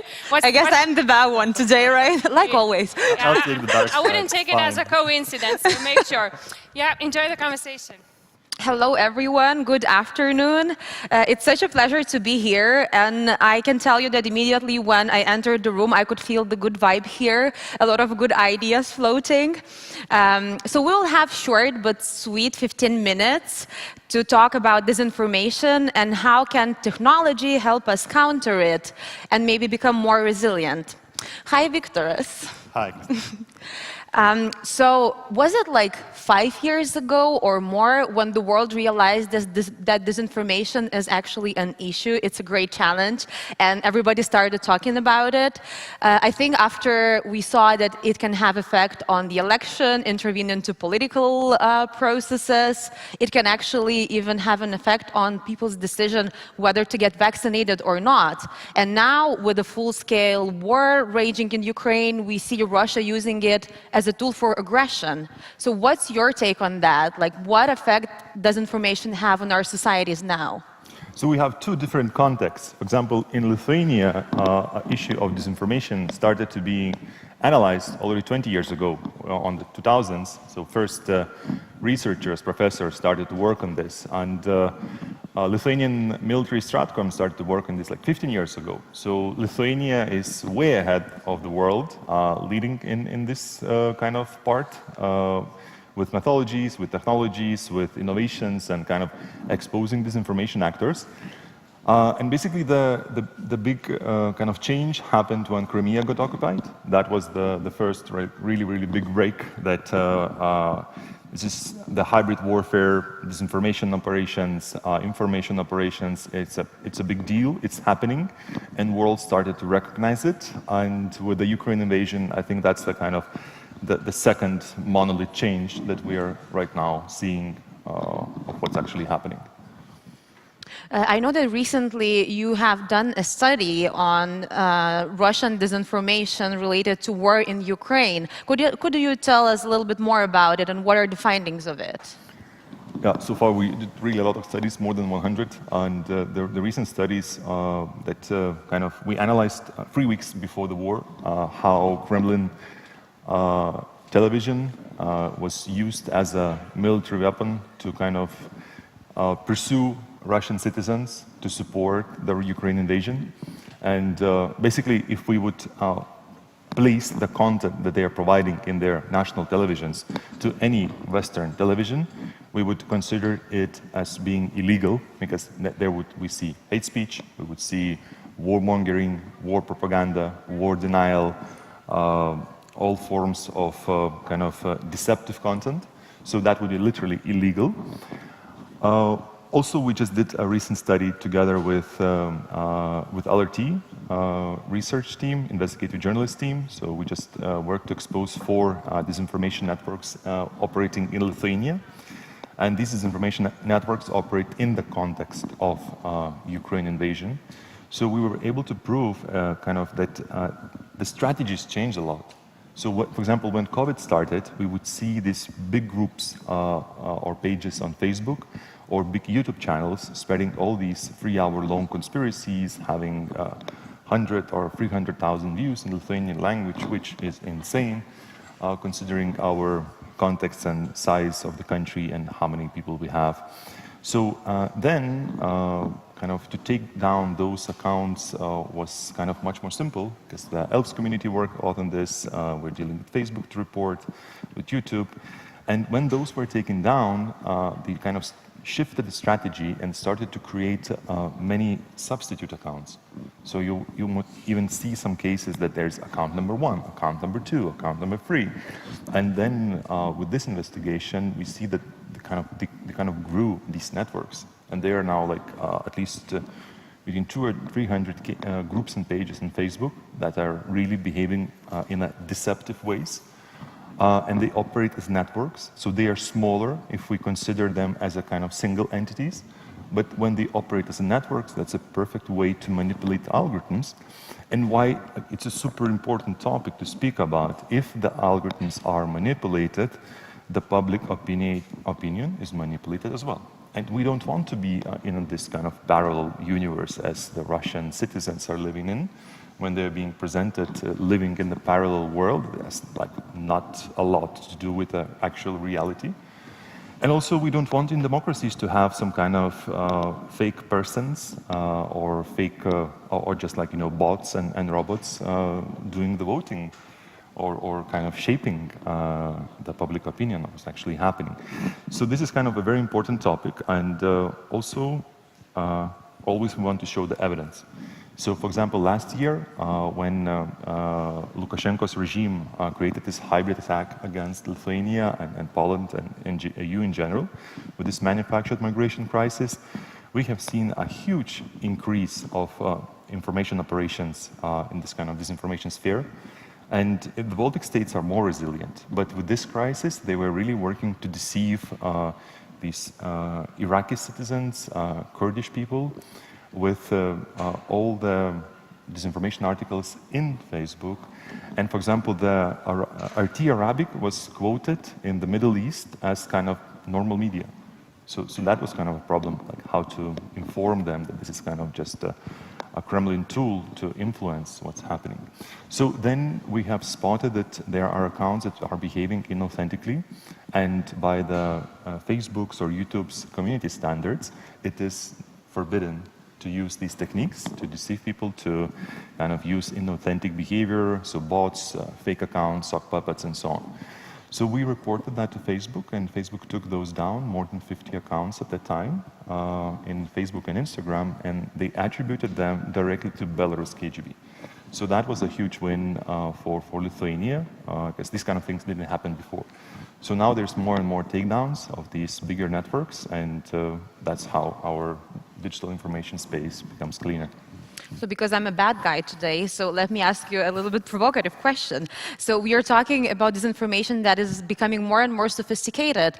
And to me, it seems that it's all because the technology is getting more and more sophisticated. So we talk about technology as a tool to counter disinformation, but maybe actually it's the reason why disinformation is so advanced today. What is your take on that? You know, I love to make a joke about this. It's like, you know, so we just published a recent investigation of how much money Kremlin is spending on propaganda and disinformation within Russia and outside. So for the last 10 years, they spent around $1.5 billion dollars per year, and that is the official budget that you can find in their kind of official reports and accounts of the state budget. And this is not the full budget, because everything connected with SVR, FSB, those are the budgets on top. So all the secret services have kind of their secret budgets when they run these operations. And we kind of already have the maps of what kind of other entities they control, how they run these operations, and so on. So the scale is large. And European Commission last year announced like double increased budget for fact-checking, analysis, and so on, and it was 40 million. So, you know, that's a comparison. So that's here's the joke. Something is missing, right? Authoritarian regimes are throwing a lot of money, and you know, the investigation with Ality showed that there's like 70 websites, at least like 20 YouTube channels that produced in 60 months 2,200 videos, collected 22.7 million views in Lithuanian language. So all of these cost money to create. So where is the money coming from? That's a question for institutions. Someone needs to deal and answer it. So yeah, so authoritarian regimes are throwing money. So this is a real deal. It's happening big time. Yeah, we also expose these kind of examples when the day after Bucha massacre, there's a kind of disinformation campaign started, publishing a video that's kind of just is as a smoke screen, and then they amplify the video. Within 7 days, it gets 60,000 shares in Facebook. And a big part of those shares are inauthentic. So they are just used by some kind of trolls and bots. Just an example, for example, just before the Ukraine invasion, Ukraine secret services exposed kind of the bot farm in Ukraine with 17,000 SIM cards. So they discovered it with operators, they shut it down, because from there was these operations run. So we kind of work to find these inauthentic behaviors, report them, and hopefully take them down. So I understand that disinformation is still a challenge, right? And it's growing, like it's happening on a large scale. So what are the tools that every citizen or maybe governments can use to counter it? What are the technological tools, let's say? Yeah, I would say that you know, authoritarian regimes are afraid of two things. One is the truth, other is education. So if citizens are educated, so that's kind of the long-term strategy. And just a fun fact, when Kremlin opened their propaganda channels in our Nordic countries, our friends, or in Denmark, they closed it down like within 1 year, because it had no success, it had no traction. The question is why? Nordic countries has media literacy implemented in the school systems for the last 30 years, so that's the real effect of that. Yeah, what was the question? So what are the technological tools available for people to spot the disinformation or maybe to become more resilient? Okay. So any kind of critical thinking classes or media literacy classes are very useful to citizens. We have tested it out. 1.5 years ago, we ran this campaign, a game that was built by Cambridge University and a company from Netherlands called Bad News Game. So it's a really fun game. You can try to Google it online. We also have a Lithuanian version on our website. So at that time, the game was played 118,000 times in Lithuania, Latvia, and Estonia. So that kind of was a success. So kind of learning on these techniques, one of the most important lessons learned is that the lateral reading is the kind of the skill that every citizen must have. For example, last year we ran training courses for the students. More than 1,000 students joined the digital program, mostly in Lithuania and Montenegro. And we were measuring like how they were able to assess, is it real, is it not real, was it fake, what is manipulated or not. And for example, the Z generation, who are kind of the digital natives, they are super overconfident with their digital skills. And they think that they can spot these disinformation cases quite easily, but when we give the tests and we measure the result, it's not great, and it's all around the world. Stanford University did a study on that as well, and there was like 70% of students were failing. So being overconfident is a big problem, and so we really need to educate everyone on this so they would know these tools and techniques, how to investigate the source, how to assess it, what's happening behind it, who are the authors. For example, with Sputnik, we typically discover that they steal identities. So they publish articles within stolen identities of actual doctors who live in Lithuania, and they publish all kind of anti-COVID, anti-government, anti-NATO, and all kind of weird stuff. But that's a stolen identity, so it's also illegal, but they operate outside the country, so it's much harder to deal with them on that perspective. At least that's what everyone thought before the Ukraine invasion, and suddenly now we can block them like this, and so that's also a good move forward. What would be your advice to the regular people, to the citizens, on how to spot disinformation? Because it has become so sophisticated with AI deepfakes and other things. What is your advice on, like, what are the red flags to look for? So there are very structural, typical flags. So something very highly emotional tends to have already kind of one red flag. So you should be careful. When you see anything on the social media that has large scale of number of social interactions, so it's not necessarily real people behind. So you kind of need to be careful with that. Also, the algorithms recommend the next content pieces that you will be reading or watching and so on. And those algorithms are kind of programmed in a way to attract and keep your attention. And the best way for the algorithm to do that and for the social media company to earn money is to keep your eyeballs in that content. And the content that is watched most is highly polarizing. So it would have these, the conspiracy theories involved, something highly emotional, some kind of specific stories to amplify, something that's hard to verify. So these tend to be like hooks that are being used by these disinformation agents.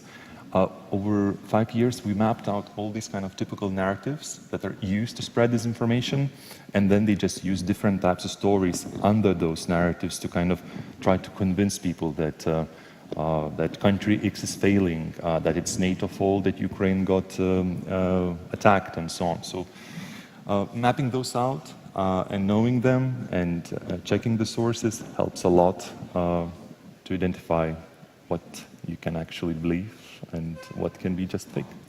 Thank you, Viktoras. It was a very interesting conversation.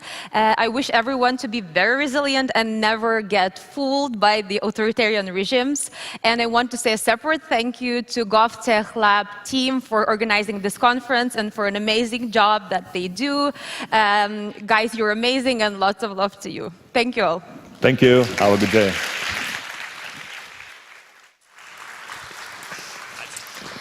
Amazing. Thank you very much for both of you, and I hope you will use some of the tips shared to select quality and right information for you. And now it's time for our second voting. That's why I said don't put your phones too far, as we will have our second question and see if Viktoras managed to convince you that this information will end up one day, maybe. So our question on slido.com, let me remind you the code once again, it's 1789256 if you still haven't entered it before. So how do you think, how will technology affect disinformation? Will it fight disinformation or create even more? So it's usually a very difficult topic, as we never know the answer, but at least we can guess.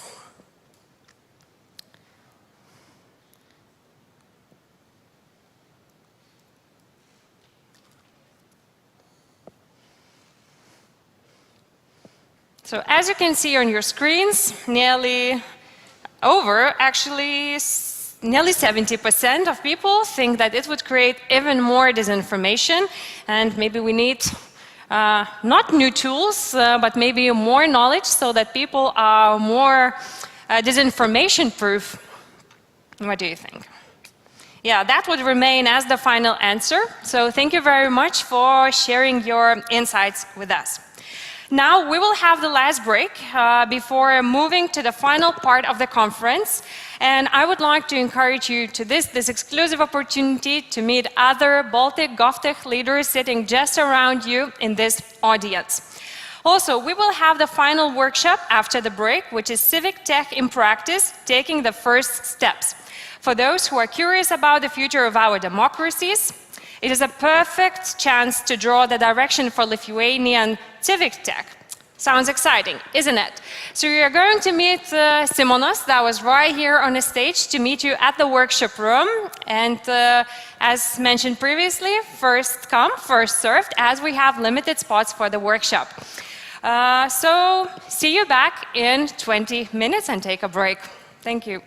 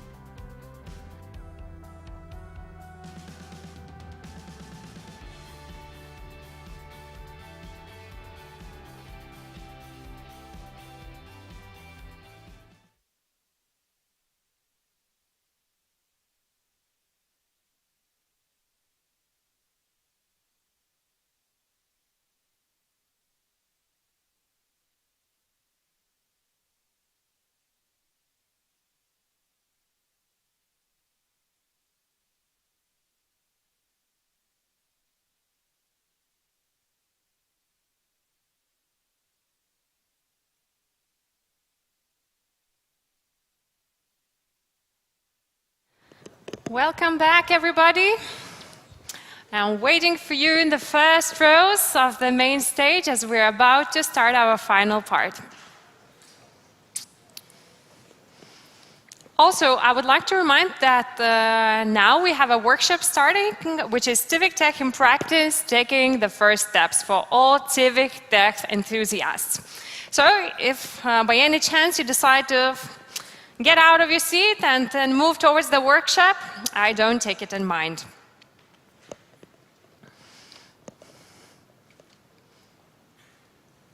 So yeah, it's great to see so many of you back. And as you may have noticed from our agenda today, the final part will be an exclusive dive into artificial intelligence.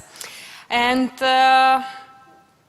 we will see why it still remains as one of the most widely discussed and future-facing technologies for our governments, from AI-enabled public sector, AI citizens, or algorithm-based decision-making.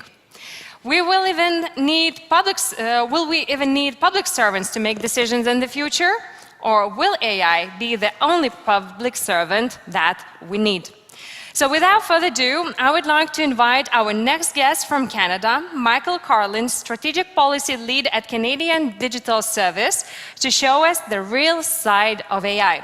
With over 10 years of digital policy experience, Michael has worked on complex tech policy issues for the Government of Canada, such as digital identity, automated decision-making, and exposure notification apps. So thank you very much for waiting for us, Michael, and it's a great pleasure to have you with us. Thank you very much. Hello, everyone. What's the weather today in Canada? Gloomy, and we're expecting quite the storms today, so it's going to be very dramatic. Okay, so please send them towards another side of the world, not to Lithuania, we have enough. So the virtual stage is all yours, and you're ready to go. Fantastic. Well, thank you very much, everyone. I'm here to talk about safe and fair automation in government, why it's difficult and why that matters. And I've worked on this problem in a number of different spaces. I was with our Office of the Chief Information Officer when we wrote our directive on automated decision-making, or a primary rule around how departments and agencies automate some services. That included our algorithmic impact assessment. I moved to our National Defense Ministry to work on data governance and strategic decision-making. And then now I'm at the Canadian Digital Service working on service design, and much of that also includes decisions. So I want to start by talking about why automate service decisions at all. There are lots of different types of decisions that can be automated or supported through algorithms such as, for example, military operational decisions, but I'm here today to focus on transactional state services that are underpinned by administrative legal concepts like procedural fairness that most democratic countries have to meet. When you're looking at the automation of services, you have to start by asking why. Why are you automating something? What are the drivers that are leading you to this point? You have to start with a clear statement of your objective and your assumptions as to what it means for the users and of the service that you're going to be automating. You have to document this in the beginning and keep it really simple. You don't have people to do this specific job. These tasks are very repetitive and people can better be used elsewhere. These tasks are not easily completed by people. For example, perhaps the service volumes that you're receiving are highly erratic. So 1 year it can be overwhelming to a small number of staff, but the following year, for example, you don't have enough work for those staff. So these sorts of automated tools can help manage very erratic service loads. You don't always know at the onset what exactly the problem set is or the full context, and you won't necessarily be able to predict the impacts that this could have on your population right from the beginning. That's why this is inherently an agile process, a very continual one as you work with stakeholders and your staff and your data, most importantly.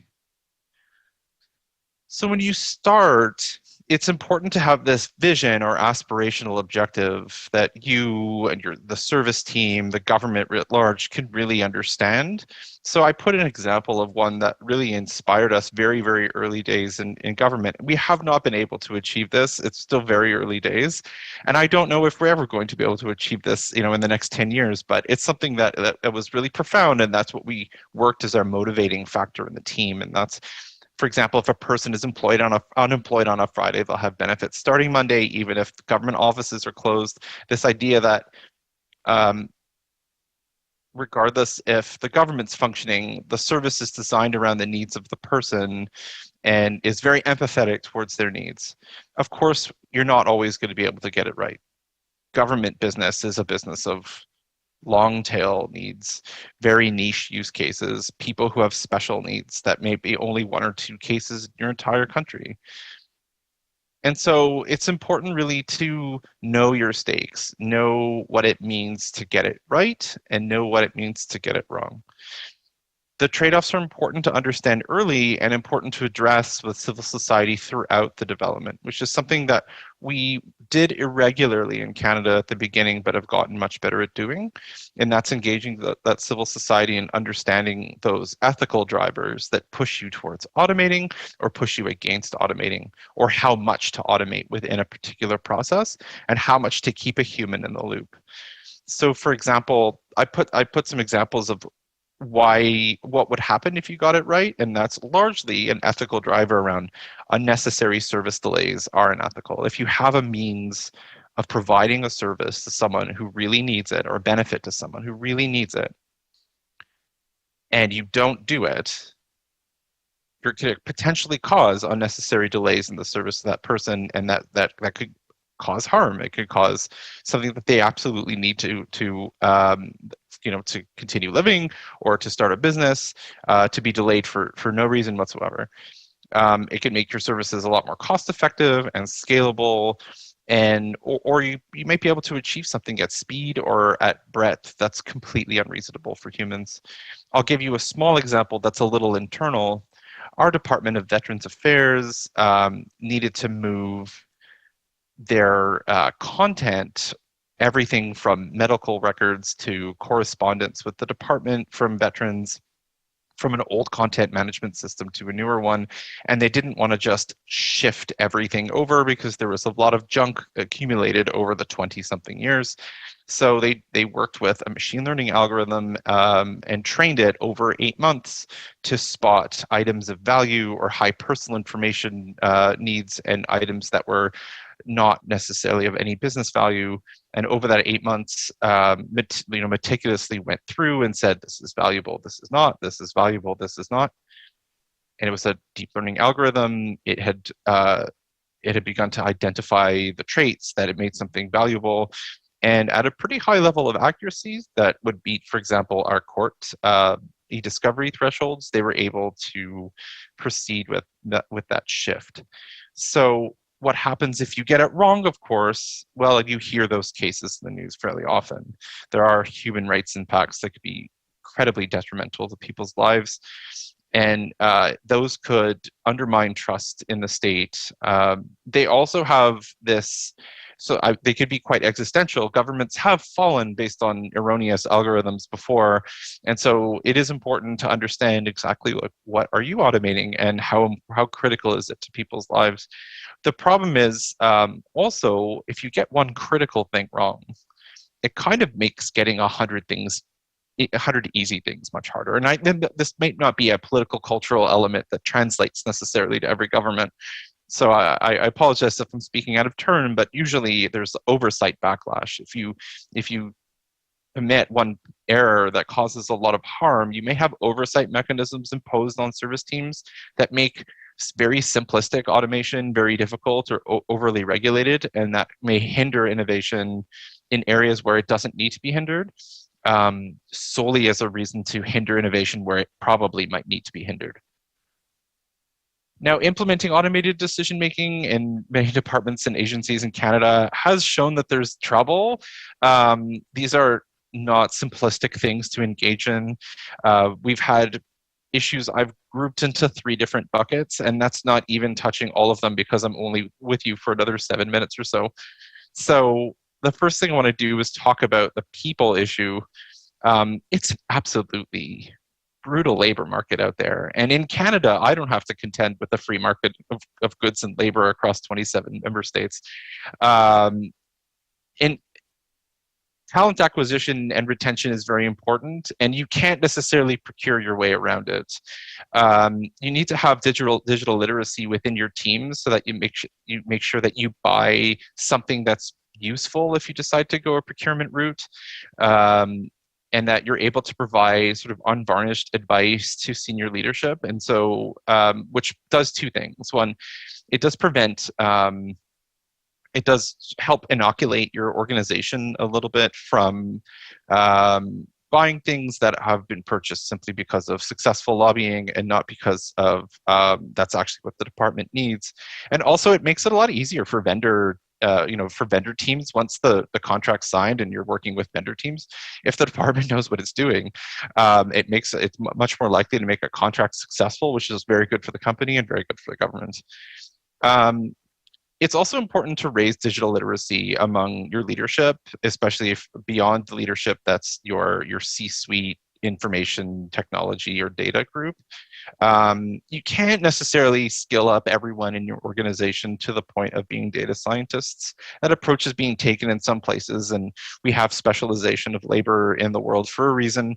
It might make the ability to build models upfront easier, but it does make, for example, code review down the road not necessarily easier, as mistakes can be picked up. And also, finally, this is what we did at National Defense. It was something we do constantly at the Canadian Digital Service, and that's build multidisciplinary teams. We have policy advisors and designers and developers, data scientists working hand in hand together every single day, who report to the same product manager who's able to look at things from a multidisciplinary view. This makes sure that, for example, you bake in privacy by design and security by design, accessibility in Canada, official languages as well. All of that is sort of built into a product early days, and in many cases, this will translate directly to algorithmic work as well.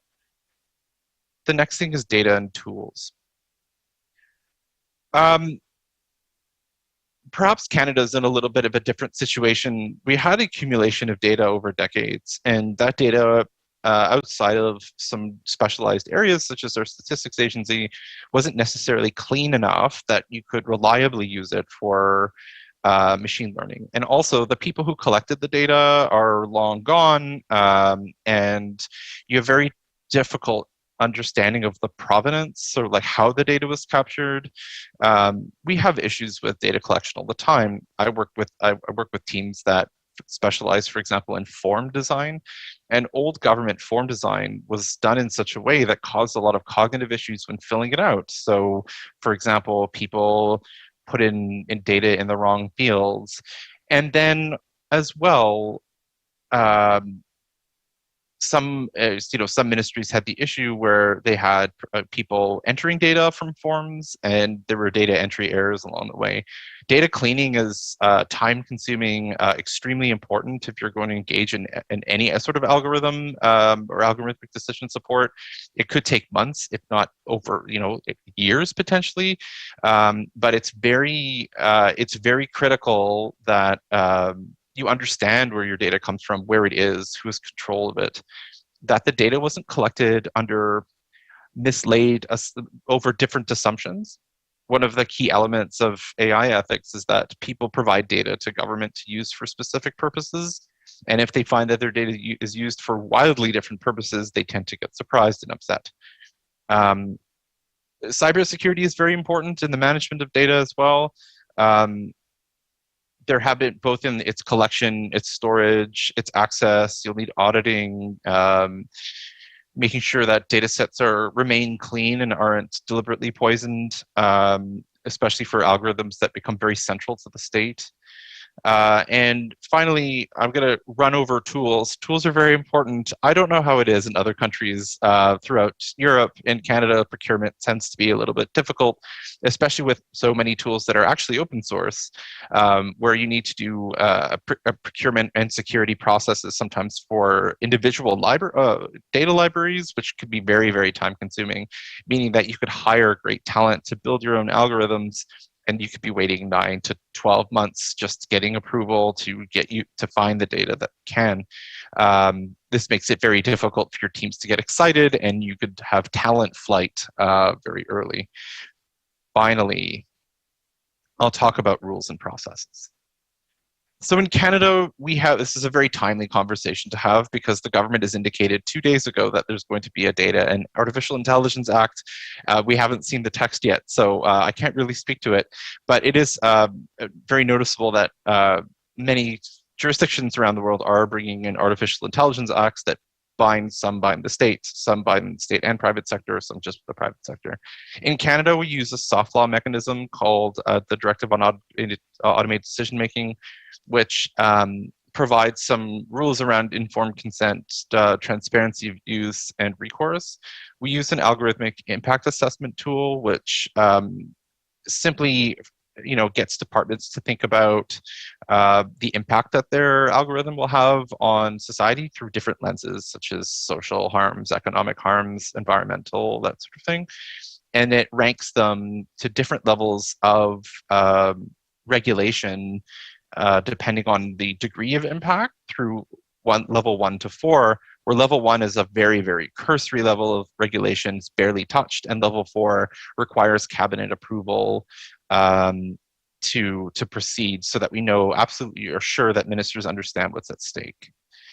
The processes are very important also, and government ministries are typically not set up to work in the way that's required for something like, let's say, machine learning operations, which may require updating of data sets very, very often, constant auditing, alerts to when you're getting results that don't necessarily make sense.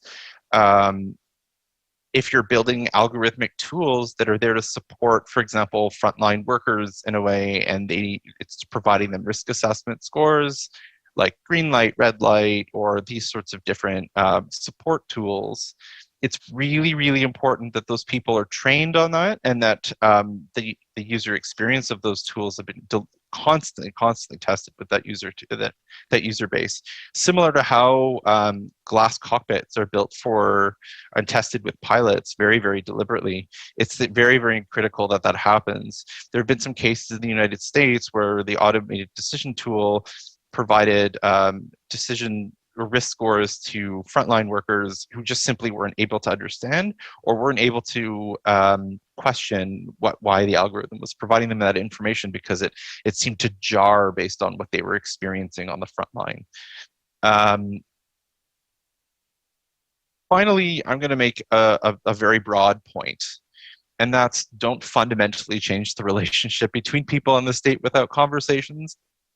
It's we're at a frontier, I think, in democratic governments about how much automation. You mentioned earlier that do we even need public servants anymore, or is it machines? That could become very dystopian very quickly and sort of undermine how people are governed, especially if, for example, elected politicians don't know how the state is operating, if it becomes too complex, or if organizations atrophy because people forget how to make critical decisions about people.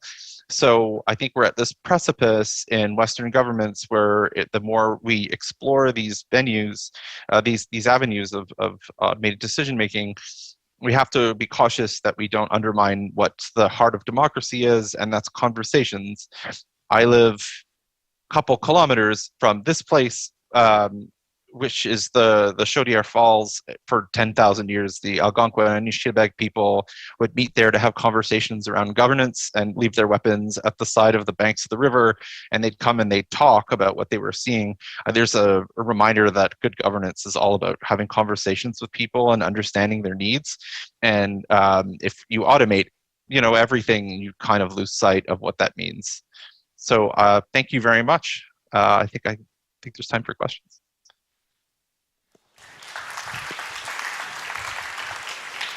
So thank you very much, Michael, for sharing your presentation with us. And we will move on, actually, with our next speaker. So thank you and have a lovely day. Thank you for joining GovTech Baltic Leaders.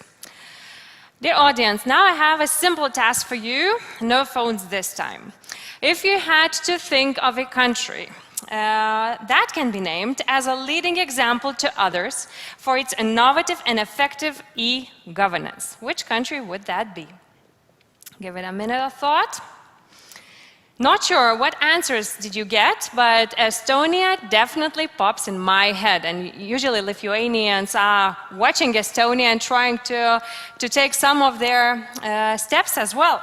So it's my great pleasure to invite Oit Velsberg, who is Chief Data Officer for the Estonian government. He oversees strategic coordination and implementation of data science and data governance in Estonia, including AI and open data, and initiatives such as Bureaucrat, which is government's virtual assistant. Today, Oit will share his keynote with us. Will AI citizen and AI public servant get along in the digital space? So please show we still have some energy, and big round of applause for Oit. Yeah.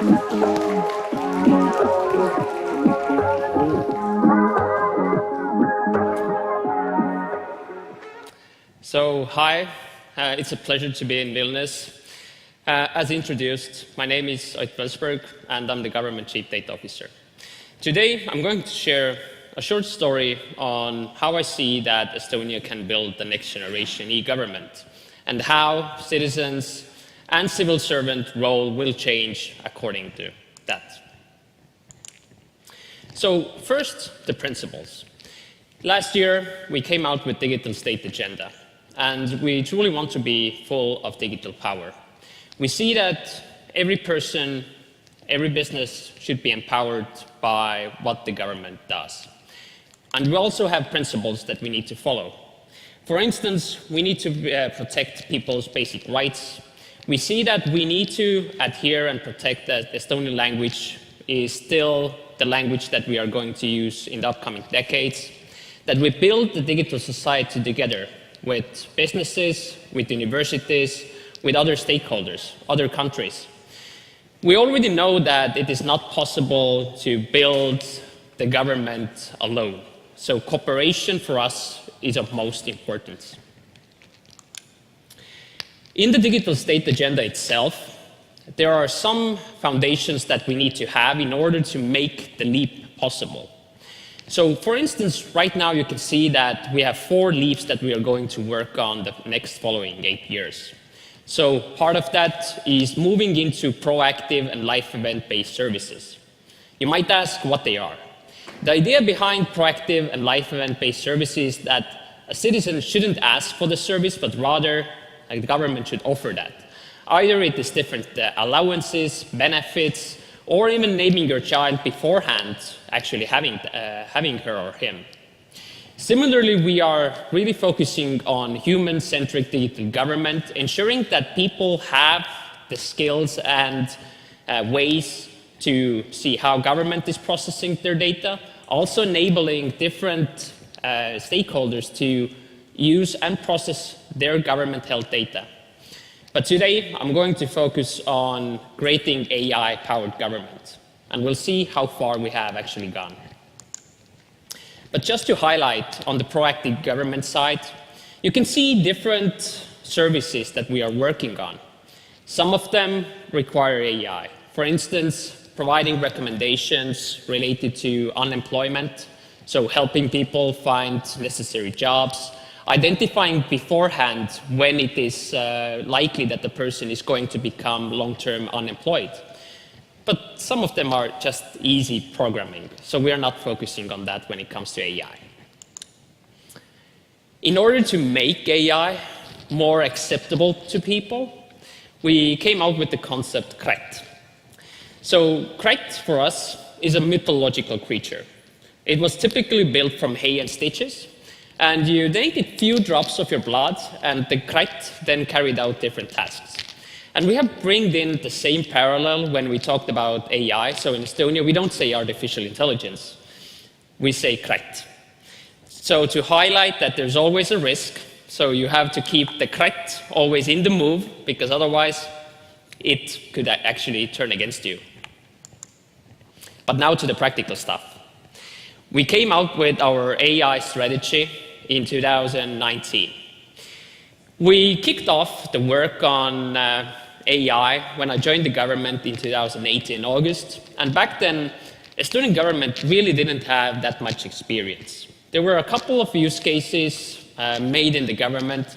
Today, looking back 3.5 years, some of the solutions were so dumb and stupid that it's even astonishing that they were considered AI. But that was the situation back then.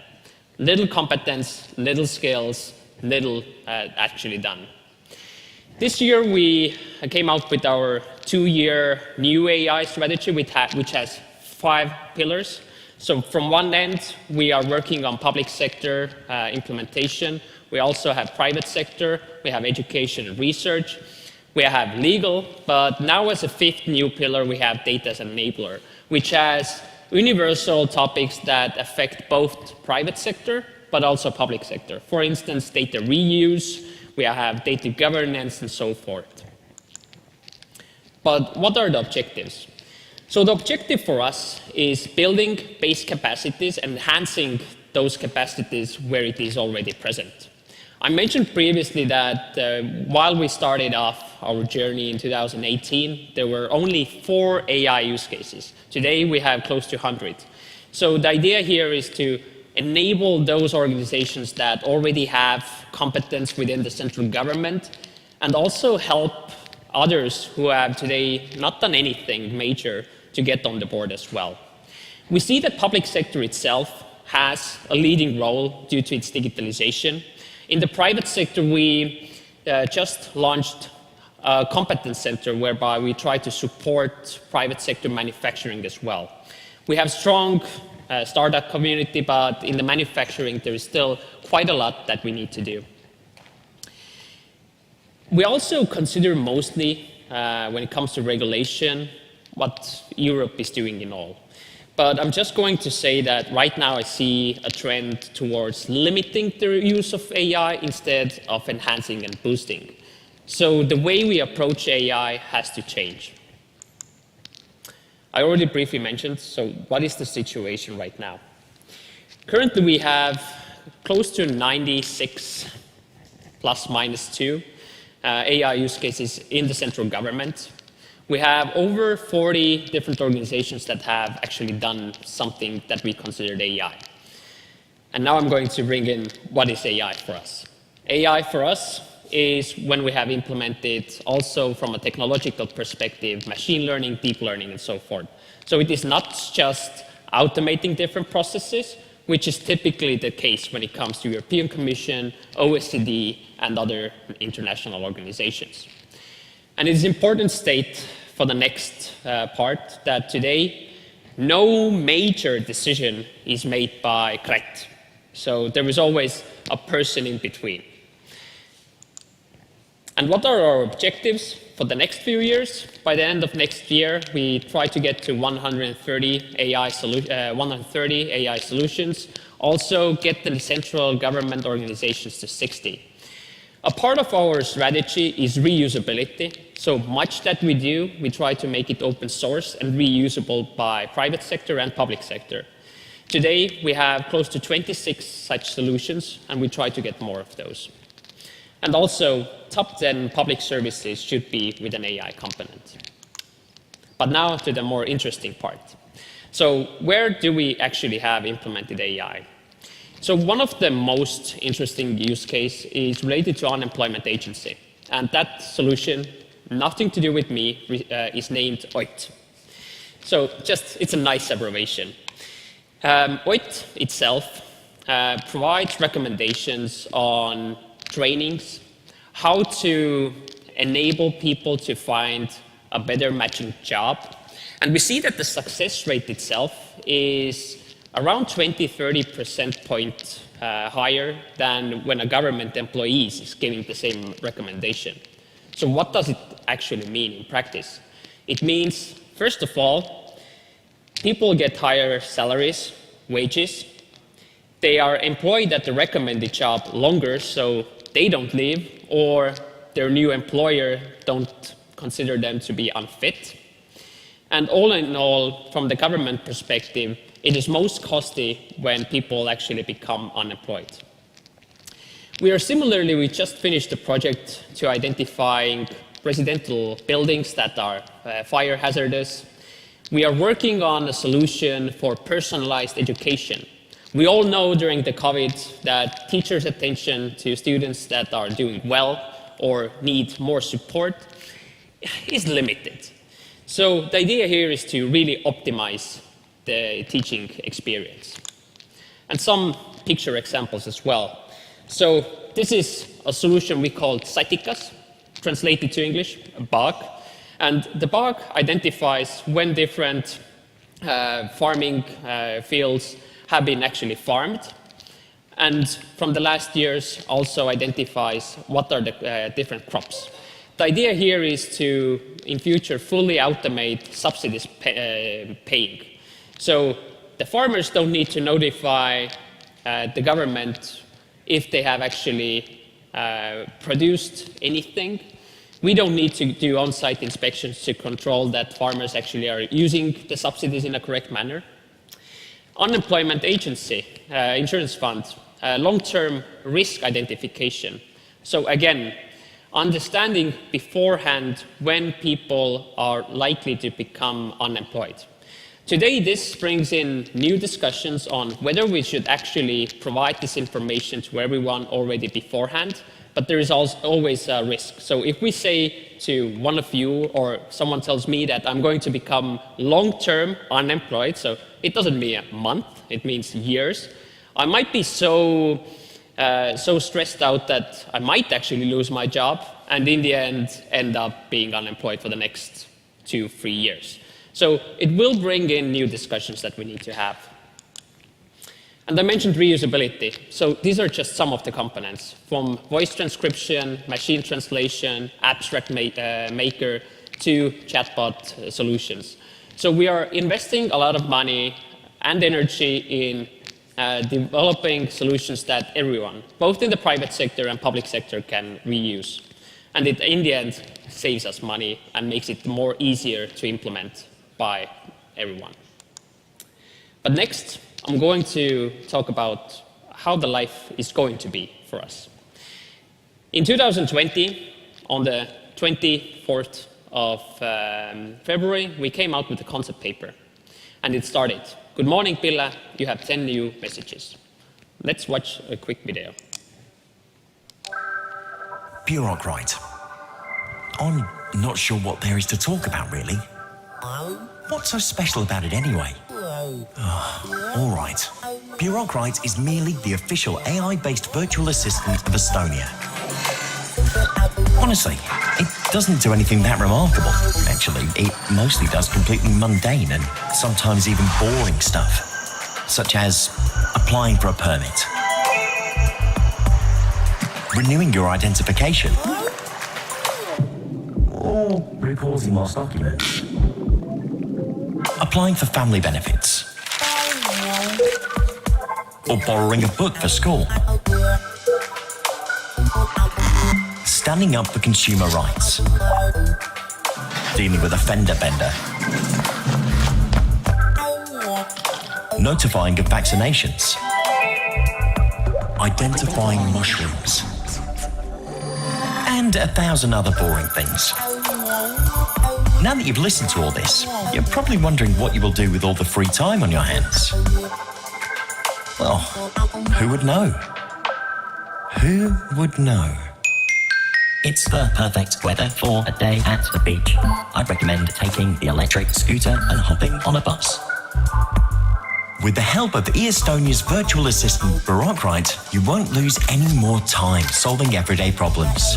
Pick your preferred device to interact with Bureaucrat and get everything done through one communication channel.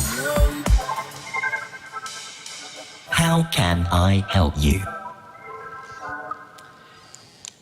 So I guess you really quickly understood that the last part, visiting Pärnu, was sponsored by Visit Estonia. So if you haven't been to Pärnu, go there. Nice summer holiday place. But jokes aside, bureaucrat is our vision of how the government should function in the upcoming decade. So it is basically a virtual assistant.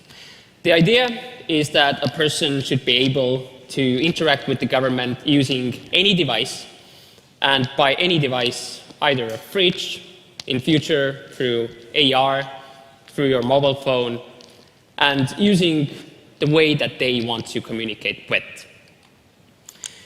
And this is not just a vision, this is something that we actually work on. So for the last 2.5 years, we kicked off by carrying out different MVPs and proof of concepts.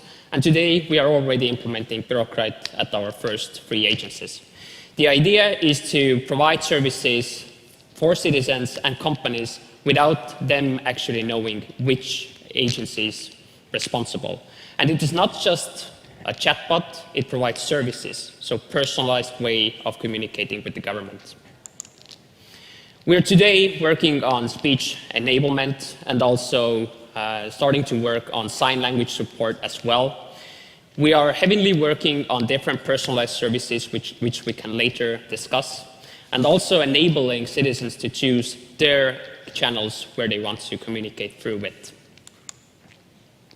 And just to end up, there are many lessons that we have learned. First of all, every project that we have carried out needs a problem statement itself and the actual need.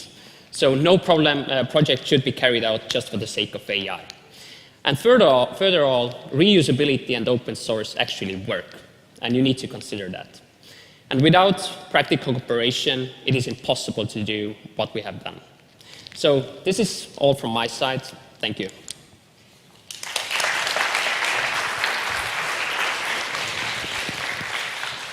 Thank you very much, Art, for such a brilliant presentation. And now, together with you, we have an important task to do, to see what our audience thinks about AI and what's the future looking for AI. Are you ready for that? I'm ready. It's going to be an input to the government itself. I hope you bring that home. So we are going to use the same Slido code that we were using before, and this time we ask you, what's the most important area to apply AI in the future? And we have several options. So think of one for yourself. Healthcare, military, procurement, lawmaking, education, social care, transport, or city planning. Let's save yours till the end, because that could be a spoiler alert to many. So we start. Actually, you can press and then that's how we proceed. Ooh, you want to be popular. So yeah, for now, healthcare takes definitely the lead. City planning is interesting. Military. Well, recent days, you know, we need to think about it. Transport, lawmaking, that's still old school, but that will remain old school for quite some time if we don't. Procurement. Education. So we're really working on the healthcare and social care side, it seems. Yeah, that's all we worry about. Great. So thank you everyone who made their vote. And this is what Oit can bring back home as a Lithuanian's voice, where we are moving towards with our AI. And now please take a seat as we are moving to our final panel discussion, which is the future of AI-enabled public sector. For this, I would like to invite Dovydas Čeilutka, the president of the Artificial Intelligence Association of Lithuania, where together with our members, he promotes AI development. Also, Dovydas works as a staff data scientist at Vinted, Europe's largest consumer-to-consumer fashion marketplace. Next on the stage, Simonas Černiauskas, GovAffairs executive at Microsoft Baltics. He is a highly skilled man with many hats in public and business environments. Also, he is taking the seats of Microsoft Country General Manager, Infobalt Vice President and Board Member, Vice Chair of IT and Digital Solutions Committee, and he is in the Board of Directors at the American Chamber of Commerce in Lithuania. How to manage all that? I have no idea. Please welcome Eglė Radvilė, Head of Intelligence Solutions and Data Management at Vilnius Planas, where she is now responsible for Vilnius City Data and City Innovations. Also, Eglė is a co-author of Vilnius Digital Strategy. Last, but not definitely least person on this stage today, this is this panel moderator, Barbora Kuzminaitė. She is a senior researcher at PPMI, a research and policy analysis center in Vilnius, where she works on topics related to the digital economy. So welcome everyone, a great pleasure to have you here, and Barbora, over to you. Thank you so much for the warm introductions, and hello everyone.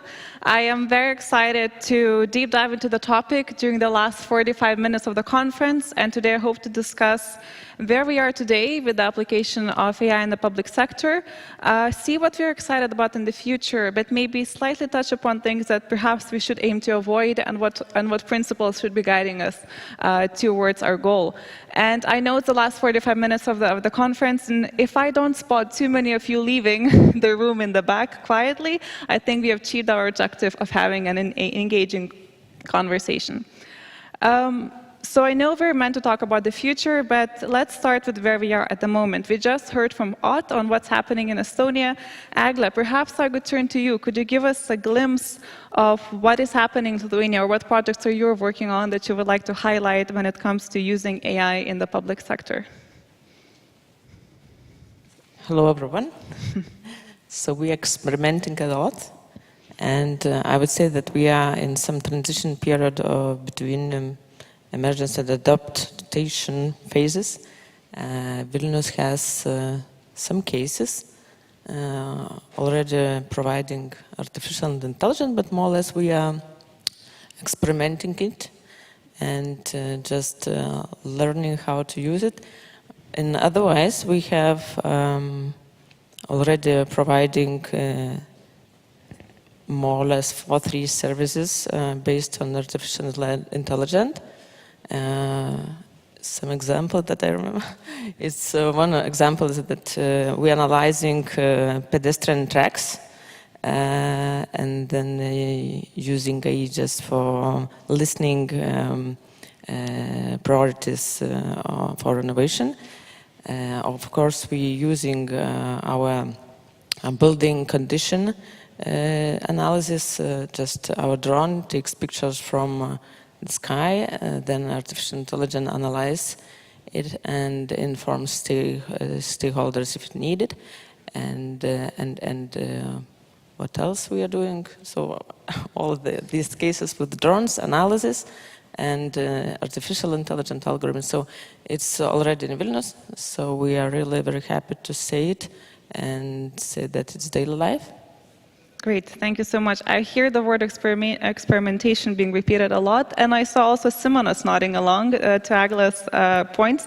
Perhaps I could turn to you. Are there any areas or successful examples that you would like to highlight as the things some of your work has been instrumental in the Baltics in laying the foundation and also implementing AI in the public sector?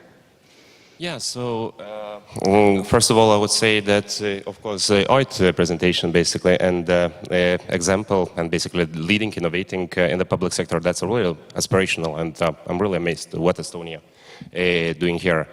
I would say that, yeah, in Baltics, Latvia and also we have so-called HugoLV, so that's maybe another also AI-based solution in terms of translation, speech recognition. Also, we have some nice examples here in Lithuania. I'm super happy that in upcoming recovery resilient facilities, for instance, Tax Inspectorate, they included VAT fraud prevention, some ideas or projects to develop. So I would say that, of course, in comparison, with other sectors, other industries, I would say that it's not only here in Baltics, it's overall, I would say that quite a lot of, quite frequently, PubSec is a bit lagging. But yeah, we see really great development, and smart cities, another great example, and not only in Vilnius, Tallinn is also developing really cool stuff, Riga as well. other industries, like I mentioned, tax, finance, healthcare, of course, that's another big one. Defense and intelligence, and and of course we also those difficult situations like we were during the COVID years, like we are right now due to the war. Also, they bring some examples in the region, speaking about the chatbots, about some translation things for the refugees in Poland, Czech Republic, in hospitals across the Baltics. So we saw quite a lot of things, and we believe that, that's only the beginning. Absolutely. Dovydas, perhaps I could continue. Would you have anything to add when it comes to adopting AI successfully, not just in the public sector, but in organizations more broadly? Because Egle mentioned that there's a lot of experimentation happening, but how do we scale projects? What do we need to be there for us to be able to scale projects successfully? So I'm very impressed by how much is happening in the Baltic countries. So I guess great job to the people doing that. Of course, a lot like the same things are also happening in private corporations, even in small startups. We have like various ranges of, I guess, AI or data maturity in the companies, and the companies, like even we have like startups which are like AI first. That means their core product is based on the AI technologies, like their competitive advantage is using some AI solution to solve some problem which was not possible to solve before. So it's really amazing and impressive that we have these companies even in Baltic countries. All of the things, translations, chatbots, all of these solutions, none of them, they are quite easily accessible right now, thanks to, like, in one part to the big vendors like cloud providers, in addition to like a lot of open source tools which like just make, like, for example, TensorFlow makes creating neural networks like way easier than it used to be, like even 5 years ago. So pretty much any one-person startup can create an AI solution which solves a real problem, so it makes a real product. So a lot of these are happening, and I'm happy to see that, again, government is supporting the startups, that more and more of these are appearing in all of the Baltic countries. Thank you. And we also just heard from Michael before on algorithm-driven decision-making and what it takes to actually apply it in practice. And you just also mentioned some of the solutions that are already easily available that we can implement straight away. And Odd, allow me to turn to you. You already gave a very nice overview of what is happening in Estonia now, but let's dream a little bit about the future. What do you think the potential of AI is that we have yet to unlock? And maybe looking at Estonia, are there any projects that you're excited about, or any experiments that you would like to get your hands on in the future? Yeah, so right now many of the use cases that we were discussing, they are quite simple, and it is really hard to even describe them by the word artificial intelligence. Okay. So we have overused the term AI, and I guess unifyingly maybe we should all agree not to use the word anymore, because the potential itself, when we look at AI, is much wider than building a chatbot or machine translation. I really hope that on the previous survey as well, there was healthcare. So if everything works out great, we could be disease-free, we could decide ourselves when we decide to end our lives, not the other way around. So really kind of looking into the future, the possibilities, there are many. But right now we are only scraping kind of the top layer of that. Simple, predictive analytics, understanding the risks. So I think we should really aim higher in terms of how we right now approach AI, because we are really missing the mark in many ways.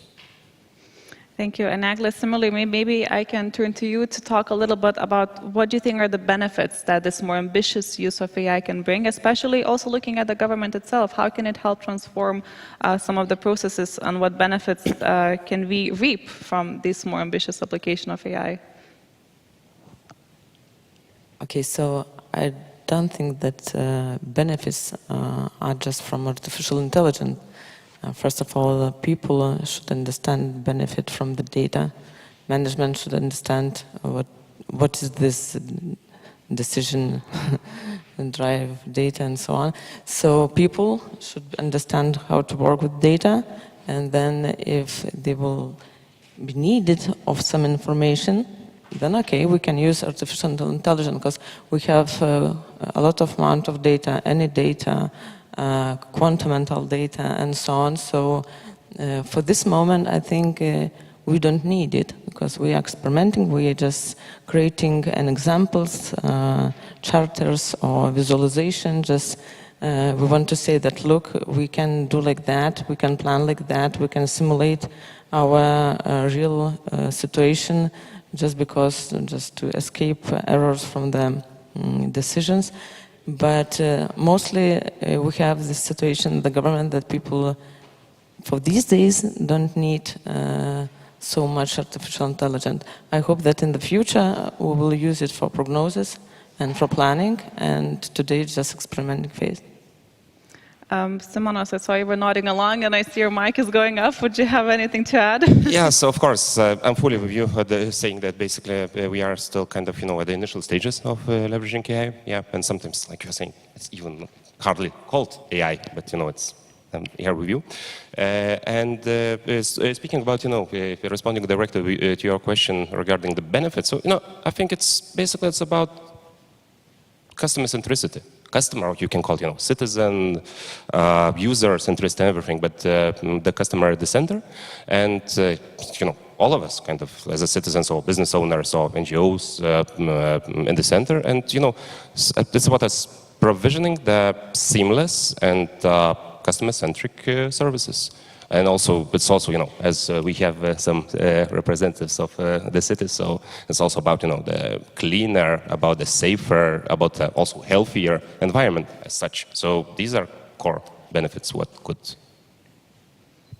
Just to maybe add, I guess if we look on the shorter term, maybe let's say a decade, I think we should all just aim to get a nice virtual assistant on the side that will notify you when you need to change your job, helping you live a healthier life when it comes to either smoking a cigarette or drinking when you have health causes.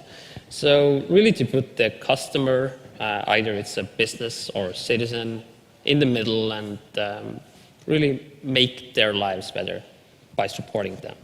That would be a nice objective. Go for it, Agla.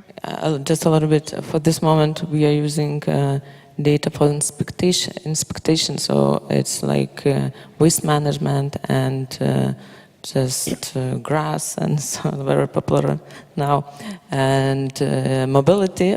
But I hope that in the future we will use it for everything, and this artificial intelligence will help to be the first, not the second. Absolutely. So I think at the core what I'm hearing is that right now let's aim to have these really tailored predictive services that can work for citizens and business, that are proactive and really kind of respond to the user's needs before they even arise. But at the same time, I think we are playing with some themes here that we talk about data, and a lot of this is driven by data. And to be proactive for citizens, I have some questions to ask here. Do we need to get the buy-in from citizens for this? Do we need to get, how should we approach their data? And also more broadly, what are some of the principles we should be following when implementing these AI solutions that build on this data that we gathered through the public services? And maybe Dovydas, I can turn to you here. What are some of these principles that we should aim to follow when designing these future services, or already services are we see being applied? Yeah, that's a very difficult question, actually. Yeah, I'll give it a shot. For me, one of the most influential, I guess, books or like, I guess, thinkers of this is Katie O'Neill, and she wrote a book, Weapons of Math Destruction. So this book, covers a lot of, I guess, not use cases where the intentions and the implementation even was correct and beneficial, but actually at the end the results were not as expected. So she calls these types of implementations or models weapons of mass destruction because they bring a lot of damage to the end users. So she has like a number of examples, but just to give you a framework how to understand this, she mentions 3 key ingredients that can make a model, a machine learning model, AI model, a weapon of mass destruction. She says it's opacity, as in how transparent what the model does is, the scale, how the model is, how big it is applied. So for example, if it's only applied to citizens of just a street in Vilnius, and it's not very fair. Maybe it's fine because it's just like small number of people, but if it's like globally applied or I guess countrywide applied, then it can bring a lot of damage even if it's like a little bit unfair. And finally, the damage. So how much damage is done for each individual, like this adversarial use case.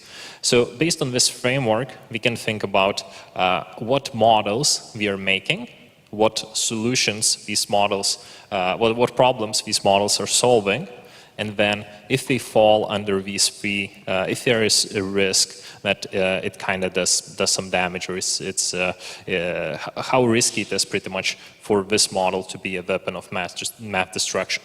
So there is obviously no easy way how to solve it, but there are some proposed solutions. One example is having human in the loop. So even if you have some, I guess, adversarial case, the case where the model is unfair or discriminates some certain group of people, having a human in the loop can always be the safeguard which fixes the mistake or notices somebody that this mistake is happening. And again, when you think about it, having a human in the loop only works if the model is not totally opaque, if there is some transparency how this works.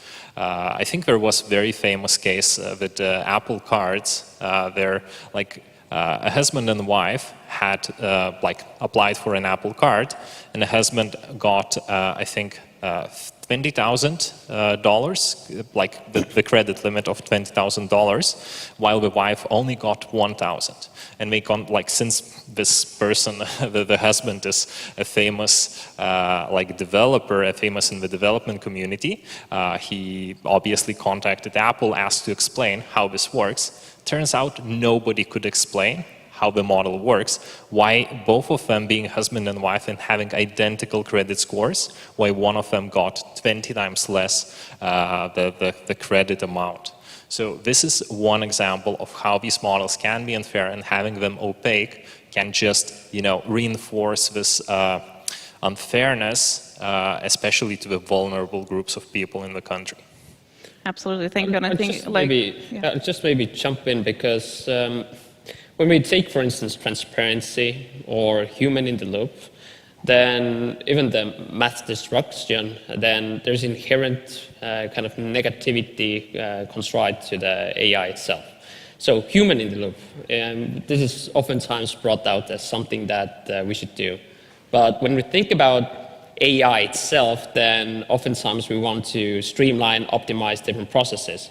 And then I end up in a situation whereby I'm okay, so we still always need to have a person in behind. Transparency itself is similarly as many other principles that have brought out are quite general, but on the practical side, do we really think that if we make some solution open source, it provides transparency? It really doesn't do anything of that sort. If we provide a description, it might provide some understanding, but still, for a general Joe, it doesn't provide anything, almost to say. And I think we have really, in terms of the different principles, there are so many of them, but little have actual tangible kind of outcomes, what to do in practice. So one of the general studies have showed that there are right now 47 kind of separate principles. So they range from transparency to human control, security, data quality, and so forth. And there are sub-principles. So we are really, in many ways, over-dramatizing sometimes, in my opinion.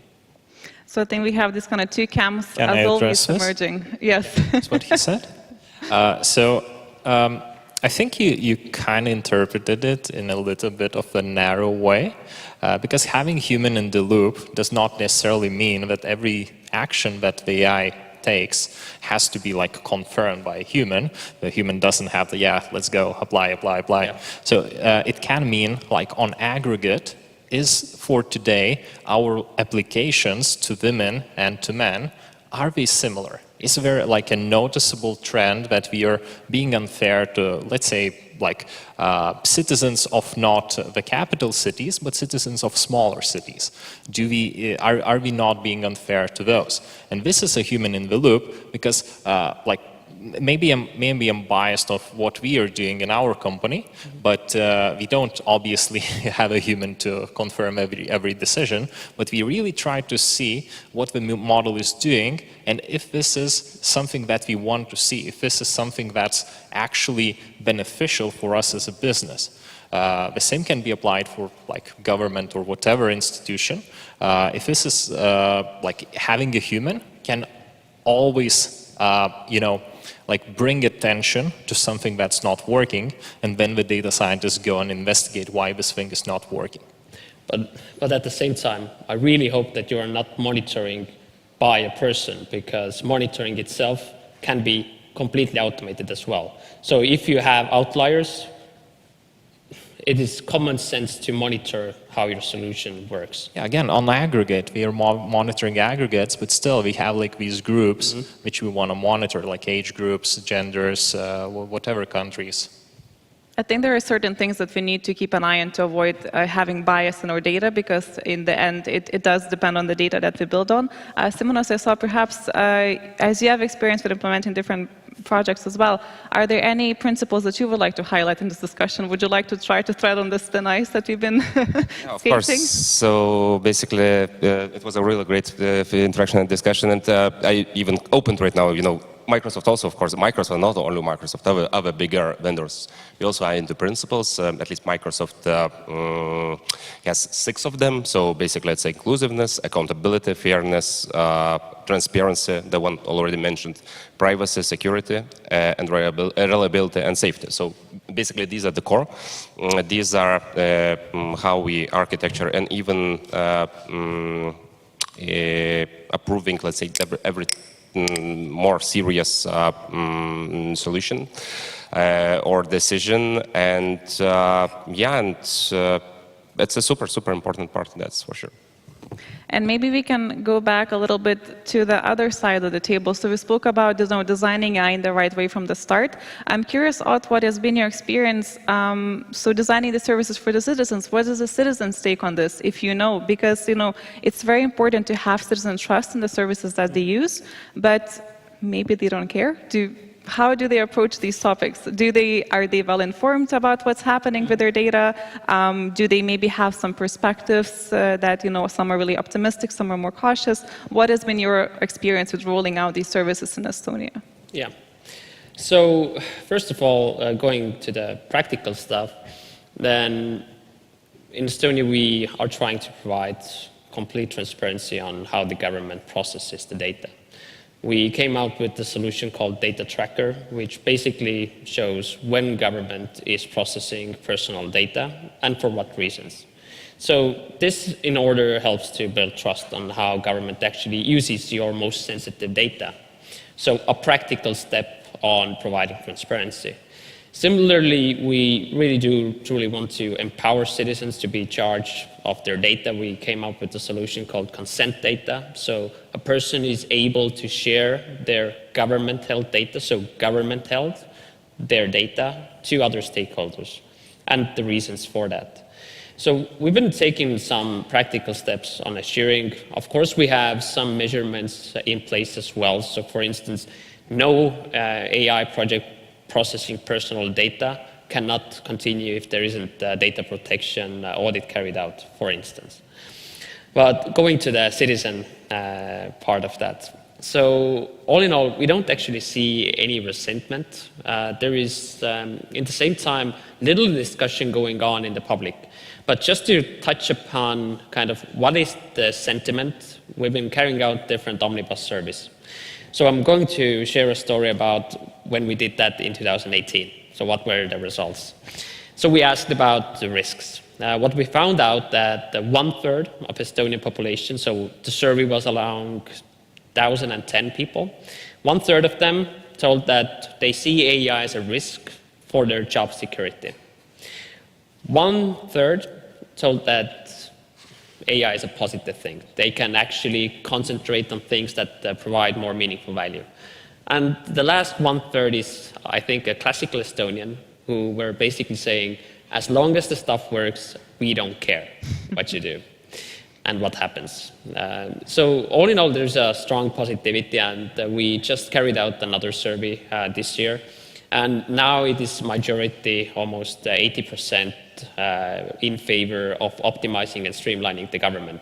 So the sentiment itself among citizens is high. So this is again through practical means. Let's be transparent in terms of how we use. Let's provide citizens a means to dispute a regulation or rule, but these are practical means, and if we are practical, then it actually provides value. If we are just statement-wise, then they are statements. Very clear. Go. Yeah, that's when, it's also regulations were mentioned several times. So, of course, we also have some, let's say, upcoming European regulations with what we need to comply. And these regulations are always evolving because it's a new thing, so, it's new for everyone. On the same time, there are some, let's say, national regulations which are also related with all the data governance things. And for instance, I'm really proud that finally last month, Lithuanian parliament and the president approved the so-called hybrid cloud and data governance basically act. Of course, it will still take a time till the adoption, and basically a lot of things still needs to be done in order to classify the data, to assure the proper data governance. But that's a really good thing, and that will open the doors and adoption of some new innovative tech. Hopefully, Estonia also will follow in, I don't know, next half a year or something with those, fingers crossed. So, Simonas, thank you. Actually touch exactly on the next topic that I wanted to explore a little bit is how to set this foundation. We've been talking a bit about the future, how to do it right, and what are some potential use cases. But still, what is the foundation that we need to set today? And I would maybe also like to ask Egle, as you mentioned, we're still sometimes in the experimental phase in Lithuania. What are some of the foundational elements that we need to still do to, what is the homework we need to do to actually be able to adopt AI in the public sector more sustainably? So it's not just experimental phase. It's real cases also, but what we have to do, maybe first of all, to understand that we in public sector, we have phases of government, so it's changing for years. So we have to do everything that a new government cannot change it, because we never know the level of innovation of new heads, so it's very important. And then maybe I think that step by step we should think more about quality, about services, and just a little bit in the right side we have to understand that we have to have a data policy. Vilnius has his own data policy, or the Lithuanian data policy, and of course where's the data head CDO of the Lithuania, so Vilnius also working on that. So okay, that our capital is a leader, but I love my country, so I hope so that we will do these homeworks. Also, all these things about, I have a dream that we will have a memorandum or wherever, the document or policy about isolated artificial intelligence. We are talking about transparency, about open algorithm, but I hope that together we can agree about what is not necessary to do no matter what. So this, maybe these different cases, but we have real nice people working in IT sector, so we will do whatever we will need with artificial intelligence or without it, with data, but more or less we need a little bit like rules, policies, and people who are leading this topic, and so on. So we have to do these homeworks, and everything will be fine. So leadership and policy to kind of set the sail and the ship moving forward. Very clear. And maybe, Ott, would you have some maybe lessons learned to highlight from your experience? What were these sort of hurdles that you had to overcome to implement AI successfully? So one of the most important things was competence, really. So for us, we, in the beginning, supported different stakeholders from the beginning till the end. So from the first moment they came up with ideas, we actually went 2 steps back and worked on the problem statement itself. So what is actually the problem for an organization? In some cases, we came up to 300 different problem statements for one organization, so, or even a department. So this shows how much problems there were. We didn't put kind of the AI hat on and try to find things that we can solve, but rather, what are the most impactful problems that we can solve? Sometimes it was data science that we could actually apply to. And in those cases, we provided our input on how doable the problem itself is, what is the impact, what is the cost of the project itself. So through this iteration, we, in the end, helped organizations to prioritize projects, help them really think through what is possible, help them fund so we funded the project as well. We provided more flexible funding. So previously, it was typically the case that if government provided funding, then you had to deliver the project, whatever happens. So this is impossible in a data science project. So more hypothesis testing. If a project fails, it's still a success. So there was a lot of mindset and knowledge raising happening. At the same time, it was also getting even the buy-in from different stakeholders themselves, because in the beginning there was still kind of risks, what can happen. And by all of this, we were really pushing the data governance side. So actually working on data management itself, data quality, and so forth. So there were actually many different aspects. Great. So working with the mindset change, having leadership in place, I think there's a lot of things that we need to have in order to get the recipe right. Dovydas, sorry, maybe would you have something else to add, looking from the private sector experience? What are some of these success factors or the foundations that we should have in place to be able to adopt AI successfully in the private or in the public sector? So I think what Ott mentioned is exactly the same in the private sector. We always should start with a problem statement. It's like, maybe it used to be like this short trend like 4 or 5 years ago, where this deep learning was very, very new, that people were just like turning left and right and pretty much trying to solve every problem that we saw with deep learning. But like very, very soon we noticed, or I guess not we, but the industry noticed that it's just dumb. So always know what you're trying to solve, which metric is going to improve after you deliver your solution, and then start from this problem definition and work I guess backwards from what you're trying to, by how much the metric you're trying to improve, how to get that.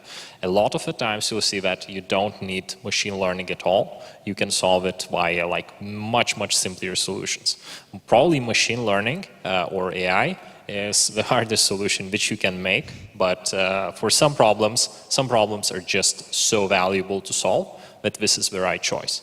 It requires a lot of preparation. It requires a strong support team, like strong data infrastructure, strong engineering for deliver like everything else, because AI is just the algorithm is just a tiny part in the whole big pipeline of getting the data clean, pre-processed, transformed, engineered features, feeding the algorithm, and then making sure that the algorithm produces right results, etc., etc. So the whole pipeline is really engineering heavy. And in addition, having like enough of product people or business people which could support you, which could tell you at every step if what you're doing makes sense. if the thing is actually valuable or if that's the right thing to solve. So I would see like almost no differences, only similarities in this regard between private and public, focusing on the actual problem, having involvement of, like I guess, domain experts, business people, and having strong engineering, I guess, support for what you're doing. Simonas, I saw you were nodding along. Yeah, you know, just as we discussed a bit public-private, so I think that this especially connection between public-private and, you know, in some cases, some really, I would say, quite nice collaborations we can develop together is a really way to go. And yeah, I think, you know, the things we are doing together also kind of is one of the examples. Also, academia is another big part we should also involve. I'm not sure, do we have here in the audience some representatives from academia, but I would say that's those, you know, public, private, academia, essential blocks for real collaborations. And I don't see Arune still here or no, but basically a GovTech lab, basically this platform you are developing here, I think that's a really great example of what we can do together. Let's work together and co-create. Indeed, that's the way forward. And maybe, Odd, I would also like to ask you a question very similar in this mind of collaboration. You mentioned a lot, you know, having open source in place, reusability, interoperability between different services. Could you maybe say why is it important to design solutions in this way, and why this maybe, how can we work together across countries to maybe move forward as well? And have you had any collaborations with other member states in this area? Yeah, so absolutely. The real idea behind it is general. So if we're using public funds, then everyone should benefit from that. So it is not only kind of important when it comes to AI, but in general, ICT investment. So I see in the government, not only when it comes to AI, similar needs and similar investments. So it is really about cost efficiency. If something similar has already been done, maybe not just start to invent the new wheel itself. Unfortunately, why we are investing so much on some of the reusable AI components is related to the market itself. So Estonian market hasn't been the most lucrative. Microsoft is now involved and working on Estonian language itself as well. But previously, the situation has really been government and universities whom we actually fund. So Estonian language, natural language processing has always been something that actually the government itself is kind of spearheading on a larger scale in Estonian government. And its roots has been in open data, in open source solutions and so on. So this was kind of the beginning for us. This year, for instance, we came out with real-time subtitling solutions. So on our national broadcasting, now on our channel 2, which is one of the biggest channels together with national broadcasting itself, we have real-time subtitling, which has been also implementing now in the private sector when broadcasting theater or even conferences and so on. So it is just one example. And on the international side, we bring strongly or more working together with Canada, Netherlands, Belgium, Finland, so these are some of the countries. And the most use cases, what we are right now, for instance, working is Public Eye, which is a solution developed actually by City of Amsterdam, which allows to crowdsource how people are moving through the city. So this is just one example on how we are doing that. Fantastic. And I cannot not mention this, as I'm sure that we all saw the news that allegedly the Google chatbot Lambda has developed sentience. And we still need to see whether, you know, it's a chatbot mimicking human actions really well. It's actually sentence, but I think this still got a buzz a little bit in this community. And I just want to get a sense of the temperature in the room here on the stage. How do we feel about this? Does it change anything that we've been discussing? Is Skynet from Terminator coming to get us in the near future? Or actually, we should still be ambitious and drive forward with all of these innovations, because we do have these principles in place that will keep us in check and will keep us on the right way forward. Maybe Agla, I can start with you. What is your take on this? I'm a little bit like technocratic person.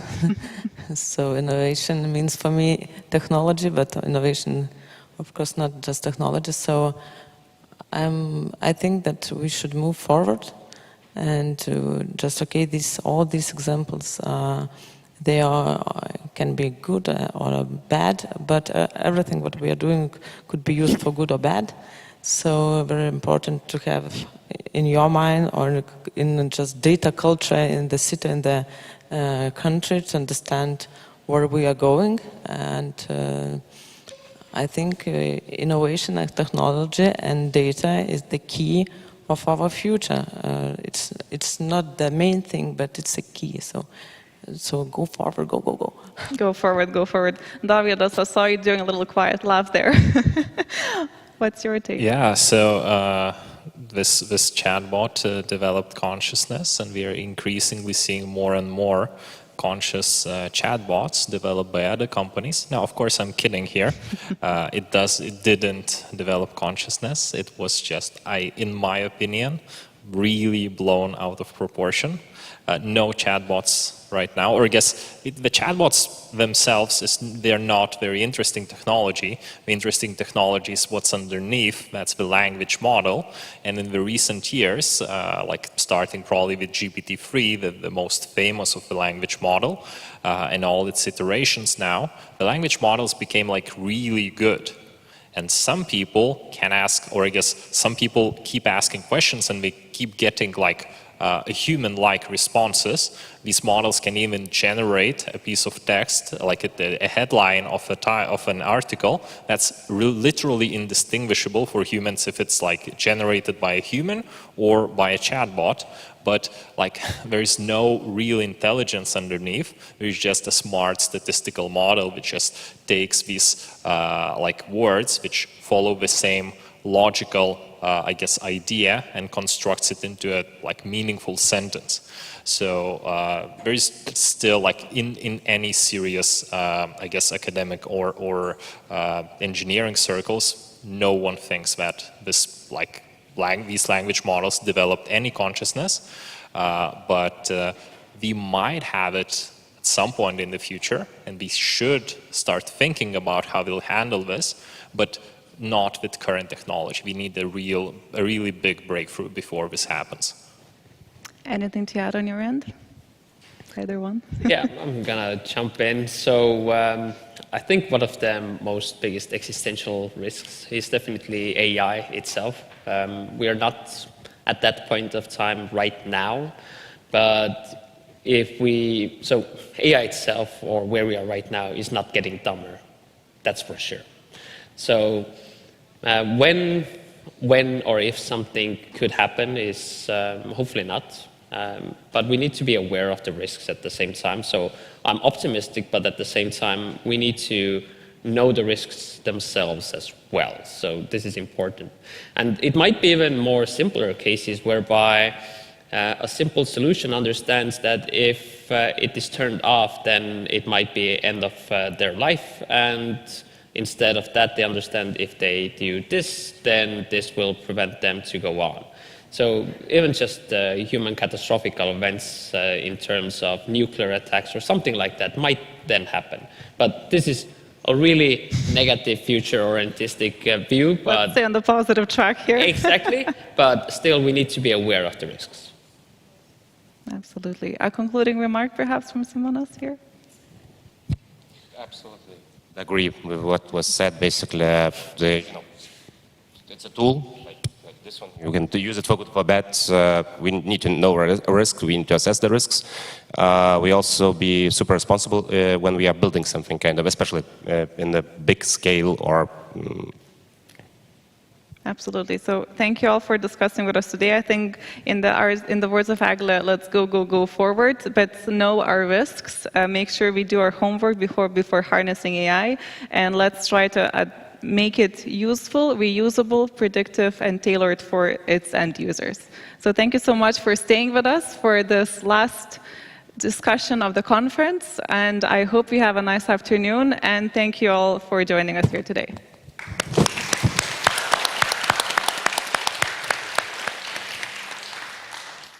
Great. So on my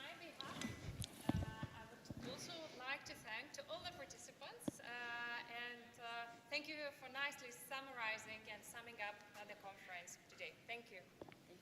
Thank you.